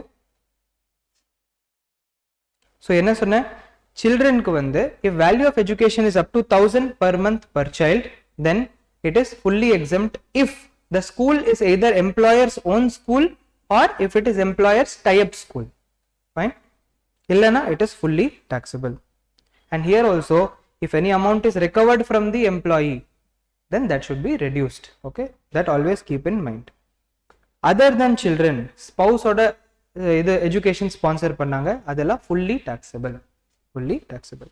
Employee himself fully exempt, children vandu based on limit, other than employee and children fully taxable. Next, free tickets or passes given to transport employees. Transport employee. So airline employee and railway employee இவங்களுக்கு வந்து free tickets கொடுத்துட்டாங்க. Air ticket, airline employee க்கு air ticket, railway employee க்கு rail ticket in the respective transport, then it is fully exempt. Other than that, bus employee க்கு bus ticket கொடுத்தா taxable. Okay, airline and railway க்கு மட்டும் even privilege ticket or pass is exempt. Okay வா? Maharaja express ஓட ticket கொடுத்துட்டாங்க. Maharaja express ticket cost around 20 lakhs 35 lakhs அந்த மாதிரி ஒரு டிக்கெட் செலவு. அது இருந்தாலும் that is also exempt if it is given by railway to a railway employee. Okay? Next, food. Alcohol கொடுத்தா fully taxable. Okay? Alcohol தவிர non alcoholic beverages and other food items, normal area, remote area ல fully exempt. Remote area means an area which is a very outer area, அங்க சாப்பாடு கிடைக்கிறதே கஷ்டம். So அதனால என்ன கொடுக்குறாங்களோ it is fully exempt. But remote area இல்லை. Remote area இல்லைன்னா tea, coffee, snacks, refreshments, bajji bonda everything exempt. And other than that full meals கொடுக்குறாங்கன்னா 50 rupees per meal வரைக்கும் இருந்தா it is exempt. More than 50 rupees per meal இருந்தா it is taxable. Okay, up to 50 rupees per meal if it is directly in the office or through paid voucher. Okay வா? அந்த 50 rupees கூட either office canteen-ல இருக்கணும் இல்லனா 50 rupees ஓட coupon மாதிரி கொடுத்துறணும். ஓகேவா? 50 rupees voucher, then it is exempt, illana it is taxable. Then so this is food. Now let's come to club or recreation. Club facility. If club facility is extended to all the employees in general, எல்லா employees-க்கும் club facility கொடுத்தாச்சு, and the facility is related to health, sports or similar facility, means health related club or sports club ல வந்து membership கொடுத்திருக்காங்கன்னா fully exempt. So ரெண்டு condition.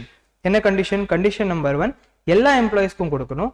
Number 2, health club or sports club, means அங்க போயிட்டு ஏதோ games மாதிரி விளையாடுறதுக்கு tennis, cricket அந்த மாதிரி ஏதாவது badminton இருக்கலாம். So something like that. So it will be fully exempt. In other cases, you have to see whether the membership is a corporate membership or other membership. Corporate membership na enna? For example, Reliance will have a membership with Gymkhana Club. Gymkhana Club la வந்து அவங்க என்ன சொல்லுவாங்க, Reliance will pay 1 crore rupees for all the employees of Reliance. இப்போ ஒவ்வொரு எம்ப்ளாய்க்கு வந்து எவ்வளோ செலவு பண்ணாங்கன்னு அது தெரியாதுன்னா எப்படி தான் perquisite calculate பண்றது? Hence initial expense is not considered as perquisite, but balance will be considered as perquisite. Initial expense na and the membership cost, ஓகேவா? அது வந்து we cannot divide it based on the number of employees, hence it is not a perquisite because it is not possible to calculate, ஓகேவா? But balance amount, for example gymkhana கிளப்ல வந்து சொல்லியிருக்காங்க that இந்த Reliance ஓட membership இருக்குல்ல, இதுல வந்து swimming pool not included, swimming pool use பண்ணா எக்ஸ்ட்ரா 1000 rupees சார்ஜ் பண்ணுவாங்க அப்படின்னு சொல்லியிருக்காங்க. Fine. Now to use this swimming pool Reliance will give extra 1000 rupees for that employee, then this 1000 should be added to perquisites. Fine. And if it is not a corporate membership, then the entire expense met for the employee itself is a perquisite. For example, Reliance வந்து ஒரு corporate membership எடுக்காம என்ன பண்ணிருக்காங்க, ஒவ்வொரு எம்ப்ளாய்க்கு தனித்தனியா membership வாங்கியிருக்காங்க. அப்படி வாங்கியிருந்தா ஒவ்வொரு எம்ப்ளாய்க்கு எவ்வளவு செலவு பண்ணியிருக்காங்களோ அந்த எம்ப்ளாய்க்கு it will become perquisite and it will be taxable. So expense by the employer will be perquisite and it will be taxable. If the following conditions are satisfied, then club will not be considered as perquisite. In a condition, the club membership should be for official purpose. அங்க போயிட்டு meetings attend பண்றதுக்காக தான் அங்க போறாங்க, அதுக்காக தான் membership வாங்கியிருக்காங்க. Second, complete details to be maintained by the employer. யார் போறாங்க, எப்போ போறாங்க, போயிட்டு என்ன பண்றாங்க, அதோட டீடைல்ஸ் வந்து எம்ப்ளாயர் கிட்ட இருக்கணும். Next, employer should give a certificate in writing that this club membership is only for official use. If all these three conditions are satisfied, in the மூணு condition you will also see same in credit card expense as well as motor car. மூணுலயும் இதே same condition பார்ப்போம். இந்த மூணு கண்டிஷனுமே satisfy ஆச்சுன்னா then it is not taxable. ஓகேவா? Because official பர்பஸா இருந்தா tax போட மாட்டாங்க, டாக்ஸபிளா கன்சிடர் பண்ண மாட்டாங்க.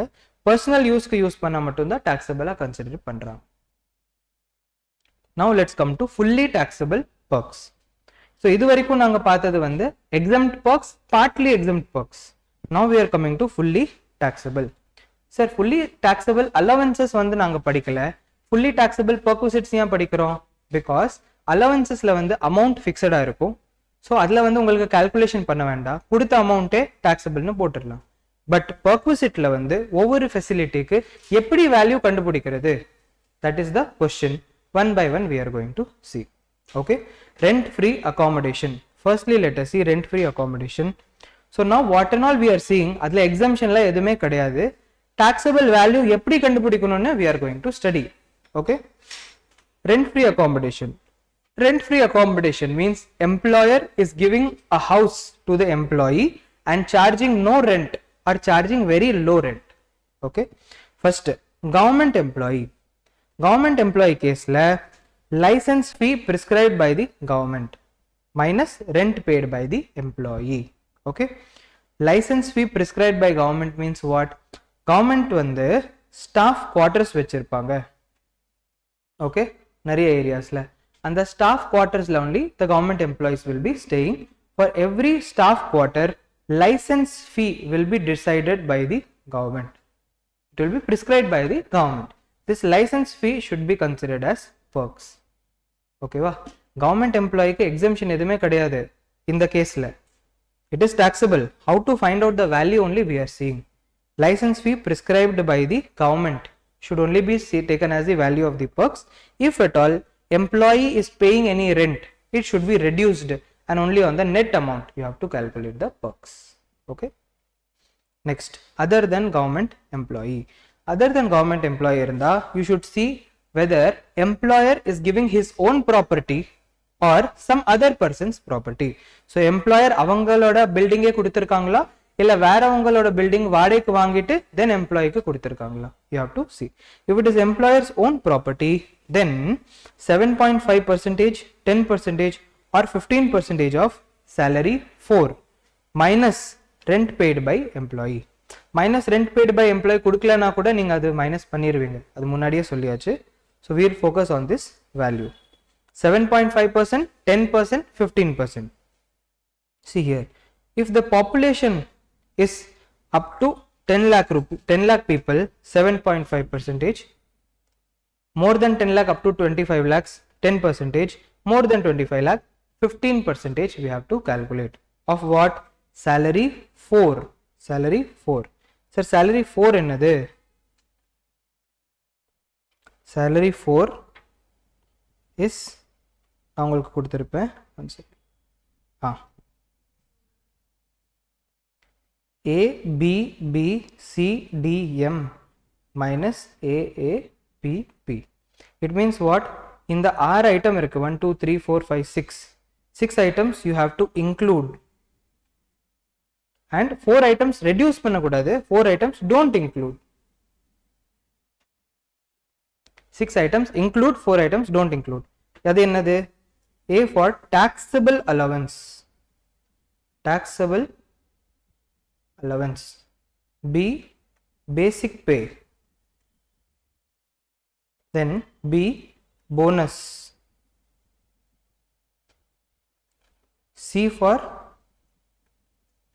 எனக்கே மறந்து போச்சு. D for dearness allowance, C for commission, D for dearness allowance, DA ன்னு எழுதிரல, and DA வந்து இதுல இருந்து here also you have to take DA only terms, and M for monetary perks, monetary perquisites means perquisites that are given in cash. Okay va? Don't include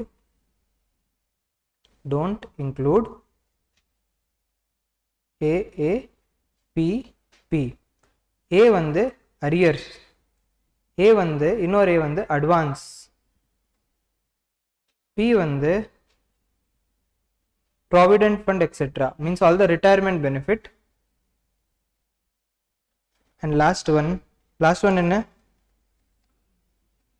எழுதியிருக்கேனே,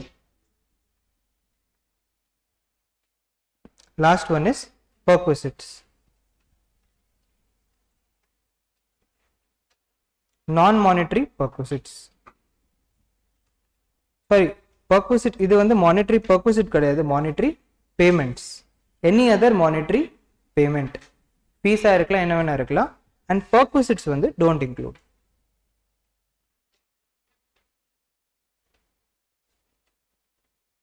This you have to by heart. ரெண்டு செக்ஷன்ல வரும், rent free accommodation, hotel benefit, ரெண்டுலயும் இது வரும். Taxable allowance, basic pay, bonus, commission, DA terms, and any other monetary payment means cashல ஏதோ ஒரு payment கொடுத்திருக்காங்க. Then don't include arrear, advance, retirement benefits like provident fund etc. and perquisites. அது வந்து include பண்ணக்கூடாது. This is the salary definition. This is a lengthy definition, but yeah, you have to by heart.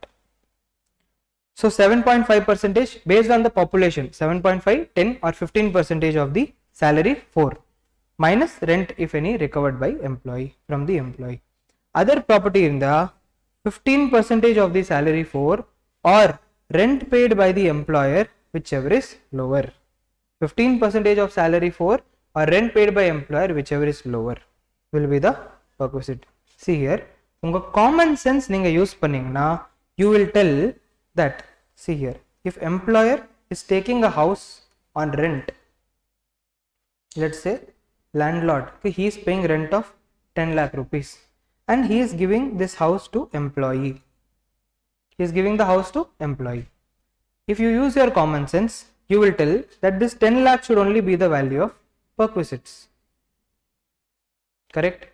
ஏன்னா 10 லட்சம் employer வந்து rent கொடுக்குறாங்க, this 10 lakh should be the value of taxable perquisite. However, let us assume that employee is having a salary of 2 lakh rupees. 2 lakh rupee தான் salary. Okay, 10 lakh rupee perquisite ல add பண்ணிட்டீங்கன்னா salary எவ்வளவு ஆகும்? 12 lakh rupees. அப்புறம் 2 lakh rupees வந்து அவங்களுக்கு tax கட்ட வேண்டியதே வந்துடும். எவ்வளவு சம்பாதிக்கிறாங்களோ அவ்வளோ டாக்ஸ் கட்ட வேண்டியது வந்துடும். புரியுதா உங்களுக்கு? டு ஸ்டாப் திஸ் என்ன பண்ணியிருக்காங்க, இன்னொரு லிமிட் செட் பண்ணியிருக்காங்க, 15% of salary. Okay, so maybe employer is giving a very high, that is depends on employer, அவங்க எந்த மாதிரி ப்ராப்பர்ட்டி வாங்கியிருக்காங்க. Okay, that is why there is a limit, 15% of salary or rent paid by employer, whichever is lower, minus rent recovered from employee. Furniture provide பண்ணிருக்காங்களா? If yes, then you have to see whether it is employer furniture or any other person furniture. Employer person furniture na 10% of the cost of furniture. Other person furniture na employer எவ்வளோ பே பண்ணிருக்காங்க அந்த furnitureக்கு அந்த amount வந்து perks. Fine. Higher charges paid by employer. Now transfer of employees plus to accommodation. So sometimes என்ன பண்ணுவாங்கன்னா employee transfer கொடுத்துருவாங்க. Let's say an employee is transferred from Mumbai to Delhi. ஓகேவா, மும்பைலையும் ஒரு வீடு கொடுத்துருக்காங்க, டெல்லிலையும் ஒரு வீடு கொடுத்துருக்காங்க. In such case what to do? 90 days வரைக்கும் take the lower of both as taxable perks, lower value of both the houses. After 90 days means 90 days வரைக்கும் government is like okay transfer பண்றீங்க, ரெண்டு வீடு தேவைப்படும், இந்த வீட்லயும் ஃபுல்லா வேலையெல்லாம் முடிஞ்சிருக்காது, so we understand. More than 90 days na you are wantedly keeping two houses. That is why the government will tell after 90 days tax both accommodation as perks. Fine. Then salary is equal to time for which the employee occupies the accommodation. HRA la படிச்சோம் தெரியுமா, relevant period. எந்த பீரியடுக்கு வந்து accommodationல இருக்காங்களோ that only should be considered for calculation. அதே மாதிரி இங்க கூட the salary is taken, no? For how much time you have to take the salary? For the number of days the employee is staying in the accommodation, for that much time you have to take the salary. Fine. Next, fully exempt for High Court judge, Supreme Court judge, member of parliament, union minister, leader of opposition. In the last point வேணா விட்டுருங்க, ரொம்ப complicated, just leave it. Okay, now we will solve questions quickly. Discuss பண்ணிக்கலாம், solve பண்ண வேண்டாம். Question number 14.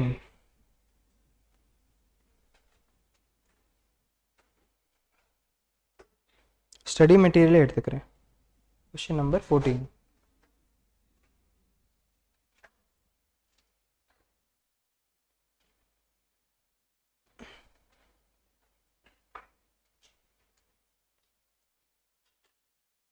Okay. Mr. C is a finance manager in ABC Limited. The company has provided him with a rent-free unfurnished accommodation in Mumbai. He gives you the following particulars. Basic salary 6,000 per month, DA 2,000 per month, 30% is retirement benefit, bonus 1,500 per month. Even though the company allotted the house to him on 1/4/2022, he occupied the same only from 1/11/2022, and you have to take the period only for which he has occupied the house. Okay va, வீட்டில் எப்போ எவ்வளோ நாள் தங்கிட்டு இருக்காங்களோ அவ்வளோ நாள் தான் எடுக்கணும். Calculate the value of taxable perquisite. So here, is it the employee's own house or is it some other house? என்ன கொடுத்திருக்கு? The company has provided him with a rent-free unfurnished accommodation and he occupied the house. Calculate the taxable perquisite. If employer வந்து வேறவங்க கிட்ட வாங்கி இருப்பாங்கன்னா employer வந்து எவ்வளவு rent pay பண்றாங்க அது கொடுத்திருப்பாங்க. அது கொடுக்கல means employer ஓட property தான் they have given to the employee. Now how to find out? He is in Mumbai. So Mumbai na எவ்வளவு percentage? 15%. 15% you have to take. 15% of salary.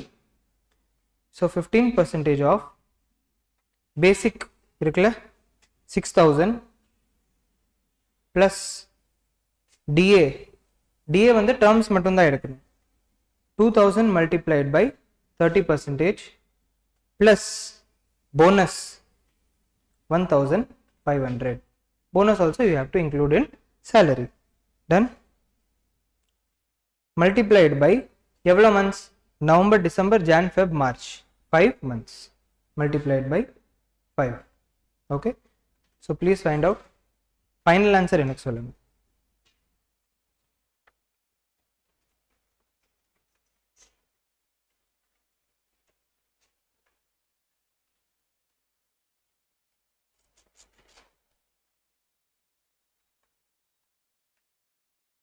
Hmm? 6075 is the value of perquisite. So answer is 6075. Okay. and you have to write in the mari note in the examination. Mr. C occupies the house only from 1/11, so we have to include the salary due from him only in respect of the months during which he has occupied the accommodation. Fine.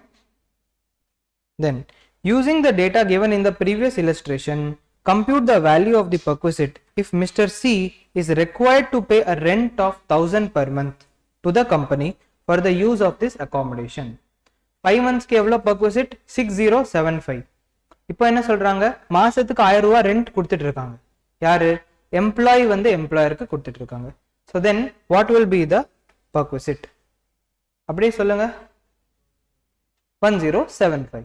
Because 5000 is rent paid by employee, அது குறைச்சிருங்க, you will get the perquisite. 6075 is the taxable perks minus rent recovered from employee. So 6075 minus 5000 multiplied by 5 is equal to, sorry, 1000 multiplied by 5 is equal to 1075. Then, so answer is 1075. Okay. Next, using the data given in illustration 14, compute the value of perquisite if ABC Limited has taken this accommodation on a lease rent of 1200 per month and Mr. C is required to pay a rent of 1000 per month to the company for use of this accommodation. So இப்போ என்ன சொல்லியிருக்காங்க, company வந்து அந்த வீடு வாடகைக்கு வாங்கியிருக்காங்க for 1200 rupees per month. So in such case, how to calculate the perks? It will be rent paid by employer or 15% of salary, whichever is lower, correct? And you have to reduce rent from employee, correct? So rent paid by employer evlo 1200 multiplied by 5 is equal to 6000. 15% of salary comes to 6075. So lower வந்து என்ன, 6000 minus rent paid by employee 5000. So 1000 will be the taxable perks. புரியுதுல உங்களுக்கு? 1000 will be the taxable perquisite. Next, using the data given in illustration 14, compute the value of perquisite if ABC Limited had provided a TV. WDV of TV is 10,000, cost is 25,000 and 2 ACs. The rent paid by the company for the AC is 400 rupees per month each. The TV was provided on 1/1/2023. However, Mr. C is required to pay a rent of 1000 rupees per month to the company to use this unfurnished accommodation. ஓகேவா? So என்ன சொல்றாங்க, ஒரு TV கொடுத்துருக்காங்க, ஒரு AC, 2 AC கொடுத்துருக்காங்க, 2 AC கொடுத்துருக்காங்கன்னு 2 ஏர் conditioners. இப்போ டிவியோட value, how to find out? TV is owned by the company itself, hence you have to take 10% of cost. ஓகேவா? WDV வந்து இக்னோர் பண்ணிக்கணும், காஸ்டோட 10% எடுக்கணும். Now 2500 is 10%. This 10% is for the entire year. ஓகேவா? எவ்வளோ மாசம் இருக்கு? January, February, March, 3 months. So first let us see what is the value of house that we already found out. It is 6075. ஓகேவா? Now coming to TV. TV ஓட value வந்து 25000 multiplied by 10% multiplied by 3 divided by 12. போடுங்க.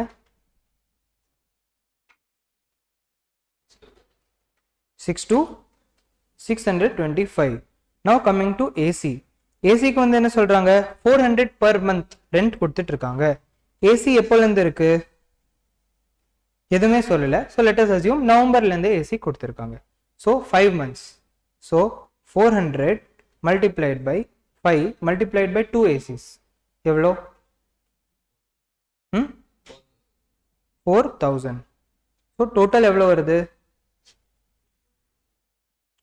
இல்ல, this plus this plus this.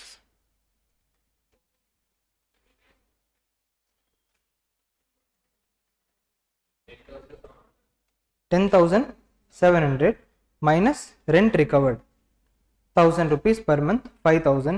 So it will come to 5700. Okay va? 5700. Now coming to last one, using the data given in illustration 17, ipo padicha illustration, compute the value of the perquisite if Mr. C is a government employee, license fee determined by the government for the accommodation is 700 per month. இங்க வந்து என்ன ஆகும், everything will remain the same, just in the 6075 க்கு பதிலா நீங்க என்ன போடணும், 700 multiplied by 5. License fee எவ்வளோ, 3500, and now do the calculation. எவ்வளோ வருது,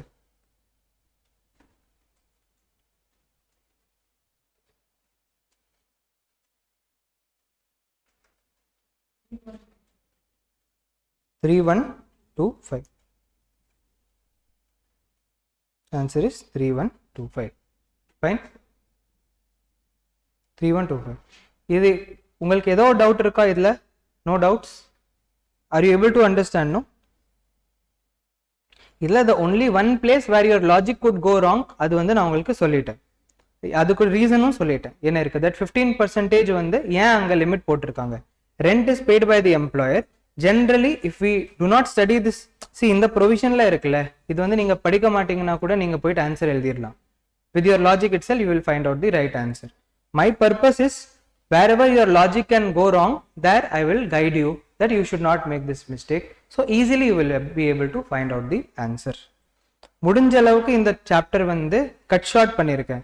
All the provisions are there, but still it is contained in minimum wordings so that you can score highest marks in this particular chapter without making the mistakes. இதுல வந்து எவ்வளவு கொடுத்திருக்கோ that you have to by heart. இதுக்கு கம்மி பண்ணவே முடியாது. It is not possible. Now let's come to the next perquisite. Even I omitted salary when I was studying for CA Inter. உங்களுக்கு எல்லாம் சொல்லி தரதுக்கு தான் நான் salary first time படிச்சிருக்கேன். But I don't want you people to do that mistake, because கண்டிப்பா salary ல இருந்து question is going to come.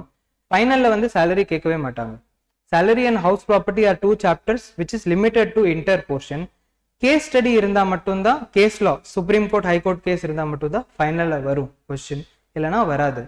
That is why it is one of the favorite questions in intermediate. இப்போ படிச்சாச்சுன்னா you can score marks, because இதுல வந்து more of calculation and memory. எங்க memory அதிகமா இருந்துச்சோ memory சும்மா apply பண்ணிட்டு you can just score the marks. Concept எல்லாம் அவ்வளோ இல்ல. ஸோ மார்க்ஸ் ரெடியூஸ் பண்றதுக்கு வாய்ப்பும் கம்மியாக தான் இருக்கு. So easily 10 mark question or 8 mark question you can score 6, 7, 8 easily score பண்ணலாம். அண்ட் இப்போ நீங்க பார்த்துருப்பீங்க most questions which are there, அதுல ஸ்டெப் மார்க் கூட போட்டால் உங்களுக்கு நல்லா மார்க்ஸ் கிடைக்கிறதுக்கு வாய்ப்பு இருக்கு. So why to miss out on that chance. Now let's come to motor car. Motor car facility. Employer is giving employee car. ஓகேவா? Now we have to see whether car is used for official purpose, personal purpose, or partly official, partly personal purpose. Official purpose na very easy, fully exempt, not taxable at all, and the மூணு conditions satisfy பண்ணனும். Okay va, which we already discussed. Personal purpose na என்ன, we have to see whether it is employer oda car or hired car. And எங்க இருந்தாலும் சரி, see if it is employer's own property, no, generally நீங்க பாப்பீங்கன்னா 10% of the cost தான் எல்லா இடத்துல வந்துட்டே இருக்கும். அண்ட் ஹையர்டு ப்ராப்பர்ட்டி இருந்துச்சுன்னா hire charges paid by employer. Different situation இதே same thing will be repeated. Okay, for calculation employers car 10% of cost, hired car hire charges paid by employer, plus driver salary கொடுத்துருக்காங்கன்னா driver salary paid by employer, plus running and maintenance petrol செலவு, repair செலவு given by the employer. எல்லாமே add பண்ணணும். You will get the taxable perquisite. Okay, confusing வந்து என்ன, partly official, partly personal purpose. இப்போ official purpose காகவும் use பண்றாங்க, personal purpose காகவும் use பண்றாங்க. First let us see what will happen if the car is employee's car. If it is employee's car and running and maintenance expense also paid by employee, then no tax, because செலவு எல்லாமே employee தான். Employer is not giving anything. Now car is employee's car, but petrol செலவு, repair செலவு given by employer. In such case you have to see what is the amount paid by the employer, and from this you have to reduce official expenses. Okay va, official expenses உங்களுக்கு தெளிவா தெரியும் that these are the official expense, ஓகேவா, conditions are satisfied, then actual expense reduce பண்ணிக்கோங்க. ஆனா actual expense தெரியல official எவ்வளோ. In such case, if the car is up to 1600 cc, reduce 1800 rupees per month. If it is more than 1600 cc, 2400 rupees per month reduce பண்ணணும். So this is what total minus official will give you personal. Okay, and the personal da it is perquisite, official are in the not perquisite. Now coming to employer's car. Employer car but running and maintenance, that is petrol cost, repair cost given by employee. In such case, perquisite will be 600 per month, 900 per month as the case may be. Car also employer is giving and running and maintenance expense also employer only giving. In such case, 1800 per month, 2400 per month will be the value of perquisite. Fine, this you have to by heart. Plus, if employer is giving charges for driver and chauffeur, chauffeur is also driver only, okay va, then also 900 rupees per month will be added to the perquisite value, 900 rupees per month for driver. If more than one POPP, ஒரு காருக்கு மேல means ரெண்டு கார்ல 3 car கொடுத்திருக்காங்க and 3 காருமே partly official partly பர்சனலா இருந்தா ஒரே ஒரு கார் மட்டும்தான் பார்ட்லி official பார்ட்லி பர்சனலா ட்ரீட் பண்ணலாம், மீதி எல்லா கார் வந்து பர்சனலா தான் ட்ரீட் பண்ணணும். புரியுதா? only one car on POPP basis, remaining on personal basis. Fine, this you have to by heart. Question வந்து இது நீங்க படிச்சிட்டீங்கன்னா easily you will be able to attend the question. அதுல வந்து there is no confusion at all. So இப்போதைக்கு I am skipping this and going to the next one. Time கடிச்சா today we will solve. Fine, loan given at concessional rate. இது வந்து உங்களுக்கு முன்னாடியே சொன்னேன் while we were discussing advance against salary. If employer is giving loan to the employee and charging less interest or no interest, then the interest portion will be perquisite. Okay va?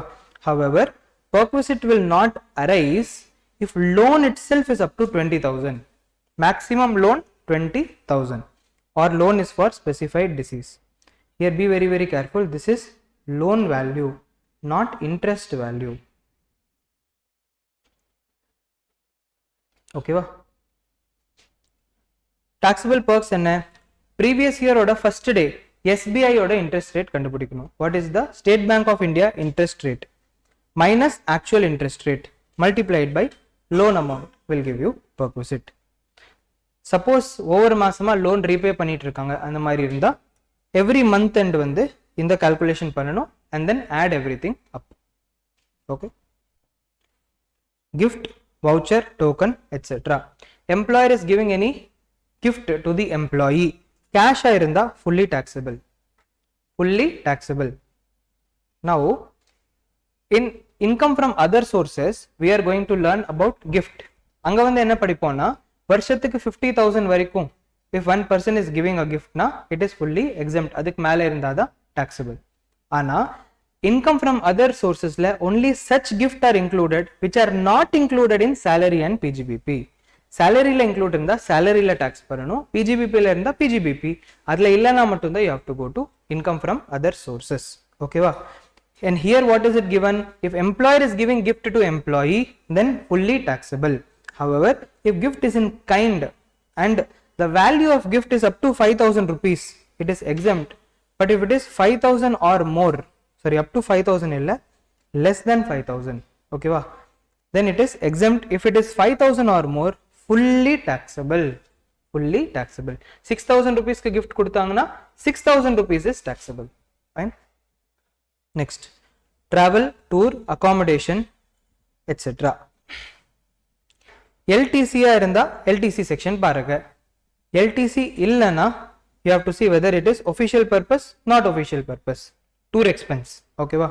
Official purpose இருந்தா employee காக பண்ண செலவு it is exempt because official purpose காக பண்ணிருக்காங்க. But family members க்கு பண்ற செலவு வந்து it is perquisite. எவ்வளவு செலவு பண்ணாங்களோ அவ்வளோ perquisite. Next, not official purpose, then you have to see whether it is offered to all the employees. If the tour is offered to all the employees, then whatever amount is incurred, it is perquisite. If it is offered only to special employees, means ஒரு சில டைரக்டருக்கு தான் கொடுத்திருக்காங்க அந்த மாதிரி இருந்துச்சுன்னா, perks will be value offered by other agency to the public. வேற ஒரு டிராவல் ஏஜென்சி வந்து பப்ளிக் எவ்வளோ சார்ஜ் பண்றாங்களோ அந்த மார்க்கெட் ரேட் கண்டுபிடிக்கணும், அந்த ரேட் தான் perquisite valuationல ஆட் பண்ணணும். Okay, this is a peculiar point because generally நீங்க என்ன பண்ணுவீங்க, common sense apply பண்ணா ரெண்டுக்குமே இதுதான் போடுவீங்க. Correct? Amount incurred by employer is perquisite. This is a little different.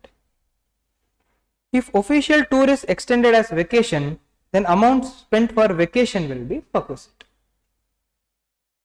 Now, specified security or sweat equity. ESOPs வந்து உங்களுக்கு இருக்க accountsல, ESOPs employee stock option plan. Okay, so I am not going much into detail of employee stock option plan. Brush up மட்டும் பண்ணிடுறேன். What is employee stock option plan? Okay, for example, ஏதோ ஒரு startup பேர் சொல்லுங்க. Startup, any startup?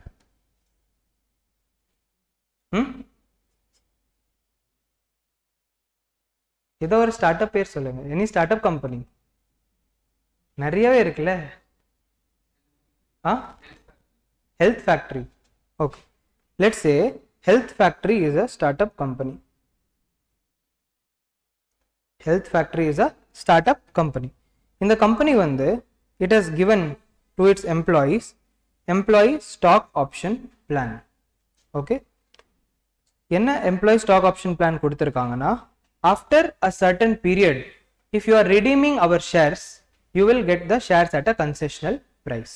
For example, there is an employee Mr. X. Mr. X க்கு வந்து 100 shares கொடுத்திருக்காங்க at rupees 100. 100 rupees க்கு 100 shares கொடுத்திருக்காங்க. So total எவ்வளோ? 10,000 rupees. Fine. Now, health factory share price is rupees 500, but இன்னைக்கு வந்து 500. But this price should you see or not? Answer is you need not see this price. நீங்க வந்து என்ன price பார்க்கணும் தெரியுமா? இந்த 100 shares வந்து 100 rupeesக்கு கொடுத்திருக்காங்கல்ல, இதுக்கு வந்து ஒரு ரூல் போடுவாங்க. என்ன ரூல்னா, நீங்க 3 வருஷம் கழிச்சு தான் இந்த shares யூஸ் பண்ணிக்கலாம். 3 வருஷம்க்குள்ளார if you are leaving our organization, then we are not going to give you these shares. Only if you stay here for minimum 3 years, you can redeem these shares for 100 rupees. Okay, so Mr. X will work for 3 years. Let's say in year 22-23, 3 years got completed. Let us assume 3 years got completed. Then let's say he redeemed on 1/5/2022. In the date அன்னைக்கு வந்து value of share was 5,000 rupees per share. Okay, இவங்க எவ்வளோ பே பண்ணாங்க? 100 rupees per share. So 4,900 will be perquisite. புரியுதா உங்களுக்கு? ஏன் ESOPs கொடுப்பாங்க? So that the employees will be retained in the organization. 3 வருஷம் கழிச்சு தான் நீங்க இந்த shares redeem பண்ணலாம். Hence 3 years வரைக்கும் that employee will for sure stay in the organization so that he can get the benefit of the employee stock option plan. And ESOPs are generally shares that are given at a concessional price. Low price க்கு வந்து company அவங்க shares கொடுத்துருவாங்க. Now let us see from income tax angle how to treat this. Okay, what are ESOPs? ESOPs are shared offered at concessional rate. Sweat equity கூட சொல்லலாம், specified security கூட சொல்லலாம். What is taxable perquisite? Fair market value on date of exercise, which we saw is 5,000 rupees minus issue price. எவ்வளோ ரூபாய்க்கு issue பண்ணியிருக்காங்க? 100 will be the perquisite value. Multiplied by number of shares will be the total perquisite value. இப்போ இந்த fair market value அந்த 5,000 இருக்குல்ல, அது எப்படி கண்டுபிடிக்கிறது? Number 1, we have to see whether during the time of exercise the shares are recognized in a stock exchange or not. BSc, NSC அந்த மாதிரி stock exchange ல list ஆயிருக்கா? If it is recognized, then take the opening balance and closing balance and put the average on the date of exercise in the highest volume stock exchange. Highest volume stock exchange means what? For example, in the share health factory irukla, let us assume it is listed in Bombay Stock Exchange also, it is listed in National Stock Exchange also. என்னைக்கு sale, என்னைக்கு அந்த exercise பண்ணியிருக்காங்களே, that 4000 5000 ருபீஸ்க்கு அந்த share வாங்கியிருக்காங்க, அந்த shares exercise பண்ணியிருக்காங்க, and on that time BSE ல the volume was 1 crore shares, means 1 crore times shares were bought and sold, or 1 crore shares were bought and sold. NSE ல the volume was 50 lakhs. So what are we going to choose? We will choose BSE, Bombay Stock Exchange choose பண்ணுவோம். Bombay Stock Exchange choose பண்ணிட்டு அன்னைக்கு the date on which it is exercised, we have to see opening balance, closing balance, put the average, that will be fair market value. That we have, from that only we have to reduce issue price and it is perquisite. Okay va?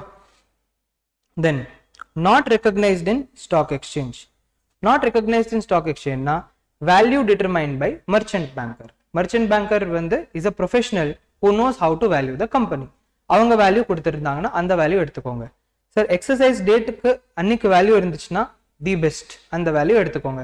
Exercise date அன்னைக்கு value இல்லைன்னா அதுக்கு முன்னாடி இருக்கிற 6 மாசம்க்குள்ளார whatever day the merchant banker has found out the value, that value you take. Okay, so for example, value has been taken on 30th September, exercises has been done on 30th September 2022, அன்னைக்கு exercise பண்ணிருக்கு. So 6 months 1/4/2022. in the full period la any one day can be taken where merchant banker has found out the value. சரி இதுவும் இல்லைன்னா என்ன பண்றது? then merchant banker கிட்ட போங்க and value கண்டுபிடிக்க சொல்லுங்க. okay, no other option. So what did I tell? If sweat equity shares are given or ESOPs are given or specified security are given, it means what? Shares are given at a concessional price. If shares are given at concessional price, then the taxable perquisite is equal to fair market value on date of exercise minus issue price. Minus issue price. Now what will happen? How to find out the fair market value? Recognized stock exchange irunda, see the highest volume stock exchange and the stock exchange la opening balance plus closing balance divided by 2. Not recognized na, see the value determined by merchant banker. Exercise date அன்னைக்கு value இருந்துச்சுன்னா best. Exercise dateக்கு முன்னாடி இருந்துச்சுன்னா முன்னாடி இருக்கிற 6 months குள்ளார இருக்கணும். Fine. So that is the rule. Now next, if shares were not at all traded on the date of exercise, this is very rare. இது வந்து நீங்க வேணா ஒரு தடவை go through பண்ணிருங்க. ஓகே சரி, I'll just read it out, but ரொம்ப time spend பண்ண வேண்டாம். நான் என்ன சொன்னேன்? பிஎஸ்சி என்எஸ்சியில் வந்து ஷேர்ஸ் ட்ரேட் ஆயிருக்கணும். சார் ஷேர்ஸே ட்ரேட் ஆகலை. In such case take the fair market value as closing price on the date on which previously trading took place in the highest volume stock exchange. ஓகேவா? அன்னைக்கு trading ஆகலைன்னா அதுக்கு முன்னாடி என்னைக்கு trading ஆச்சோ அன்னைக்கோட க்ளோசிங் பேலன்ஸ் மட்டும் எடுத்துக்கோ. Next, if both buy price and sell price is given, take the sell price. Next, இப்போ ஸ்டார்ட் அப் ஓட எம்ப்ளாயிஸ், ஸ்டார்ட் அப் ஓட எம்ப்ளாயிஸ்க்கு வந்து one benefit is given. என்ன பெனிஃபிட்னா, see here, tax on perquisite of specified security and sweat equity shares is required to be paid in the year of exercising. Okay, however, where such shares or securities are allotted by the current employer, being an eligible startup, the perquisite is taxable in the year. இப்போ என்ன சொல்றாங்க? Listen here. This case we saw, correct? 4,900 multiplied by 100 which will be 4,90,000 is the value of perks. Okay va? This guy got the shares. Now 4,90,000 pata, let us assume that he is paying 20% tax. Let us assume evlo tax varudhu?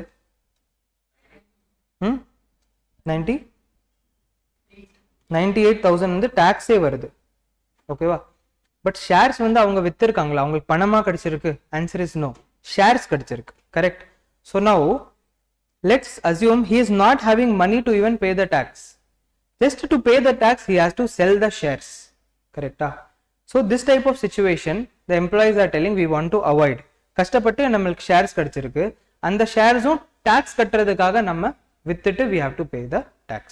So just for startup company oda employees, one beneficial rule has been brought out. என்னதுன்னா taxability, the amount of perquisite will remain the same, however its taxability will be postponed.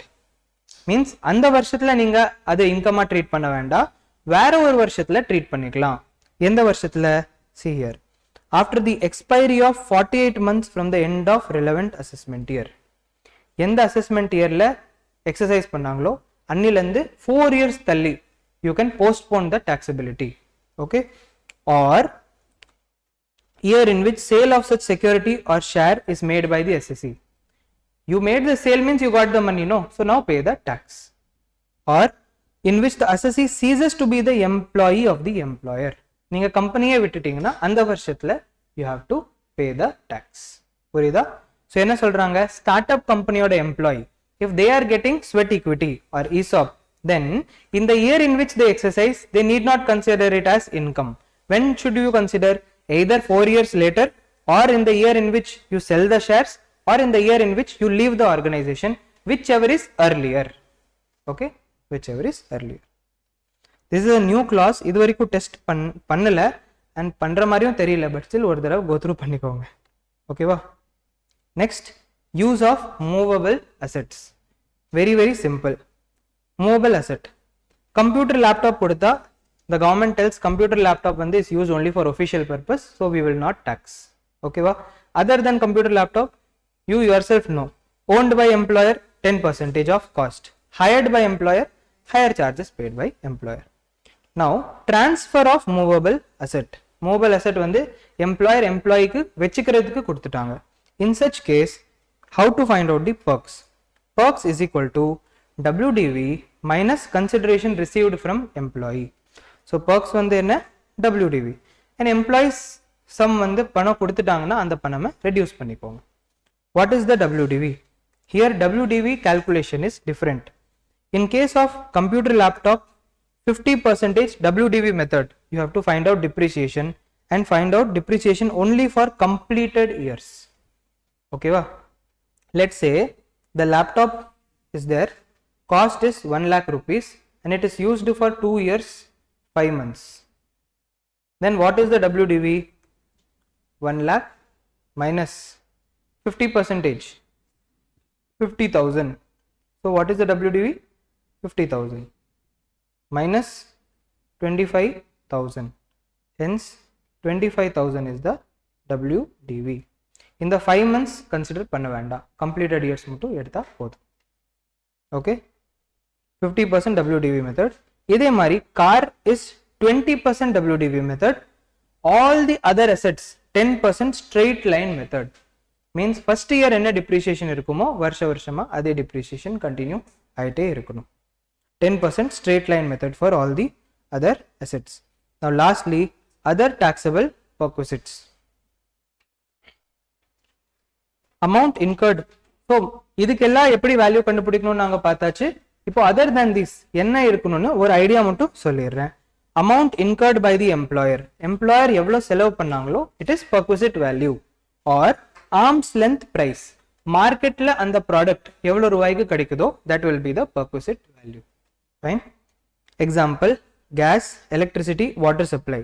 So gas, electricity, water supply க்கு வந்து employer எவ்வளவு பணம் கொடுக்கறாங்க that will be the taxable perquisite. Similarly, free domestic help provide பண்றாங்க. Domestic help na வீட்ல வந்து வேலை செய்யறதுக்கு வந்து person provide பண்றாங்க. In such case, the salary paid by the employer to this domestic help will be the perquisite. Okay. Credit card expenses reimburse பண்றாங்க. In that case also it will be taxable perquisite, whatever expenses incurred by employer. ஆனா official purpose காக இருந்தா it is exempt. Then payment of any obligation by the employer. Obligation na என்ன? Employee வந்து யாருக்கோ ஒரு பணம் கொடுக்க வேண்டியது, ஆனா employer கொடுத்துட்டாங்க. That is payment of obligation by employer. Then any other perquisite. Now we will break for 5 minutes. then we will start once again. இல்லை 15 minutes இப்போவே பிரேக் எடுத்துக்கலாமா, தென் 5 o'clock வரைக்கும் கண்டினியூ பண்ணிக்கலாம். We will take a break for 15 minutes. 3:45 we will start. 3:45 to 5 o'clock.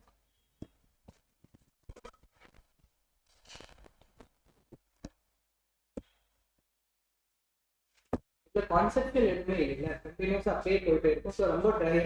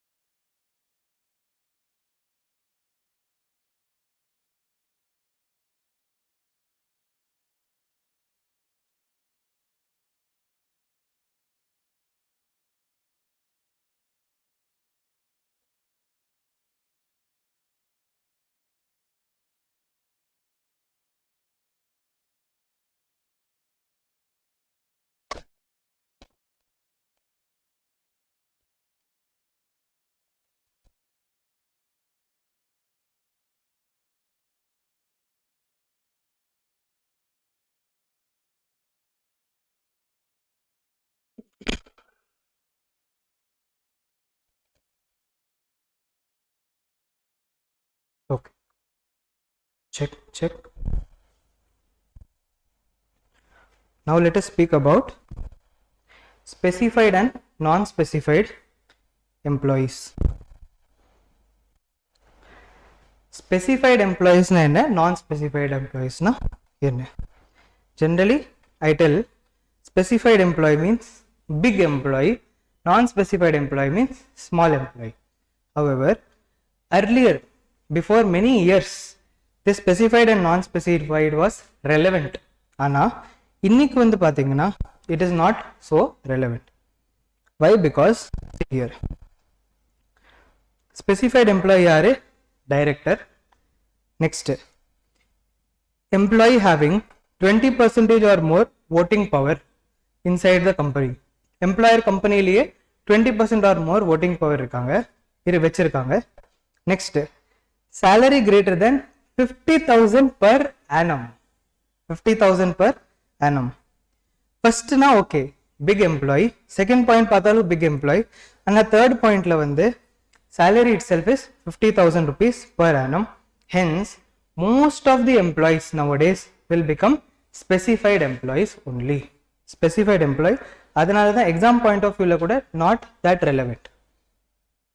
Salary excluding non-monetary perks minus 16 deduction. Section 16 deduction பண்ணதுக்கு அப்புறம் what you find out as the salary should be greater than 50,000 for the employee to be specified. ஏன் specified employee non-specified employee படிக்கிறோம்னா because யாரு specified employee இல்லையோ அவங்களுக்கு வந்து 5 benefits இருக்கு. என்ன benefitsனா 5 types of perquisite will be fully exempt. Number 1, education. Education facility வந்து அவங்க childrenக்கு கொடுத்தாலும் it will be fully exempt. Then transport facility, that is free tickets. Free tickets if they are given, even if they are bus employee, it will be fully exempt. Then free domestic help, sweeper, gardener, watchman, personal attendant. If it is given to them, that is also fully exempt. Although nowadays if you see the salary, even sweeper, gardener will be specified employee. Okay va? Non-specified employee ku in the benefit kodutha it is exempt. Gas, electricity, water supply kodutha exempt. Motor car வந்து non-specified employee கொடுத்தா exempt. No need to tax. So இது ஒரு தடவை go through பண்ணிருங்க, அவ்வளோ important கிடையாது. But still at the back of your head you should know that if an employee is a specified employee, then all the provisions that we have studied will be applicable. Non-specified employees க்கு வந்து these 5 perquisites will be fully exempt. ஆனா perquisite மட்டும்தான் exempt, reimbursement is not exempt. Okay, for example, free domestic help. Free domestic help வந்து கொடுத்திருக்காங்க. There are 2 types of facility that can be given majorly. Employer வந்து என்ன பண்ணிருக்காங்க, giving salary to domestic help, and domestic help is working with the employee. This is one model. Second model வந்து employee is only paying the salary to the domestic help and employer is reimbursing the amount. Okay, salary directa கொடுத்தா this is perks and exempt. However, reimbursement panna this is not directly giving the perks, this is called obligation met by employer.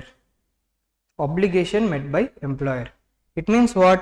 First case la பாருங்க, employer domestic help க்கு salary கொடுக்க stop பண்ணிட்டாங்கன்னா then employee மேல is there any liability? Answer is no. The domestic help will stop working and she will leave. She will ask the salary from the employer only. Okay, but in this case employee is giving the salary to domestic help. If employer stops giving the money, then also employee has to give the salary to this domestic help. Hence it is an obligation that is met by the employer. Employer பணம் தரலனா employee still has to pay the amount. This will not be considered as exemption.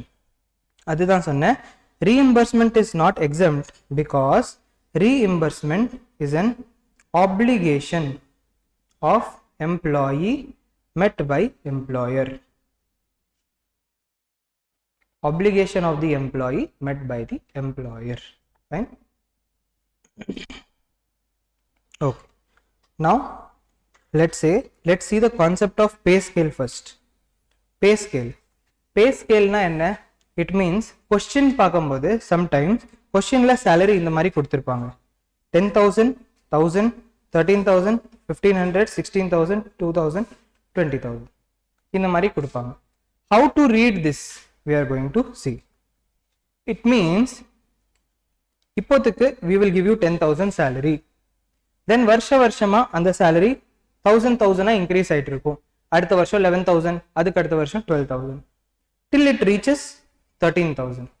13,000 reach ஆனதுக்கு அப்புறம் we are going to increase your salary by 1,500 rupees every year. Okay, till it reaches 16,000. அதுக்கு அப்புறம் 2,000 rupees every year till it reaches 20,000. This is the concept. அதுதான் see here. So 1/7 க்கு வந்து employmentல hire பண்ணிருக்காங்கன்னா 10,000 every month, 10, 11, 12 till it reaches 13. 13 க்கு அப்புறம் 1,500 increase ஆகும். 14,500, 16. 16 reach ஆனதுக்கு அப்புறம் 2,000 increase பண்ணுவாங்க. 18, 20. Hence in the case if they are asking you to find out the salary for previous year 22-23, how will you find out? See here, 22-23 1/4/22 to 36/22 வந்து 18,000 வாங்கியிருக்காங்க. Then 1/7/22 to 31/3/23 வரைக்கும் 20,000 வாங்கியிருக்காங்க. So அது base பண்ணி you find out the salary. This is the concept of pay scale. Okay va? Then relief under 89 வந்து லாஸ்ட்ல எடுக்கலாம். First we will move to retirement perquisite provident fund calculation. Provident fund பார்த்துக்கலாம் quickly. Okay, provident fund.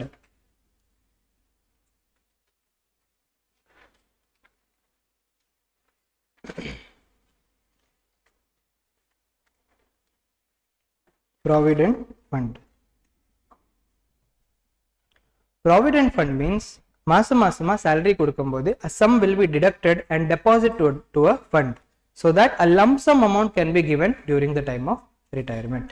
Okay, sum deducted from salary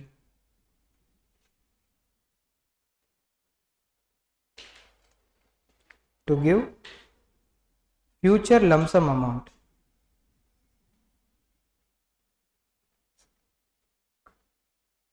to employee.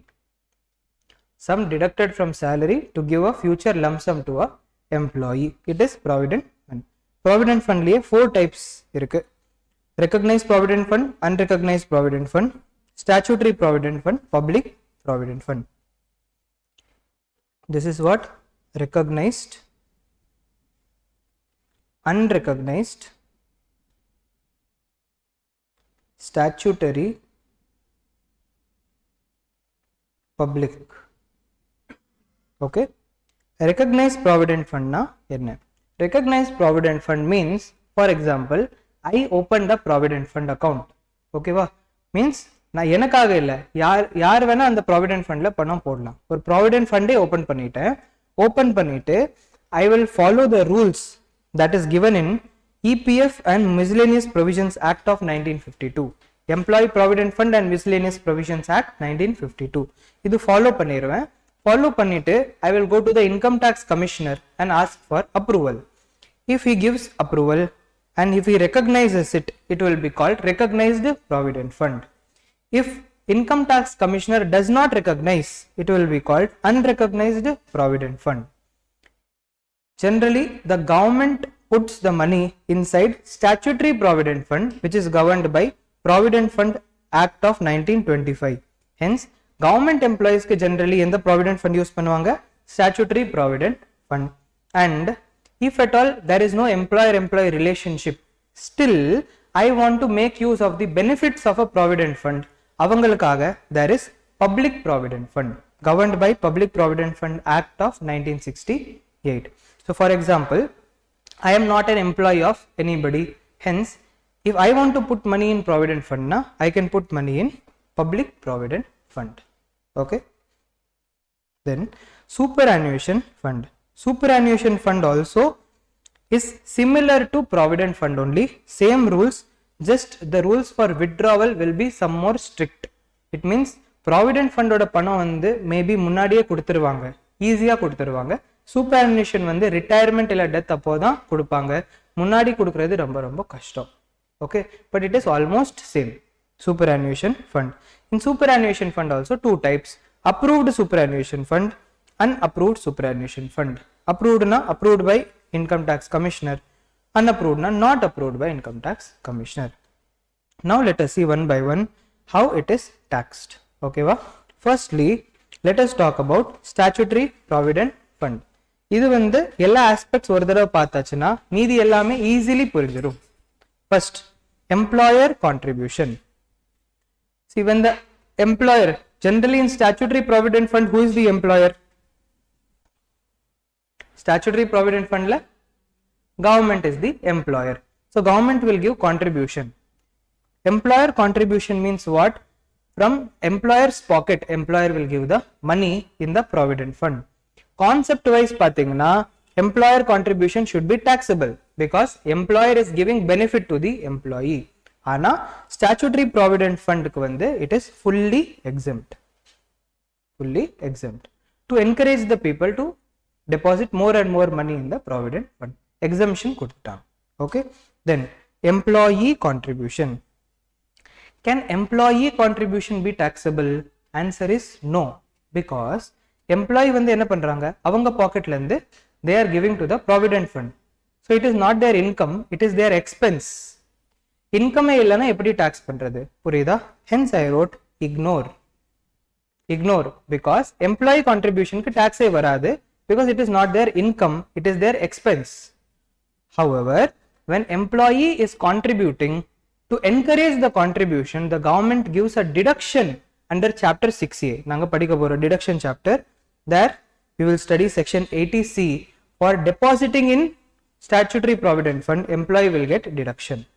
Okay. Next, interest. Interest in statutory provident fund is generally income, and it is fully exempt. Interest is fully exempt. Next, maturity amount. Maturity amount also, as per section 10 clause 11, fully exempt. Next, recognized provident fund. Recognized provident fund la enna solranga, salary 3 calculate பண்ணனும். Salary 3 என்ன, basic plus DA terms plus commission turnover. Salary 3 calculate பண்ணிட்டு you have to find out the 12% of salary 3. If employer is contributing up to 12%, it is exempt. More than 12% will be treated as perquisite. Okay va? So for example, let's say total salary is 1 lakh rupee or 10 lakh rupees. 10 lakh rupees multiplied by 12%, coming to how much? 1,20,000. Okay, let's say the employer contributed 1,50,000. In such case, the balance 30,000 will be considered as perks. Means adhe varshathula ninga salary head of income la add பண்ணனும் income. Okay. Next, employee contribution as usual you have to ignore, and the assessee will get ATC deduction also. Then if interest is up to 9.5%, it will be fully exempt. More than 9.5% na excess amount will be taxable in that year itself. That year itself. Generally it will not be more than 9.5%. Next, section 10 clause 12, maturity amount means amount withdrawn from the recognized provident fund also exempt. However, condition should be satisfied. What condition? Condition is that the employee should be a member of the recognized provident fund for at least 5 years. It means what? 5 வருஷத்துக்கு முன்னாடி பணம் வெளியே எடுக்க கூடாது. ஓகேவா? 5 வருஷம் கழிச்சு பணம் எடுத்தா exempt, அதுக்கு முன்னாடி எடுத்தா taxable. However, if amount is withdrawn within 5 years itself, still exemption can be claimed if number 1, there is a transfer of fund from old employers recognized provident fund to new employers recognized provident fund or pension scheme. Ido onda. Okay va?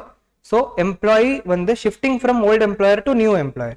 In such case provident fund ஓட amount வந்து transfer பண்ணிட்டு old employer RPF ல இருந்து new employer RPF க்கு போடணும், இல்ல new employer NPS க்கு போடணும், National Pension Scheme. In such case no need to tax. And also if due to any of these three reasons, if amount is withdrawn within 5 years, then also exemption can be claimed. Number 1, due to ill health issues நால amount withdraw பண்றாங்க. Number 2, discontinuance of employer's business. So employer ஓட business close ஆயிருச்சு, அதனால தான் now that person is not the employee. And number 3, any other cause beyond the control of the employee, means employee has no other choice but to withdraw the money from recognized provident fund. In such case, even if it is before 5 years, still it will be exempt. But general case it is taxable. Fine. But listen here, ஒரு confusion வரலாம். என்னன்னா, see, 5 years க்கு முன்னாடியே withdraw பண்ணிட்டாங்க. Withdraw பண்ணா generally என்ன ஆகும்? It will be taxable. Correct? ஆனா listen here, employer வந்து அதிகமா contribute பண்ணாங்க. So 30,000 வந்து அப்போவே tax பண்ணியாச்சு. Interest 9.5% க்கு மேல வந்து அப்போவே tax பண்ணிடுவாங்க. Then maturity amount திருப்பி tax பண்ணா double time tax ஆயிருமா? Correct? That's why they are telling in the maturity amount when it is received, ஏற்கனவே if any amount is taxable, then அது வந்து reduce பண்ணிருங்க, balance amount மட்டும் tax பண்ணு. Okay?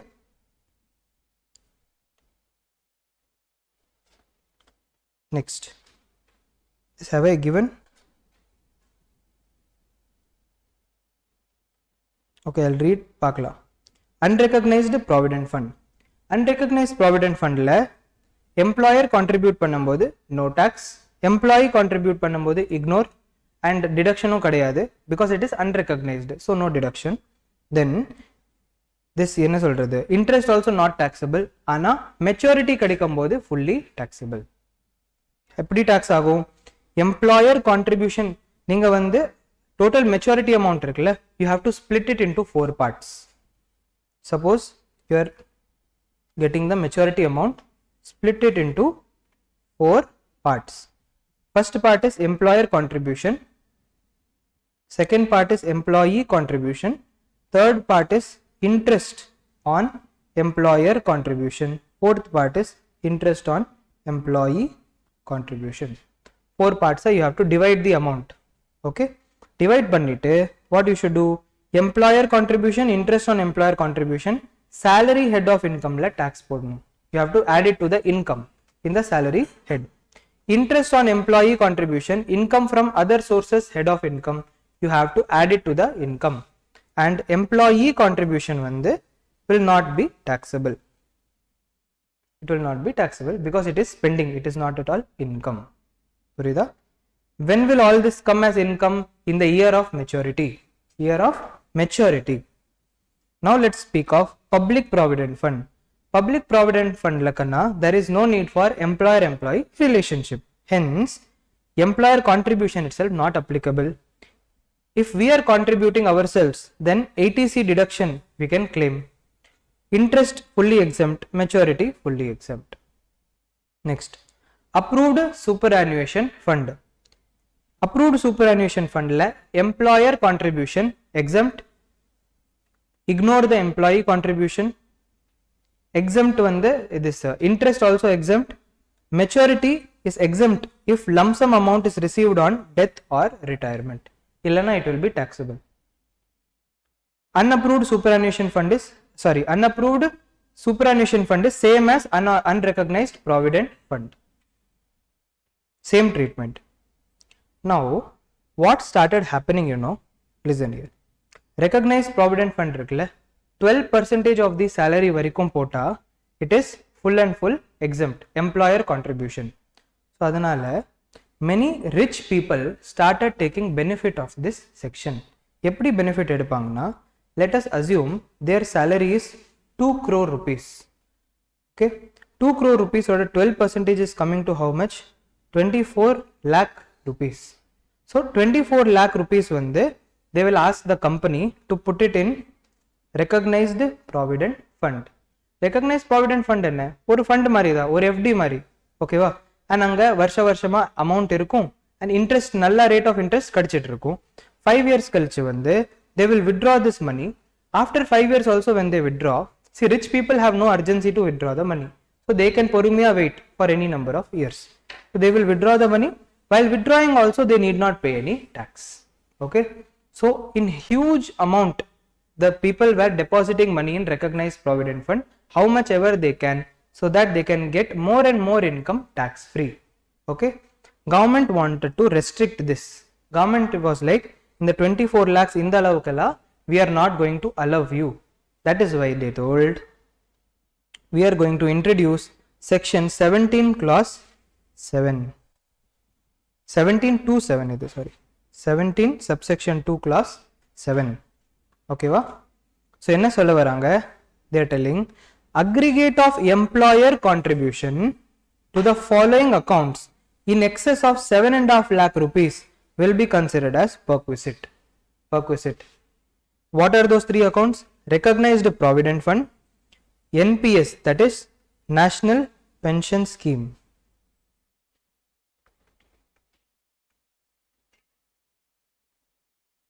National Pension Scheme, NPS National Pension Scheme சொல்லுவாங்க, new pension scheme சொல்லுவாங்க, national pension சிஸ்டம்னு சொல்லுவாங்க, Atal pension யோஜனான்னு சொல்லுவாங்க, சென்ட்ரல் கவர்மெண்ட் பென்ஷன் சொல்லுவாங்க, எல்லாமே ஒண்ணுதான். ஓகேவா. National pension scheme referred under section 80 CCD subsection 1. அந்த செக்ஷன் படிக்க போறோம். In that also we have mentioned the national pension scheme. And third வந்து approved superannuation fund. இந்த 3 அக்கவுண்ட் சேர்ந்து 7.5 lakhs வரைக்கும் போட்டா நோ ப்ராப்ளம். அதுக்கு மேல போட்டா excess amount will be treated as perquisite. Will be treated as perquisite. So in this case what will happen, 24 lakhs சொன்னல எங்க போச்சு, in this 24 lakhs first 7.5 lakhs will be exempt, more than 7.5 lakhs, so 24 minus 7.5 எவ்வளவு வருது, 16.5 lakhs will be treated as perquisite. Sir, what if it is 30 lakhs? 30 lakhs இருந்தா என்ன, 30 lakhs இருந்தா see 6 lakhs will be covered in that 12% section also, then 6 lakhs, that is excess 6 lakhs will be covered in this section also, ரெண்டுலயும் cover ஆகும். so ரெண்டு தடவை tax ஆகுமா, answer is no. If both sections are clashing with each other, in such case the common amount is going to be taxable also. Okay, so whenever it is 30 lakhs, so 30 minus 7.5 lakhs, which is how much, 22.5 lakhs will be taxable. So when 22.5 lakhs is taxable, this 7.5 also satisfied, this 12% rule also satisfied. You get my point? ஒரே ஒரு தடவை தான் tax பண்ணுவாங்க, ஒரே அமௌண்ட்டை ரெண்டு தடவைலாம் இன்கமா add பண்ணக்கூடாது. Then see next,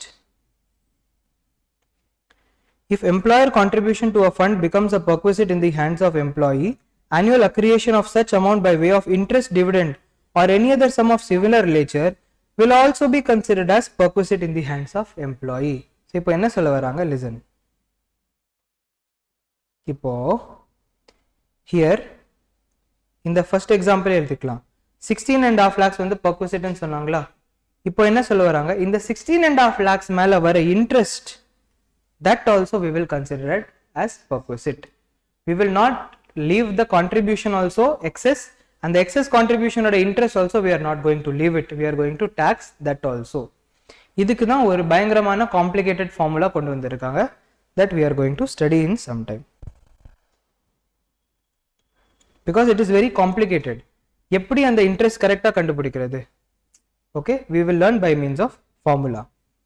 Next, if conditions for our recognized provident fund are not satisfied, maturity will be taxable same as unrecognized provident fund. அது நான் உங்களுக்கு சொல்லிட்டேன். However, already taxed income will not be taxed again. This I already told you. Now let us learn the income சொன்னேன்ல, that one. Rule 3B. Rule 3B. Annual accretion. recognized provident fund, approved superannuation fund, national pension scheme.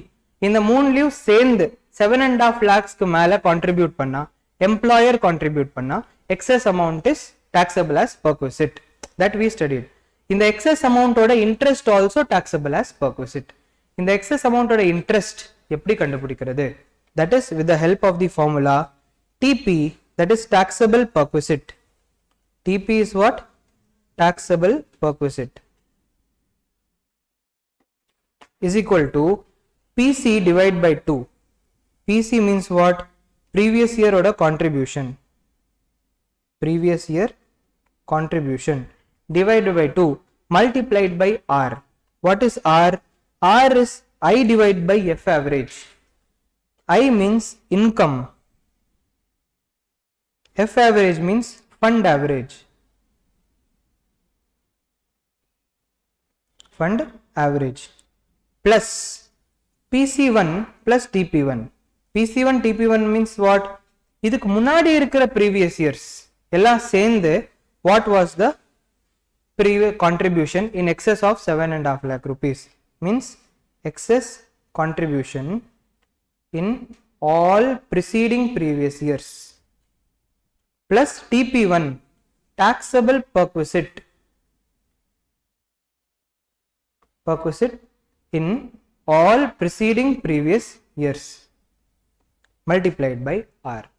This is the formula. In a formula, taxable perquisite TP is equal to PC divided by 2 multiplied by R plus PC1 plus TP1 multiplied by R. Ana, one advantage is that this section came into force only from 1/4/2020. Hence, PC1 and TP1 la endha varshamla varum? 2021 varum, 21-22 varum. You are in the third year. Means varsha varshama in the question tough aite pogu. Okay, first year it was very easy, second year a little tough, now it is very tough to solve this question. Tough illa, if you are able to understand the formula, easy to solve. Okay, so TP taxable perquisite is equal to PC divided by 2. PC means what? Excess contribution in the previous year, means previous year 22-23 la 7.5 lakhs க்கு மேல எவ்வளவு contribute பண்ணிருக்காங்க, excess contribution divided by 2 multiplied by R. R means I divided by F average. I na enna? Income. It means what? Approved superannuation fund, recognized provident fund, NPS. இந்த மூணுமே சேர்ந்து previous year 22-23 ல எவ்வளவு income வந்திருக்கு inside that fund divide by fund average. Fund average na enna? Opening balance of all the funds plus closing balance of all the funds divided by 2. Fund oda average கண்டுபிடிக்கணும். Then plus PC1 plus TP1. இதுக்கு முன்னாடி இருக்கிற எல்லா வருஷத்துல means what? 2021 and 21-22 ஓட PC we have to find out. 2021, 21-22 ஓட TP we have to find out and multiply it by the same R. You will get a figure that is only taxable perquisite. Okay. Now in the question வந்து let us solve. Once. இது வந்து question number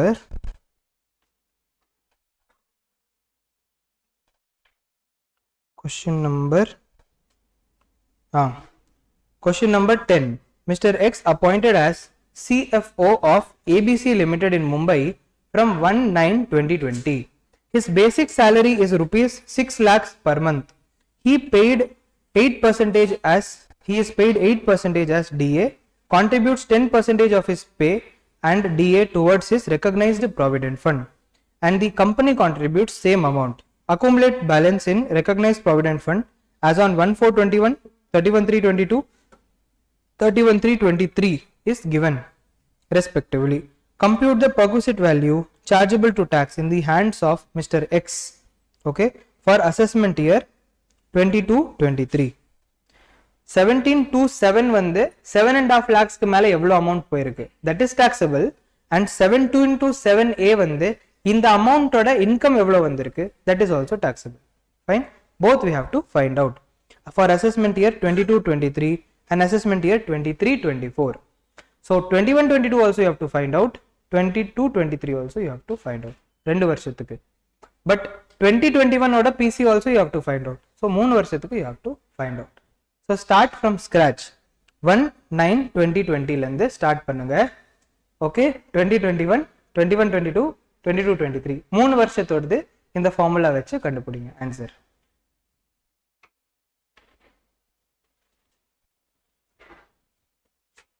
first year will be very simple. I think first இயர்ல வரவே வராது. see look here, அவங்க வந்து என்ன பண்ணாங்க, 1/9/2020 ஜாயின் பண்ணியிருக்காங்களே. பேசிக் சேலரி இஸ் எவ்வளோ, 6 lakh rupees. So 6 lakhs multiplied by and 8% is DA. 8% எவ்வளோ, 6 lakhsக்கு plus 48,000. Okay, multiplied this total multiplied by எவ்வளோ months, 1/9க்கு ஜாயின் பண்ணியிருக்காங்க. So 9, 10, 11, 12, 1, 2, 3 7 months multiplied by 7 is how much, 45 lakhs 36,000. And he is contributing how much, 10%. So he is contributing only 4,56,600. புரியுதா? So 7 lakh அதே same தான் employer contribute பண்றாங்க. So employer contribute பண்றது வந்து it is within 750. So 2021ல there is no perquisite, TP கிடையாது, எதுவுமே கிடையாது.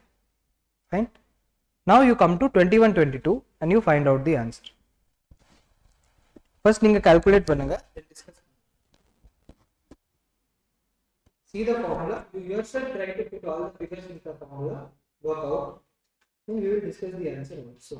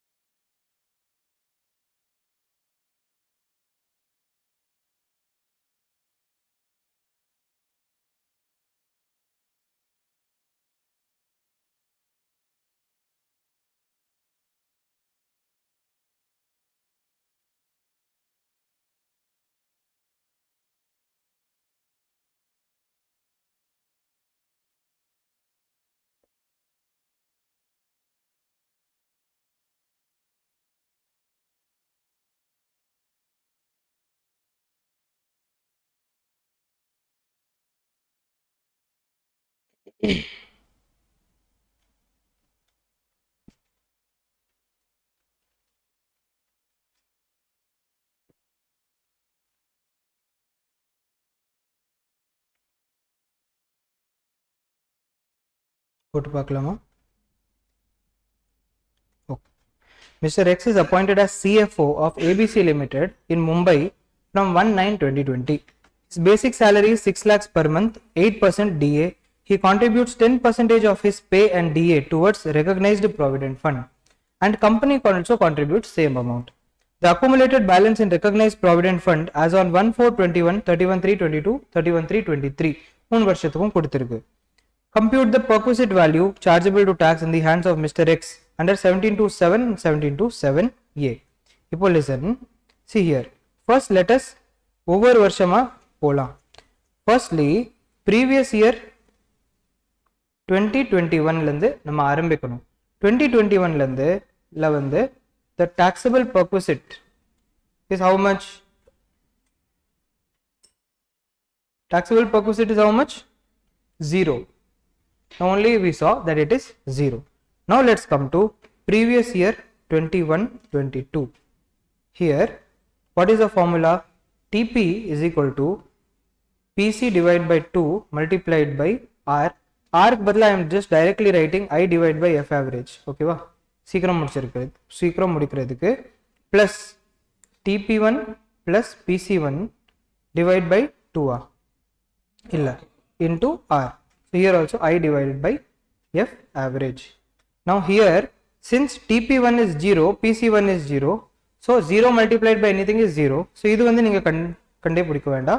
Only if you find out this, that is enough. Okay. So what is PC? To find out the PC, first you have to find out what is the salary. So salary presentation எப்படி பண்றது நீங்க மெட்டீரியல்ல பாருங்க. எப்படி solve பண்றது வந்து we will சீக்கிரமா discuss. பிரசன்டேஷன்ல போனா time அதிகமா ஆயிரும். salary is equal to எவ்வளோ 6 lakhs rupees, 6 lakh per month plus 48,000 DA multiplied by 12 எவ்வளோ வருது? multiplied by 12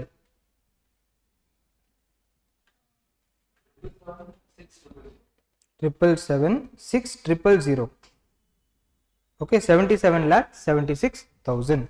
So what is the PC? PC is equal to first contribution pakla. Employer contribution is how much? Employer contribution is equal to 777600. Okay, 777600. Now PC is equal to 777600 minus 7,50,000 is equal to how much? 27,600.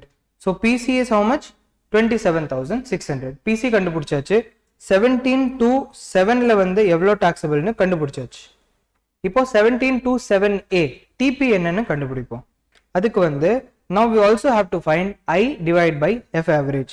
What is I? I வந்து என்ன கொடுத்திருக்காங்க? See here, I பத்தி எதுமே கொடுக்கல. Means what is the rate of interest in the recognized provident fund? They have not given.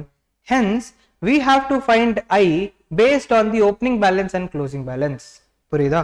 So listen here. I is equal to closing balance minus opening balance minus employer contribution minus employee contribution. Am I correct? Closing balance ல இருந்து opening balance எடுத்துருங்க. So total அந்த வருஷத்துல எவ்வளவு amount increase ஆச்சோ வந்துரும்.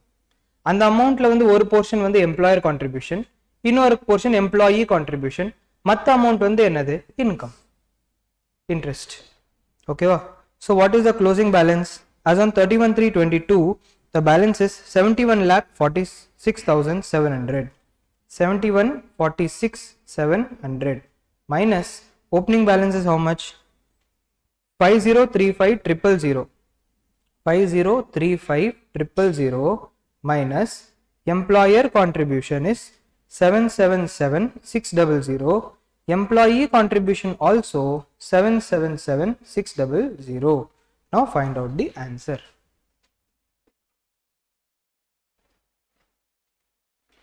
check.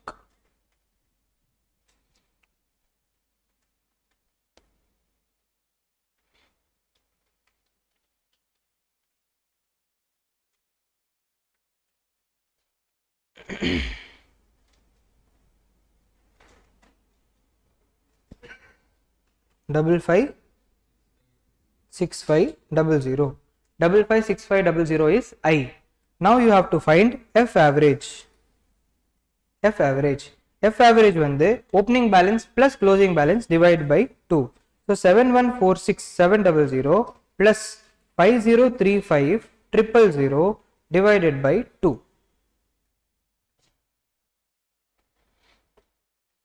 How much?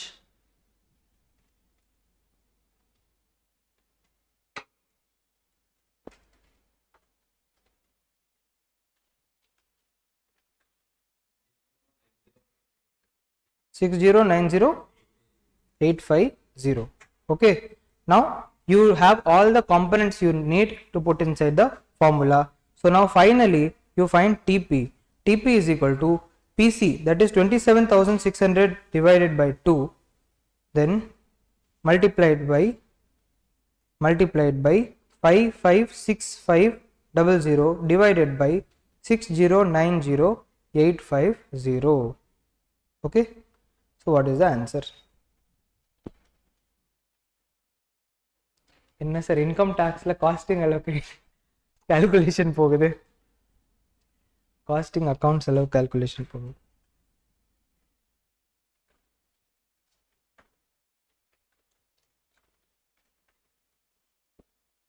எவ்வளோ? 1261 correct. இது வேணா செக் பண்ணி பார்க்கலாமா? பிகாஸ் இது தப்புனா அப்புறம் நெக்ஸ்ட் ஸ்டெப் அப்படியே தப்பாயிரும். என்ன page number? What is the page number? 4.53.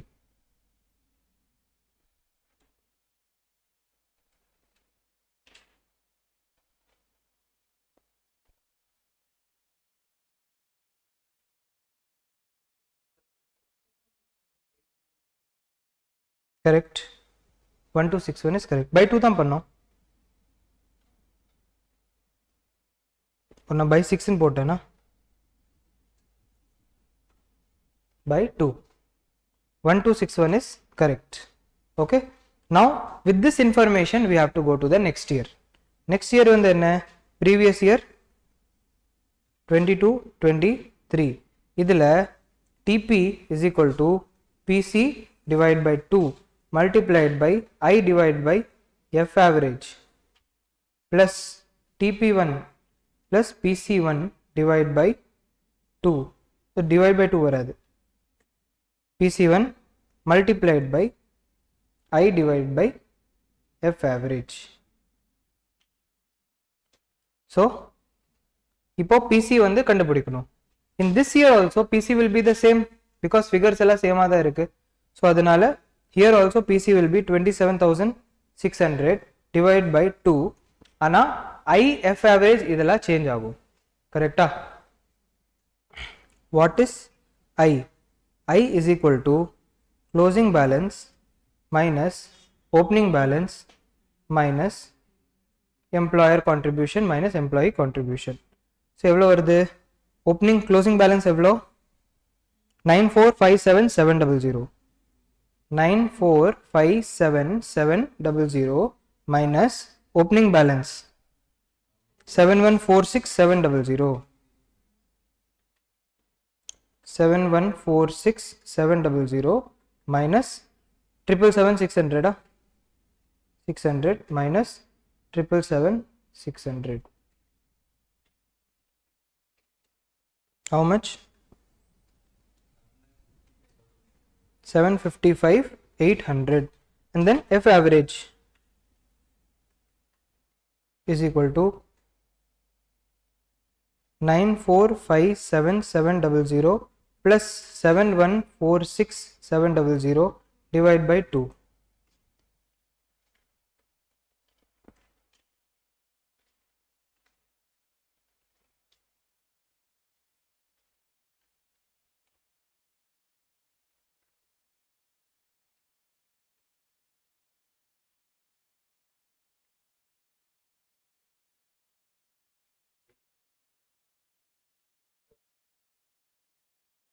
correct?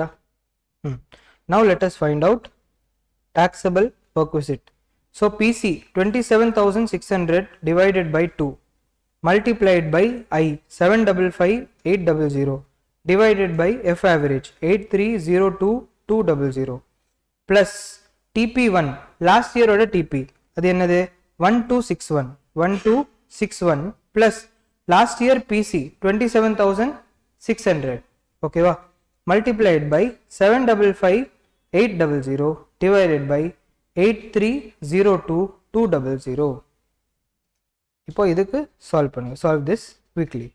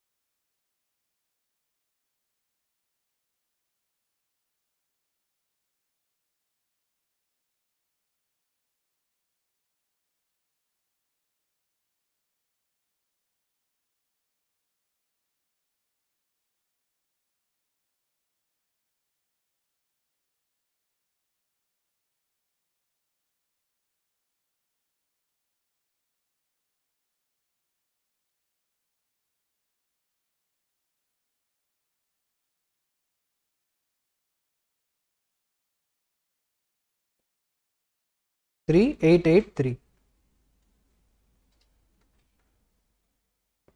Where the 3883? Okay. We'll check also. Answer is 3882. Adu 1 rupee rounding off la inganga poichu. No problem. 3883. Okay. So now we have discussed only this special provision about employer contribution. Now we will come to employee contribution. Okay va? Because the government does not avangalukku employer contribute பண்ணிட்டு exemption claim பண்றாங்கல அதுவும் ஒத்து வரல employee contribute பண்றாங்க employee contribute பண்ணா என்ன அது அவங்க packet செலவு சோ அதுல வந்து கவர்மெண்ட் எதுமே பண்ண முடியாது பட் அந்த contribution மேல இன்ட்ரெஸ்ட் சம்பாதிக்கறாங்கல அது வந்து exempt போகுதுல that is getting அதுக்கு வந்து கவர்மெண்ட்க்கு pinch ஆகுது and that is why for that also the government has introduced a restriction. என்ன restriction na see listen here, the exemption under section 1011 and 1212 would not be available in respect of income by way of interest accrued during the previous year to the extent it relates to the amount or aggregate of amount of contribution made by that person or employee exceeding 2,50,000 in any previous year in that fund on or after 1st April 2021. means என்ன சொல்றாங்க employee 2,50,000 வரைக்கும் contribute பண்ணா okay அதுக்கு மேல கிடைக்கிற interest எக்ஸம்ப்டா கொடுத்துருவோம் but 2,50,000க்கு மேல நீங்க கான்ட்ரிபியூட் பண்றீங்கன்னா எக்ஸஸ் எம்ப்ளாயி கான்ட்ரிபியூஷனோட interest also will be taxable. புரியுதா? however என்ன சொல்றாங்க சப்போஸ் எம்ப்ளாயி மட்டும்தான் கான்ட்ரிபியூட் பண்றாங்க எம்ப்ளாயர் எதுவுமே கொடுக்கல in such case this 2,50,000 will be increased to 5 lakhs.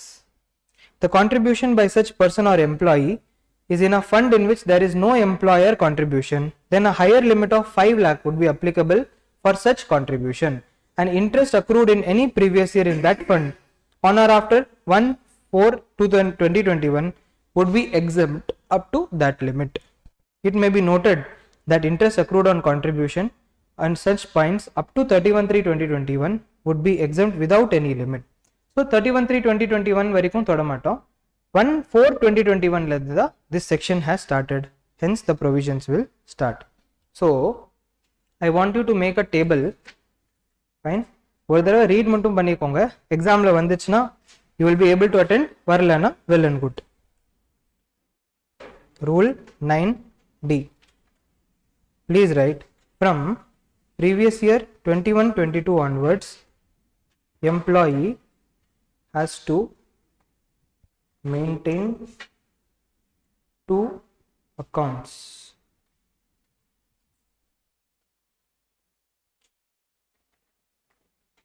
Taxable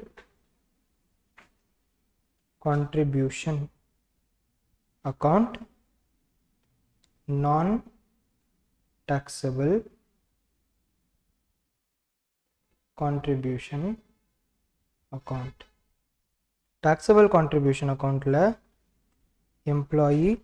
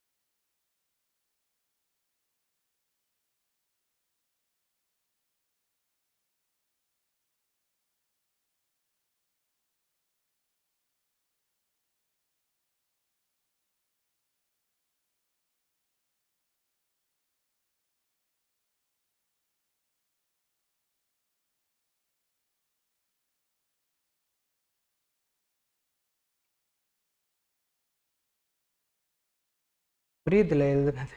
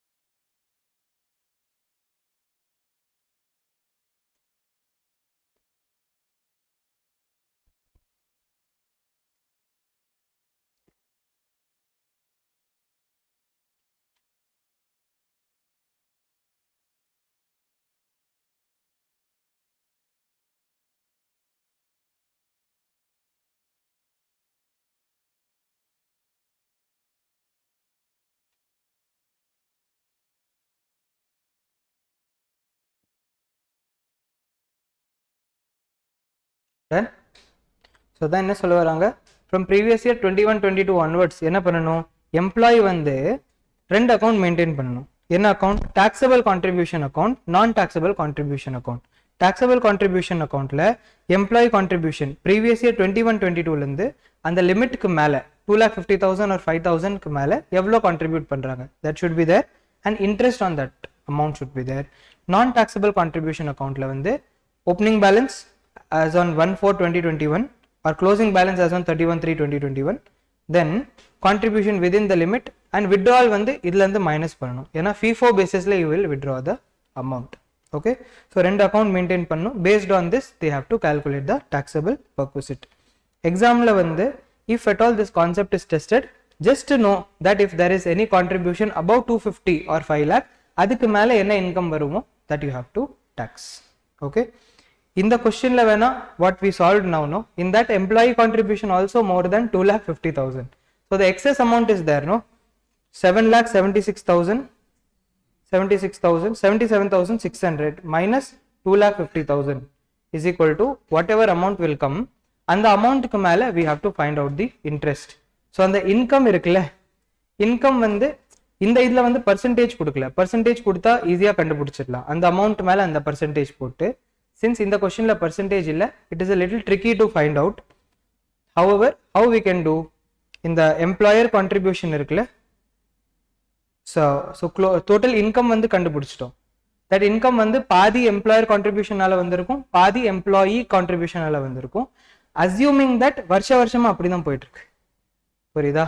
then இந்த வருஷம் கான்ட்ரிபியூஷனால எவ்வளவு வந்திருக்கு அது கண்டுபிடிச்சு அதுக்கு மேல எல்லாம் விட்டுருங்க, உங்களுக்கு கன்ஃபியூஸ் ஆகும். just go, if at all this comes in question, if this question comes in examination na உங்களுக்கு வந்து percentage கொடுத்துருவாங்க, they will ask you to find out. It will not be as difficult and all. Fine. Now last concept is relief. Okay, relief under section 89. Section 89 relief.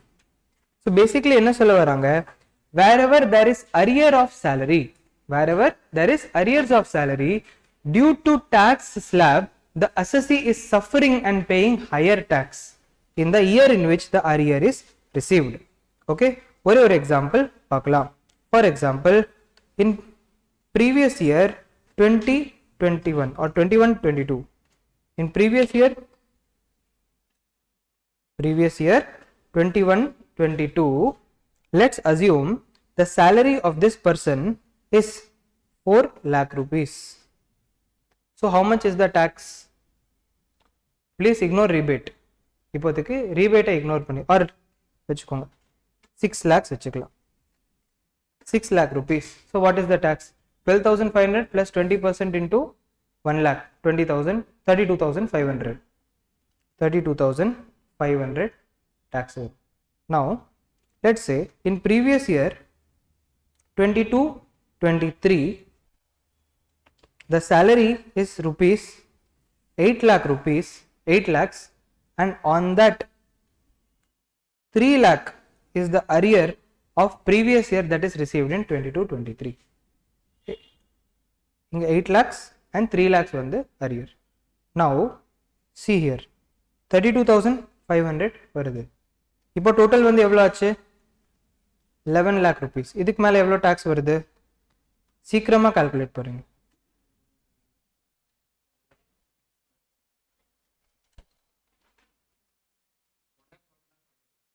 1,42,500. Now இந்த 3 லட்சம் இருக்குல்ல 3 lakhs, இது அதே வருஷத்துல கடிச்சிருக்கும். This 3 lakhs is relating to what? Previous year 21-22, but received in previous year 22-23. Had this amount been received in that year itself, what would be the tax? Tax on 9 lakhs, how much? 90 to 500. And had it received in that year itself, this year what would be the tax on 8 lakhs?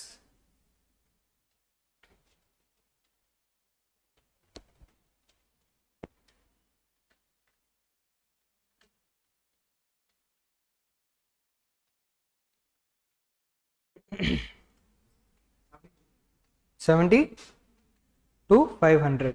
70 to 500. இப்போ just see 70 to 500 and 1,42,500 க்கு எவ்வளவு வித்தியாசம்? 70,000. But 32,500 க்கும் 92,500 க்கும் எவ்வளவு வித்தியாசம்? 60,000. Basically என்ன சொல்ல வரேன்னா, அதே வருஷத்துல டாக்ஸ் அதே வருஷத்துல அரியர் கிடைச்சிருக்கும்னா 60,000 தான் எக்ஸ்ட்ரா பே பண்ணிருப்பாங்க. But since it is received in the current year, they are paying 70,000 rupees extra tax. Okay, why they are paying 70,000 extra tax? Because of the arrear, the income is going to a higher slab, whereas had it been received in that year itself, it would have been taxed at a lower slab. Fine, that is why this 10,000 difference, 70,000 minus 60,000, that is because of this timing difference, will be given as relief. This is only called section 89 relief. So அதுக்கு வந்து நீங்க என்ன பண்ணணும்னா, இதே மாதிரி எந்தெந்த வருஷத்துக்கு arrear வந்திருக்கோ அந்தந்த வருஷத்துல பிளஸ் எந்த வருஷத்துல அரியர் வந்துருச்சு, first is the arrear relating year, then the year in which the arrear is received. For all those years you have to calculate the tax with arrear, without arrear, find out the difference like how I found out, and then total difference will give you the arrear tax. It will be a marginal relief, it will be allowed as discount mari in the tax.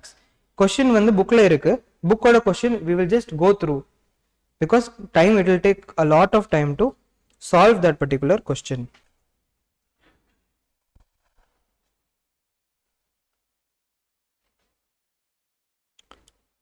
For so many years we have to find out. Exercise வந்துருச்சா இல்ல ஆமா this one. See here, in case of Mr. Hari who turned 70 years of age on 28/3/2023, you are informed that the salary computed. Sir, salary computed means what? If it is given salary computed, it means the deductions and all have been reduced from the salary, mainly standard deduction. See, verum salary கொடுத்திருந்தாங்கன்னா you should assume that it is gross salary, நீங்க standard deduction குறைக்கணும். computed னு கொடுத்துட்டாங்கன்னா standard deduction குறைச்சிருக்குன்னு அர்த்தம். ஓகேவா? Similarly, house property, income from house property வந்து computed means கொடுத்திருந்தா 30% standard deduction reduce பண்ணிட்டாங்க. computed னு கொடுக்கலனா நீங்க தான் பண்ணணும். Fine? Okay. For the previous year 22-23 is 10,20,000. So after all the deductions, the salary is 1020, and the arrears of salary received is 3,45,000. 3,45,000 வந்து 2010-11 ஓடுது 1,03,000 கிடைச்சிருக்கு. 11-12 ஓடுது 1,17,000 and 12-13 ஓடுது வந்து 1,25,000 கிடைச்சிருக்கு.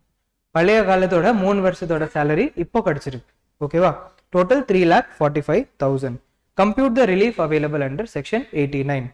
Now for 2010-11, 11-12 and 12-13, what is the tax rate and everything you would not be knowing.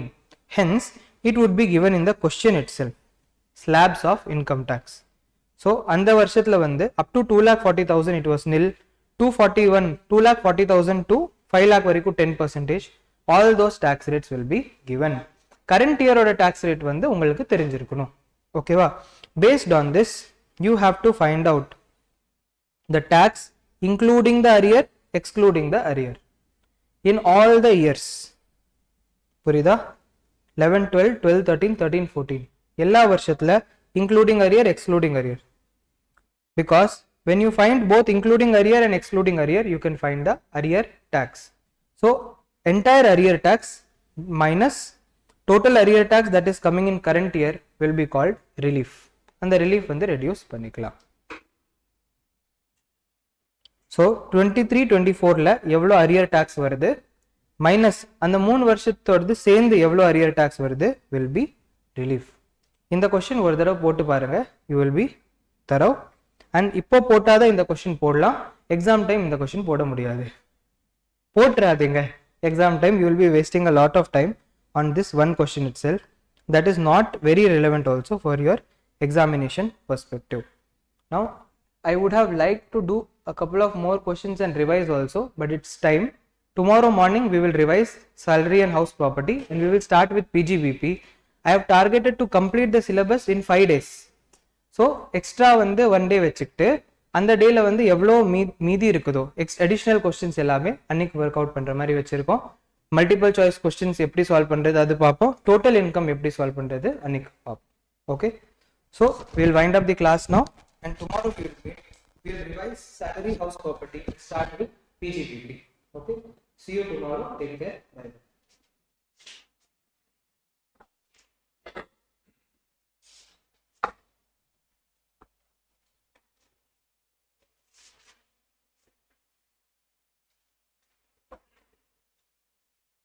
In வீட்டுக்கு போயிட்டு salary net of income, house property வேண்டாம், salary மட்டும் try to memorize everything.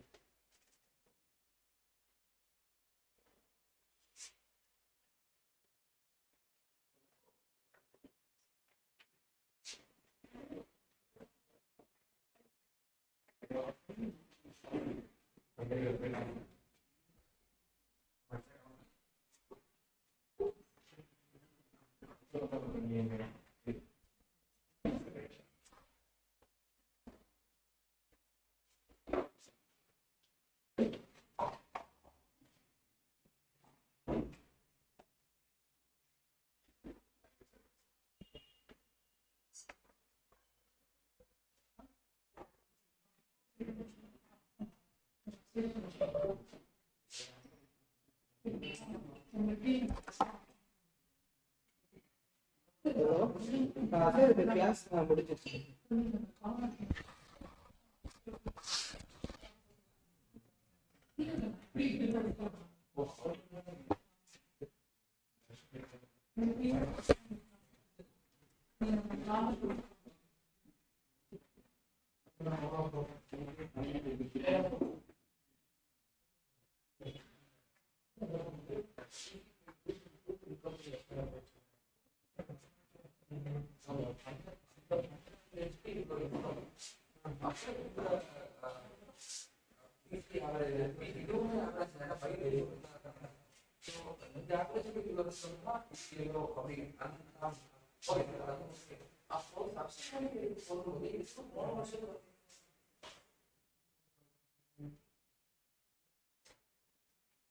Subsequent year பண்ணும்பொழுது அப்போ அடுத்த வருஷத்துக்கு மட்டுமே நம்ம இவ்வளோ இது வந்தா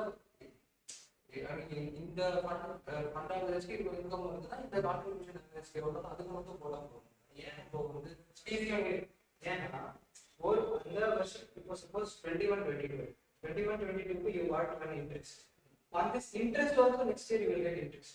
கரெக்ட் சார். பட் ஆனால் அது எல்லாமே இல்ல இன்ட்ரெஸ்ட் இன்ட்ரெஸ்ட் கண்டுபிடிக்கிறது அந்த ஃபார்ம் அந்த பார்ட் மட்டும் 6 அதோட இன்ட்ரெஸ்ட் கண்டுபிடிக்கிறது நீங்க அமௌண்ட் கூட பாத்தீங்கன்னா வெரி குட்டி அமௌண்ட். ஓகே, அது வந்து அதோட இன்ட்ரெஸ்டோட இன்ட்ரெஸ்ட் எவ்வளவு வந்துச்சு உங்களுக்கு அந்த அமௌண்ட்? ஹலோ, சொல்லுங்கண்ணா. சரி, நான் வந்து ஒரு வெளியே இருக்கேன், நான் சொல்லிடுறேன். கீழே வந்து வாங்க.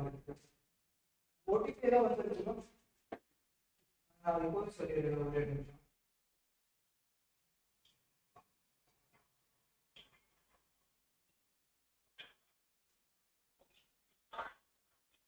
ஓடிபி வழி திருப்பி எடுத்துக்கலாமா?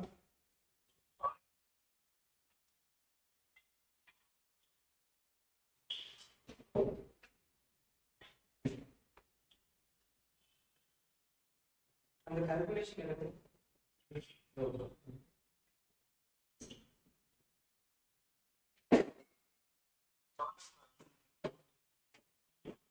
8687. ஆமா,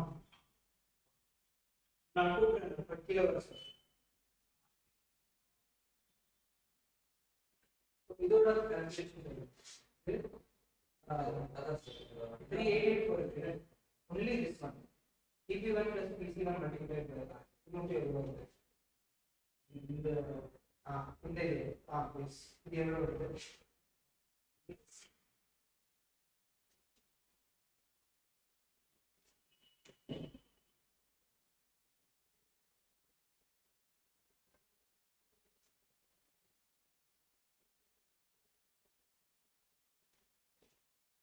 ஒரு நிமிஷம் செய்ய மாட்டாரு.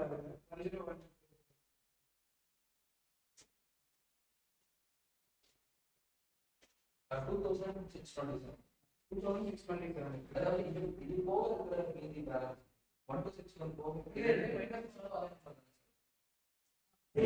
1261 மைனஸ் பண்ணாலும் அது இல்ல. ஒரு நிமிஷம் இல்ல, அதுவும் எதுவும் சொல்லுங்க.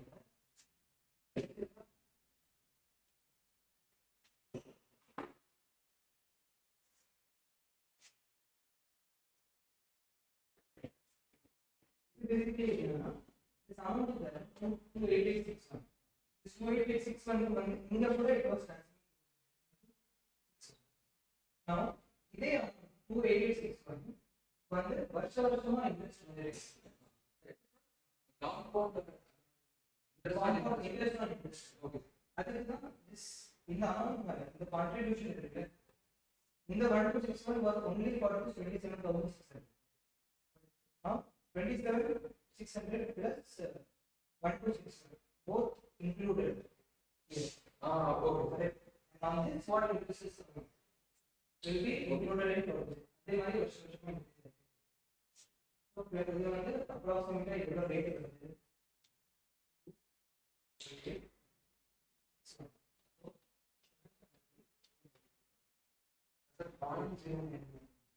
9% is the rate. இதுக்கு மேல 9.01%. It's only this 2627. So அந்த பழைய அமௌண்ட் அதுக்கு மேல திருப்பி இன்ட்ரெஸ்ட் ஸோ இது வந்து ஈக்குவான ப்ரொபோர்ஷன். இப்போ இதுக்கு மேலேயும் அடுத்த வருஷத்துல இன்டெக்ஸ் வரும். இந்த அமௌண்ட் மேலேயும் அடுத்த வருஷம் 2030 இப்போ காம்பவுண்ட் பிரச்சனை வந்து நம்ம ஒவ்வொருத்தருமே நம்ம அந்த பவர்ல ஒரு நம்பர் போட்டுட்டாங்க அந்த மாதிரி ஒவ்வொரு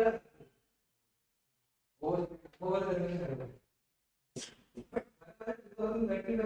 காம்ப்ளிகேட்டடா இருக்கு. மேக்ஸிமம் ஒரு 2 தடவை பண்ற மாதிரி இருக்கு. இதுல இல்லனா क्वेश्चनலயே டிகிரிவன் டிசிவன் ஓகே ஓவர். இப்போ கூட மோஸ்ட்லி உங்களுக்கு எக்ஸாம்ல வந்து இவ்வளவு லென்த்தியா இது வரைக்கும் மீன்ஸ் வந்திருக்கு. பட் பெரிய क्वेश्चना கேட்கல, குட்டி क्वेश्चना கேட்கல. And MCQ பொறுத்த வரைக்கும் generally I will not be doing it because the question is